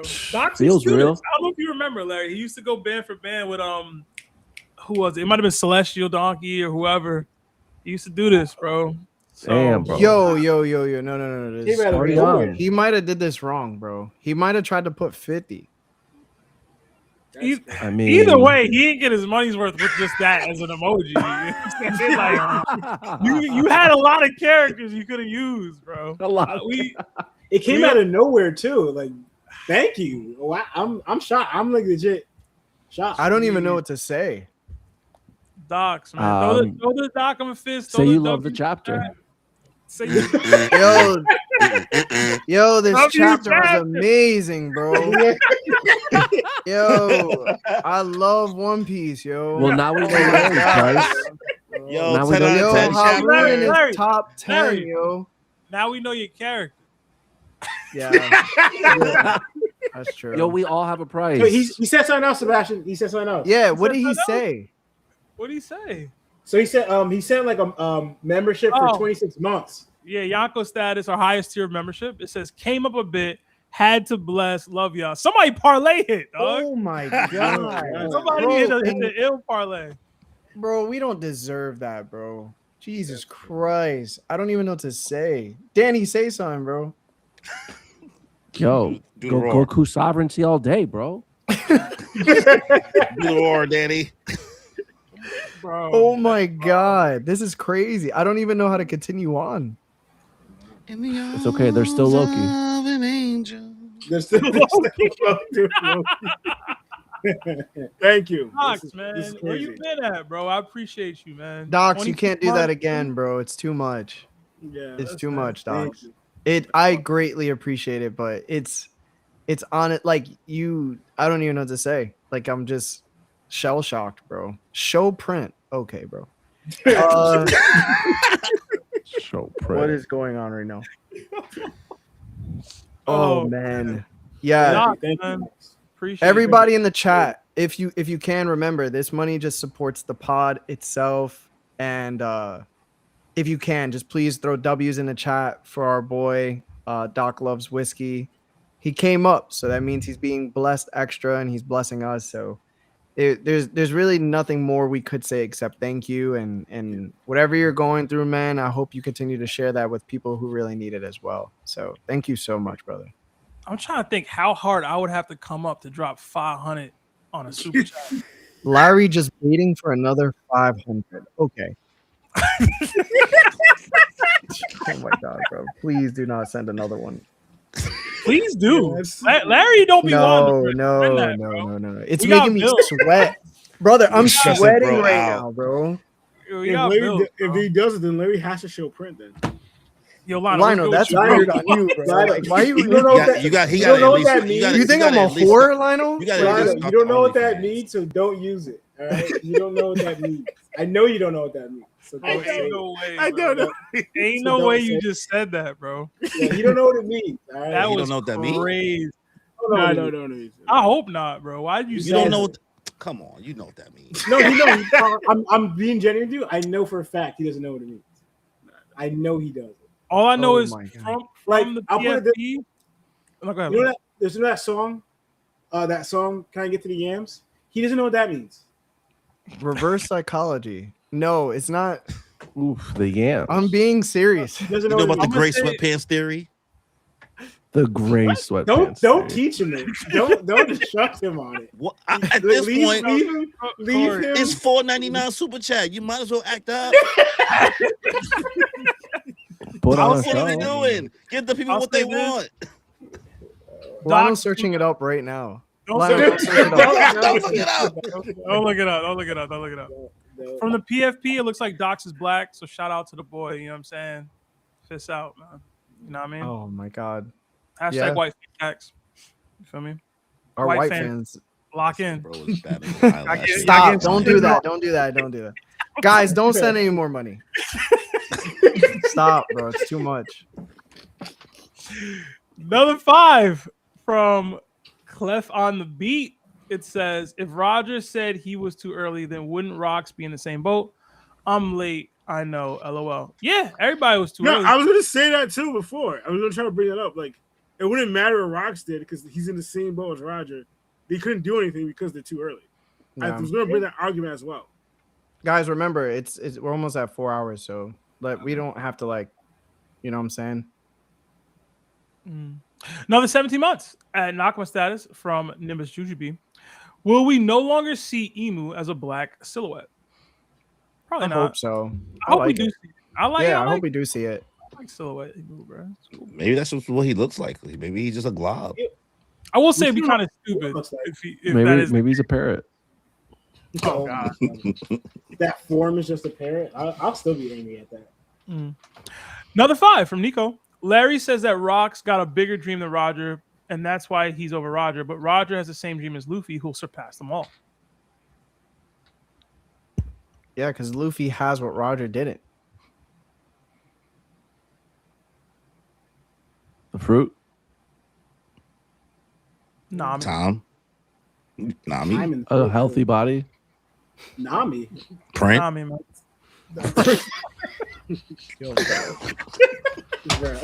Lionel really said, "I'm gonna have to show." Print. Yeah, Bro, that was the Why great- wouldn't you show print, bro? You That barely was here, bro. You That was barely so hear. crazy, bro. If they That want to was see any so print, wild. it's yours, You Lionel. barely Guaranteed. You merely adopted the print. I was born in it. By the time I showed the print, I was blinded. Yo, Bro, bro. what? yeah. What is this episode, bro? Another 10. Danny, like, yo, Corey, who you got me talking to, bro? Another 10. From Y'all Edwin. don't know what'll be going on over in our house. What do you mean by that? No, I'm playing. I wasn't saying that. It says Hajrudin out here like, who am I? Who am I? I am the guardian of lost souls. I am the powerful, the pleasurable, the indestructible Hajrudin. Hashtag topped on top. Hashtag also watch Mushi She Boys. It's a fire vibe. Have y'all seen that, Moonpiece? I don't know what that is. Don't know what that is. I be deferring to y'all because y'all be watching everything. Another 2000 NGN from David. It says critical mass hockey is not a technique anyone should be using except if you're willing to die as well. It's a one-off shot that can be dodged and that also leaves you incapacitated. Maybe. I believe in the beginning at first, Fair. right? I do believe you could train it and hone it where you could use it more often, but that's just my thought. I don't know about that yet, but I believe so. Oh no, Luffy gonna be using it by the end of this arc. I'm telling you that now. Another 5 from Max Power. Seeing a pic of young Larry and comparing him to now reminds me of Glorioso. Wow. Hearing the boys' takes over the years made his hair fall out. Hashtag Larry down. Wow. That's crazy, bro. That was so disrespectful, bro. Yo, when I Why seen is Larry with the hair, bro, I was like, he looked like Groot brother. Bro, why y'all so mean, bro? Yo, that Yeah, was that wild. was You know what It's you was like- heard at? You came It's at like, Ethan. yo, here's $500, but then here you suck. This man's emotions are all over the place. Oh man, Yo, brother. crazy. Another 5 from. If I was like a really heavy set chick that didn't have self confidence, I'd be torn up right now, bro. Torn up. Bruh. What's wrong with you, man? They said hashtag Larry downscale. That's so mean, bro. Gloriosa is wild though, bro. That's wild. I'm not that bad They though. said Larry in the negative future where he didn't find the love of his life, bro. Like that's what they said. That's crazy. If Yeah, you wishing that evil on nobody, I say word, bro. Crazy, bro. yo, bro. We got another 5 from Young Joker, who I believe is our boy Eli. It says, Larry, stop being lazy and continue slime. Anime already. Been joining the last few weeks and loving these vids. Keep it up. Love y'all. Hashtag Brooks the best crewmate. Eli, I just posted That's 2 opinion. reaction videos to my Patreon. I apologize, not on YouTube yet. The editor is doing them for me. Okay. And yes, I used to have hair. All right. Another 5 from Ragna. I work in a car manufacturing plant, and my trip is 7 minutes with 1 or 2 red lights in reference to my PTO day. Okay.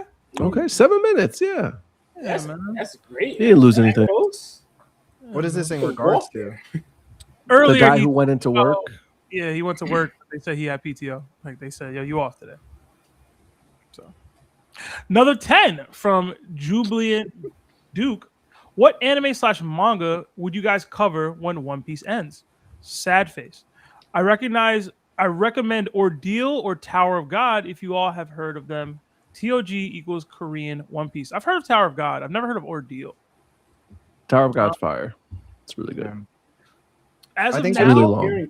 One Punch Man is probably the closest thing that we all read or watch. I'm not caught up, but I think Larry and the twins are at least as far as they can be.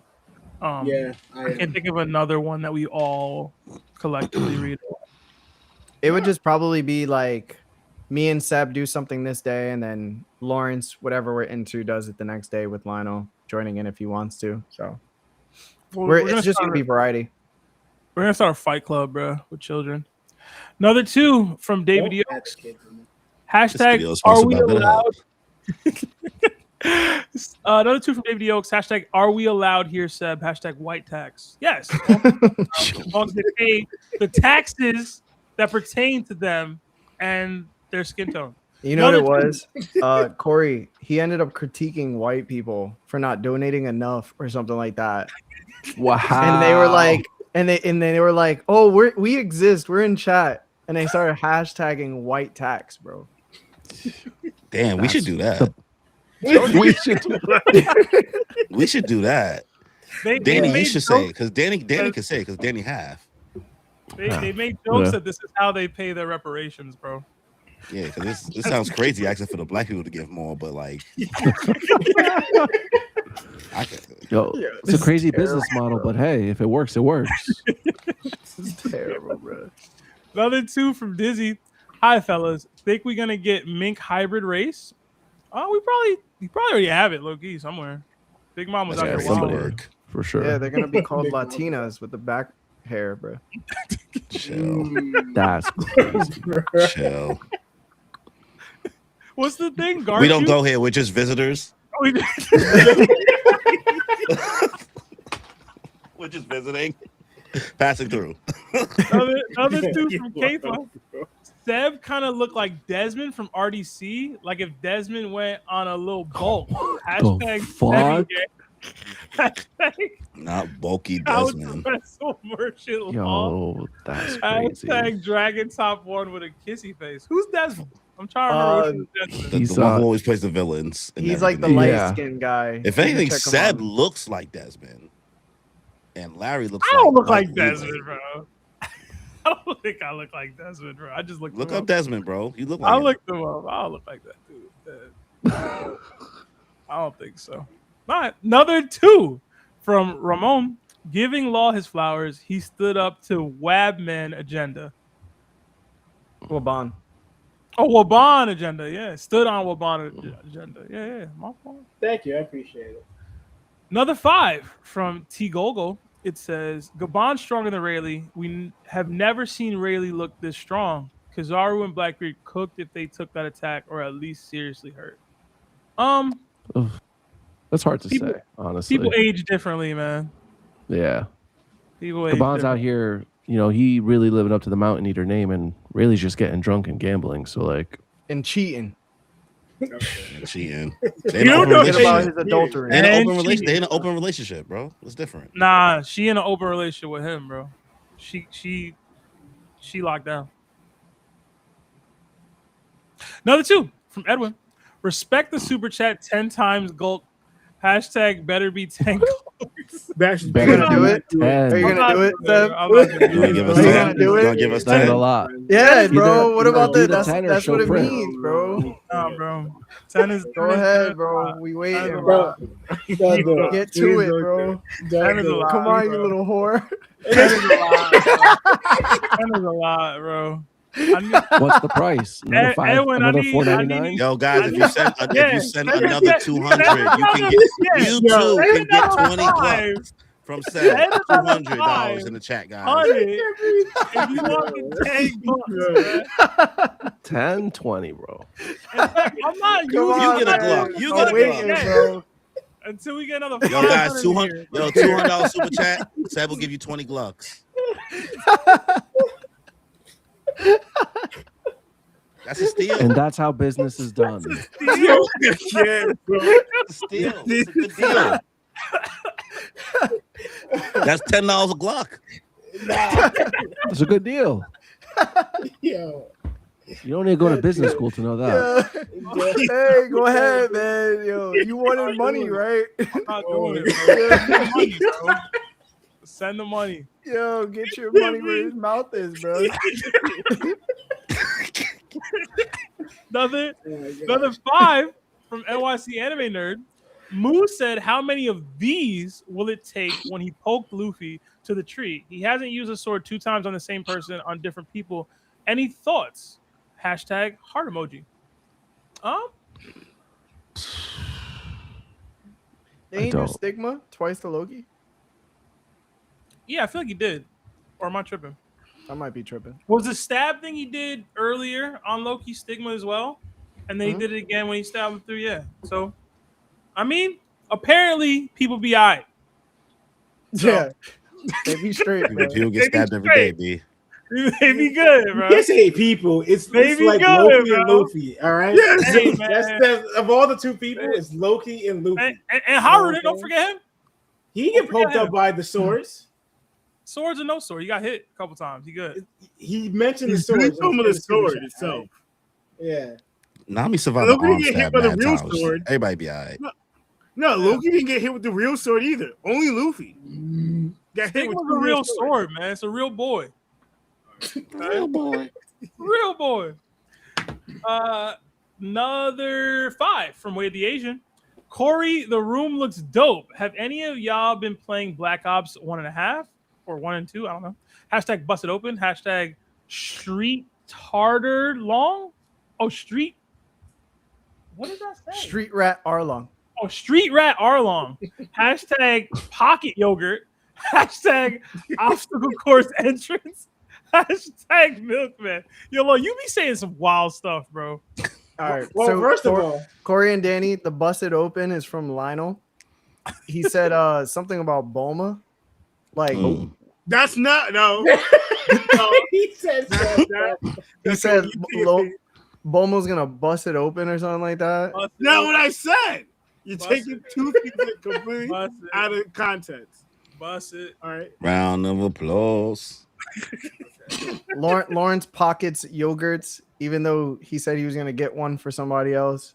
And then he said if he had a kid, he would create an obstacle course as the entrance to his house so he could get stronger. And then the last one, Milkman, is just Lawrence likes white women. So Hashtag the white All tax. those things is just like not really what I said and take it out of context and twist it. And I ain't call. I'm not gonna. What was the context for the yogurt, bro? What was the context there, bro? no, we can't get into this, bro. We got so many. Did you get your yogurt, Sebastian? What was the Did you get your context, yogurt? bro? Did you Come get on, your- bro. Get through it. No- Did you get your yogurt? Another 2 from Okay. Creator Keon. So Law can one tap Tom Holland, from what I heard. Basically. Crazy. Another What does that 5 mean? from God Zeke. Anime 1148 Angel Falls from Sky. Anime 1145 Warkery says, I will not let you revert to your original form to Gear 5 Luffy. Toki / Bonnie fruits involved. Luffy equals Joy Boy? ? I hope not, man. I feel like that was a I- math problem. I just really am not into the time travel elements and people being from different eras. Yeah, It's same. inevitable. Remember when they More saw- roads when lead they to saw time Luffy, travel, They called guys. him Nika, so they're probably referring to like Nika, not necessarily Luffy. Luffy's not time traveling. It's Nika. It's the fruit. They're talking F just that. the fruit. Another 5 from Josie Dirts. Crazy how the fandom created this emu time limit. I just know Luffy gonna end up sending him and the JK and Holy Knights packing back to the Holy Land with Joy Boy level hockey. Yeah, I was alluding to it a little bit earlier. It won't just be Luffy. Apparently, Sanji and Zoro are gonna have to do their thing too versus the Holy Knights. Another 2 from Creator Keon. Hajrudin did some off-screen training. Hashtag he is him. When? Between the last time Emu bodied him and now? Another 5 from Terrence Matthews. Did you guys watch the latest episode of Bleach? And if so, what did you think about it? 10 out of 10. 10 out Oh, of 10. yeah? 10 out I of haven't got to 10? watch it yet. Original content, absolutely fire. Okay, I gotta watch it now. Nice. Didn't the last episode of Bleach? The newest episode. Like, what are you talking? The newest, yeah. They meant the newest. Like the reboot thing? They Yeah. rebooted? Yeah. Well, I mean, not Core 4. Like, yeah, Core 4. Okay. Another 2 from Wise Life Gaming. BAAD equals joy boy and a devil. Thinking /tag throwing junk around. Maybe. Yeah. Another 10 months at Nakama status from J89, Jabby89. Maybe Emu didn't sense Hajrudin is because his lack of hockey. He just didn't sense him. That's Like not how Hajrudin hockey didn't works. have enough hockey to Who be could sensed. say? That's not how it works. Yes. Yeah. The world may never know. That's so funny, bro. Another 5 from Josie. If Emu is Lunarian and we speculated on Sunday, why block when the flame's on? No hockey used. Why would a god fear an ant? The omen block is way worse. That's what I was saying. My man blocked that omen like it was light work, bro. And then he tanked some. It is true though. Emu does have a flame on his back, which is Does he? interesting. I Yeah, didn't yeah, even on his neck, I didn't even peep that. like his hair. Back. Another 2 from Creator Keon. Give Hajrudin his flowers, Larry. Please. # calm down. No, Won't give you the flowers. Another 5 from Ramon. 10K ton punch with hockey could rival Don Shinjao and Garp. Don't sleep on Hajrudin. see, this is what we're getting. Yeah. Well, Bond gonna say he's got masochistic instability. Pyro's son.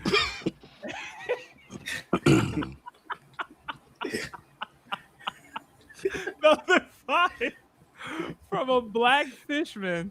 What if Emu conquered devil put in fruit, can't control it outside of the flower room? The more he focuses on fighting, the less control of the fruit / seal he has.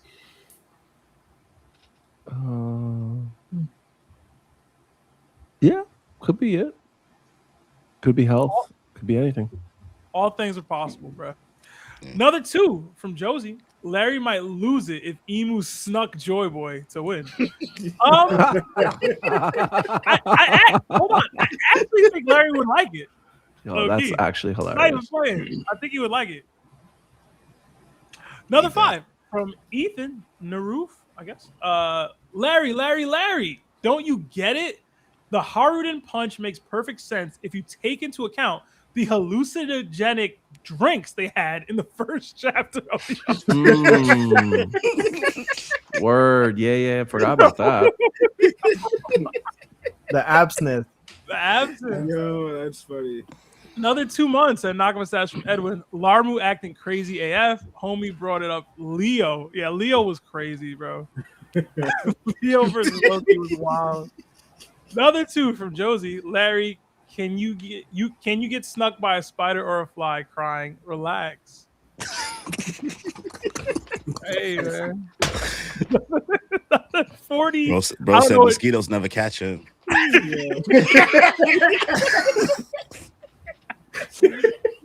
I don't know what currency this is, but thank you. Number 40 from Urahara Kisuke is Hajrudin top 10 right now. Shanks versus Akainu. What if? Thanks. Oh my gosh. It's Shanks. And I'm gonna go high div because that's my boy, bro. I'm going to go mid div. Mid div. Wow. Word. Another 5 from Wise Life. So Emu should have stopped his best chance at eliminating Joy Boy Jr. for good, just to aura farm against Hajrudin.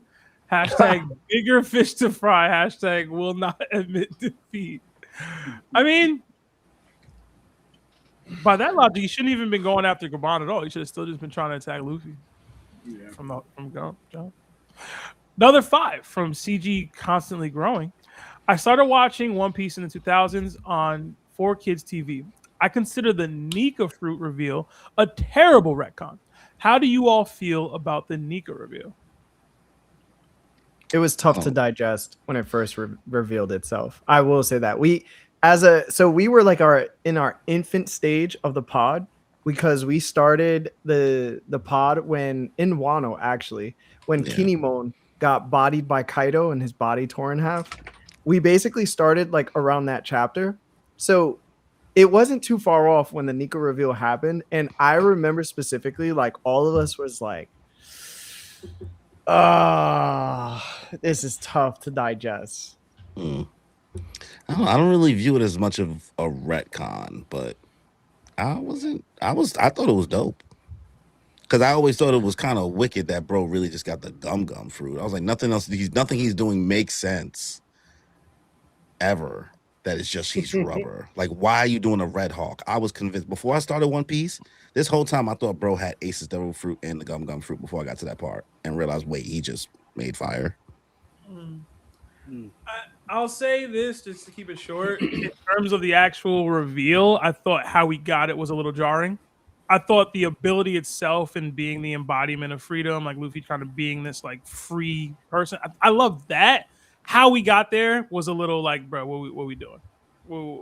Oda, you better than that.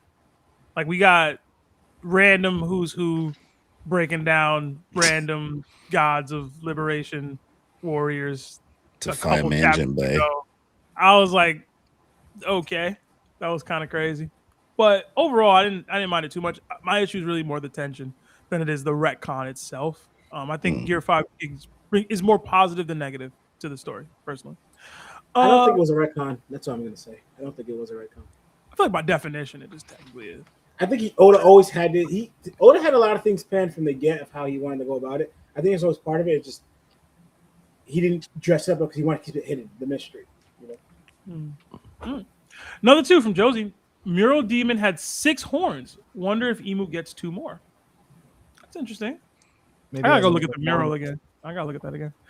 Another 6 horns is a lot. Another 5 from Riley Jones. Larry wanna say bad writing. So where's your world record at? Hashtag Jeez. loser Larry. Hashtag terrible story. Y'all so mean. So mean, bro.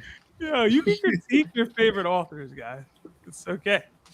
Another 2 from Micro Drake Big Slime. EOS Pinnacle of Observation Hockey, not asking Larry, facepalm, crying emoji. To foresee your own death and prevent it. To make sure you could catch Hajrudin. You never know. Never get caught like Never Ever. get caught. ever. No It's matter because what he does, just like Toji, no curse energy. You know what I mean? You can't sense something if they don't got nothing. There you go. Simple math. Another First 2 grade, from SpongeBob. J Wolf Street. Unk expecting too much with Emu being broken. I mean, is it so much to ask to not get hit by Howard? And I feel like that's not a lot, bro. I feel like that's not asking too much. I thought you said something, but I'm gonna stop. Another 5 from Creator Keon. It's hard to tell if Larry be trolling or serious so many times. Larry's serious, man. No, yeah, he is. I feel like it's obvious when he's trolling. I think that's the obvious part. Yeah. Hashtag Hajrudin stacks up. Hashtag Brothers Unite. Hashtag Triple Attack on Ops. Hashtag This was a nice breather of a chapter. Was it? Another 6 months at Nakama status from Truman Spider. Jinbei is Himbe. Another 26 months at Yonko status from Doc. Oh, that was the one we read earlier. Thank you, Doc, again. Another 40 months at Yonko status from Project Ice. Hey guys, sorry for missing most of this stream. Larry must have been tweaking from what happened this chapter. LOL. Hashtag Hajrudin top 3 in the verse. Hashtag Hajrudin shield is supreme grade. Supreme grade, yo. Did it break? It broke. Oh man, another 2 from Wade the Asian. Got you. I'm half white. Hashtag white fantax. Wait, if I remember correctly, you're Japanese and German, man. If I remember correctly, bro. Another 5 from One Below All. What's worse? Jinbei getting a good hit on Big Mom or Hajrudin getting a hit on Emu? Have a great night and stay safe. Waving emoji. Watch Slime. Hashtag Veldura #1. Hashtag good night. Hajrudin. Yeah, Hajrudin getting hit on Emu. Yeah. Jinbei. Do you not like Jinbei? Because you're shaking your head no. I hate Jinbei. That's Hate racism, bro. Jinbei? That's What? fishman racism, brother. What is, It's I'm not even personal. a It's personal I'm with not a him. Jinbei guy, but what could you hate about Jinbei? He's chill. Jinbei fans make me hate Jinbei. Okay. Okay. I can see that. Oh, he just puts out fires, bro. He don't do nothing else, bro. He's a firefighter. He's been tied up all arc. Chopper The did more crew. than him. That's his job on the crew, bro. He's a firefighter. I feel like he's uniquely positioned to literally put out fires with the water. We got feel Nami you. for that. We don't need him for that. We have Nami. All right. Shout out to So Jinbei, man. there's other He's use. the helmsman, man. He literally can save We people already from have drowning. Frankie. The most he did was get through a whirlpool like it was rocket power. That was it. Jinbei's also the strategist and the head game guy. Like he thinks plans out for the crew. This crew, his other crew, not this crew. Yeah. You don't see Jimmy's place on the Straw Hats? It's Yo, crazy. Jinbei fans be going this hard that you hate them though? Like hate him? Like I don't want to see him win, I guess. wow. That's not hate. I just don't want to see him succeed. That's the definition.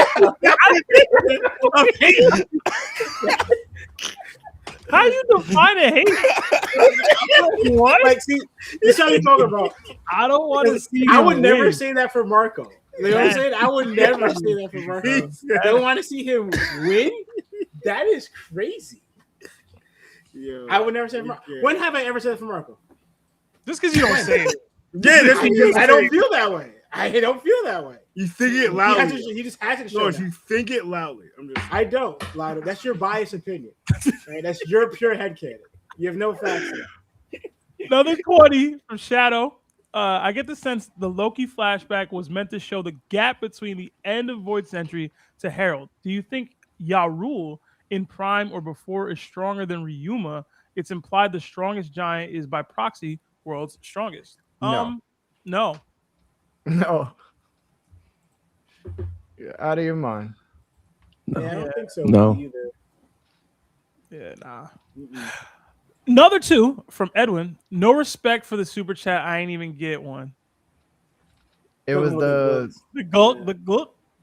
yeah. The yeah. Glook. He actually did. Sebastian did do it once. He did do it. Oh, put it to work. Bro said putting in work. Jeez. Oh my god. Another 2 from Keenan Williams. Hajrudin versus Sentomaru and Sabo versus Kuzan. Oh man. I'm going Sentomaru and Kuzan. Hajrudin and Sabo. Oh man. I got Sentomaru. and Kuzan too. I think it said tomorrow. Sentomaru Kuzan. Lionel? Sabo and Kuzan. What? What? No, you, What? Whatever. the Hydrogen versus Sentomaru. Who wins? Hydrogen or Sentomaru? Oh, I got set tomorrow. Bet. Sabo And who? Kuzan. Oh. I That's think tough. for now. No, it is tough for me actually. It's not. Kuzan for now. It's definitely not, bro. It's It's not tough, bro. not tough. It is. Don't let Shonen Showdown hear this. You be all right, bro. I'll say Kuzan for now. It's fair. All right. Last super chat, I think, from Kirill. Larry, live stream Bleach reaction on Patreon tonight? Tonight? It's a 5-hour stream. Bro, it's a 4.5 hour stream, brother. All right. Just rewind and watch again. I gotta make sure when I go by my lady, she, she good. Because she like, yo, where you at? It's been 4 hours. Get off. You ain't the only one. Right. Thank you, everyone, for all the gifted memberships and super chats and just being here with us, liking the stream. We really appreciate it. And all the jewels. I saw all the Unk alerts and jewels and stuff that were gifted and sent. Thank you, guys. And we don't really have a way of tracking that and announcing it, but we see it and we appreciate it. So thank you. I'll pass it to Larry for closing remarks, but shout out to Moonpiece for being here. Yeah, guys, if you can, please just like the video because the more eyes that get put onto this video because of likes, the more eyes get put onto Moon Piece. I'm not even joking. Like, that's how the YouTube algorithm works. We have some fine gentlemen, and they're the first couple of our special guests that we're going to start having on, because now we could collab with people. We weren't able to do so much before unless they were in person. And listen, Moon Piece came to the studio and showed love and came in person. So I really love these guys, man. I love what they do. I love how much work goes into their craft as well through their social medias and the pod itself. And they have all this content that they mentioned in the first portion of the the podcast when it first started. So I don't want to talk the ear off about how great they are. I'd rather you hear it from themselves. But I do want to say thank you so much for all of the super chats that you guys have sent. $500 is nothing to bypass. Like, that's a lot of money. But also the 2s, the 5s, the 10s, the 20s, the 50s. Like, guys, listen, this money goes straight to the pod, and it greatly helps us out. And it's unfathomable sometimes to think like people are willing to do that for us. So we're definitely blessed in a lot of ways, and I just don't know how to say nothing else but thank you. So enough of me talking.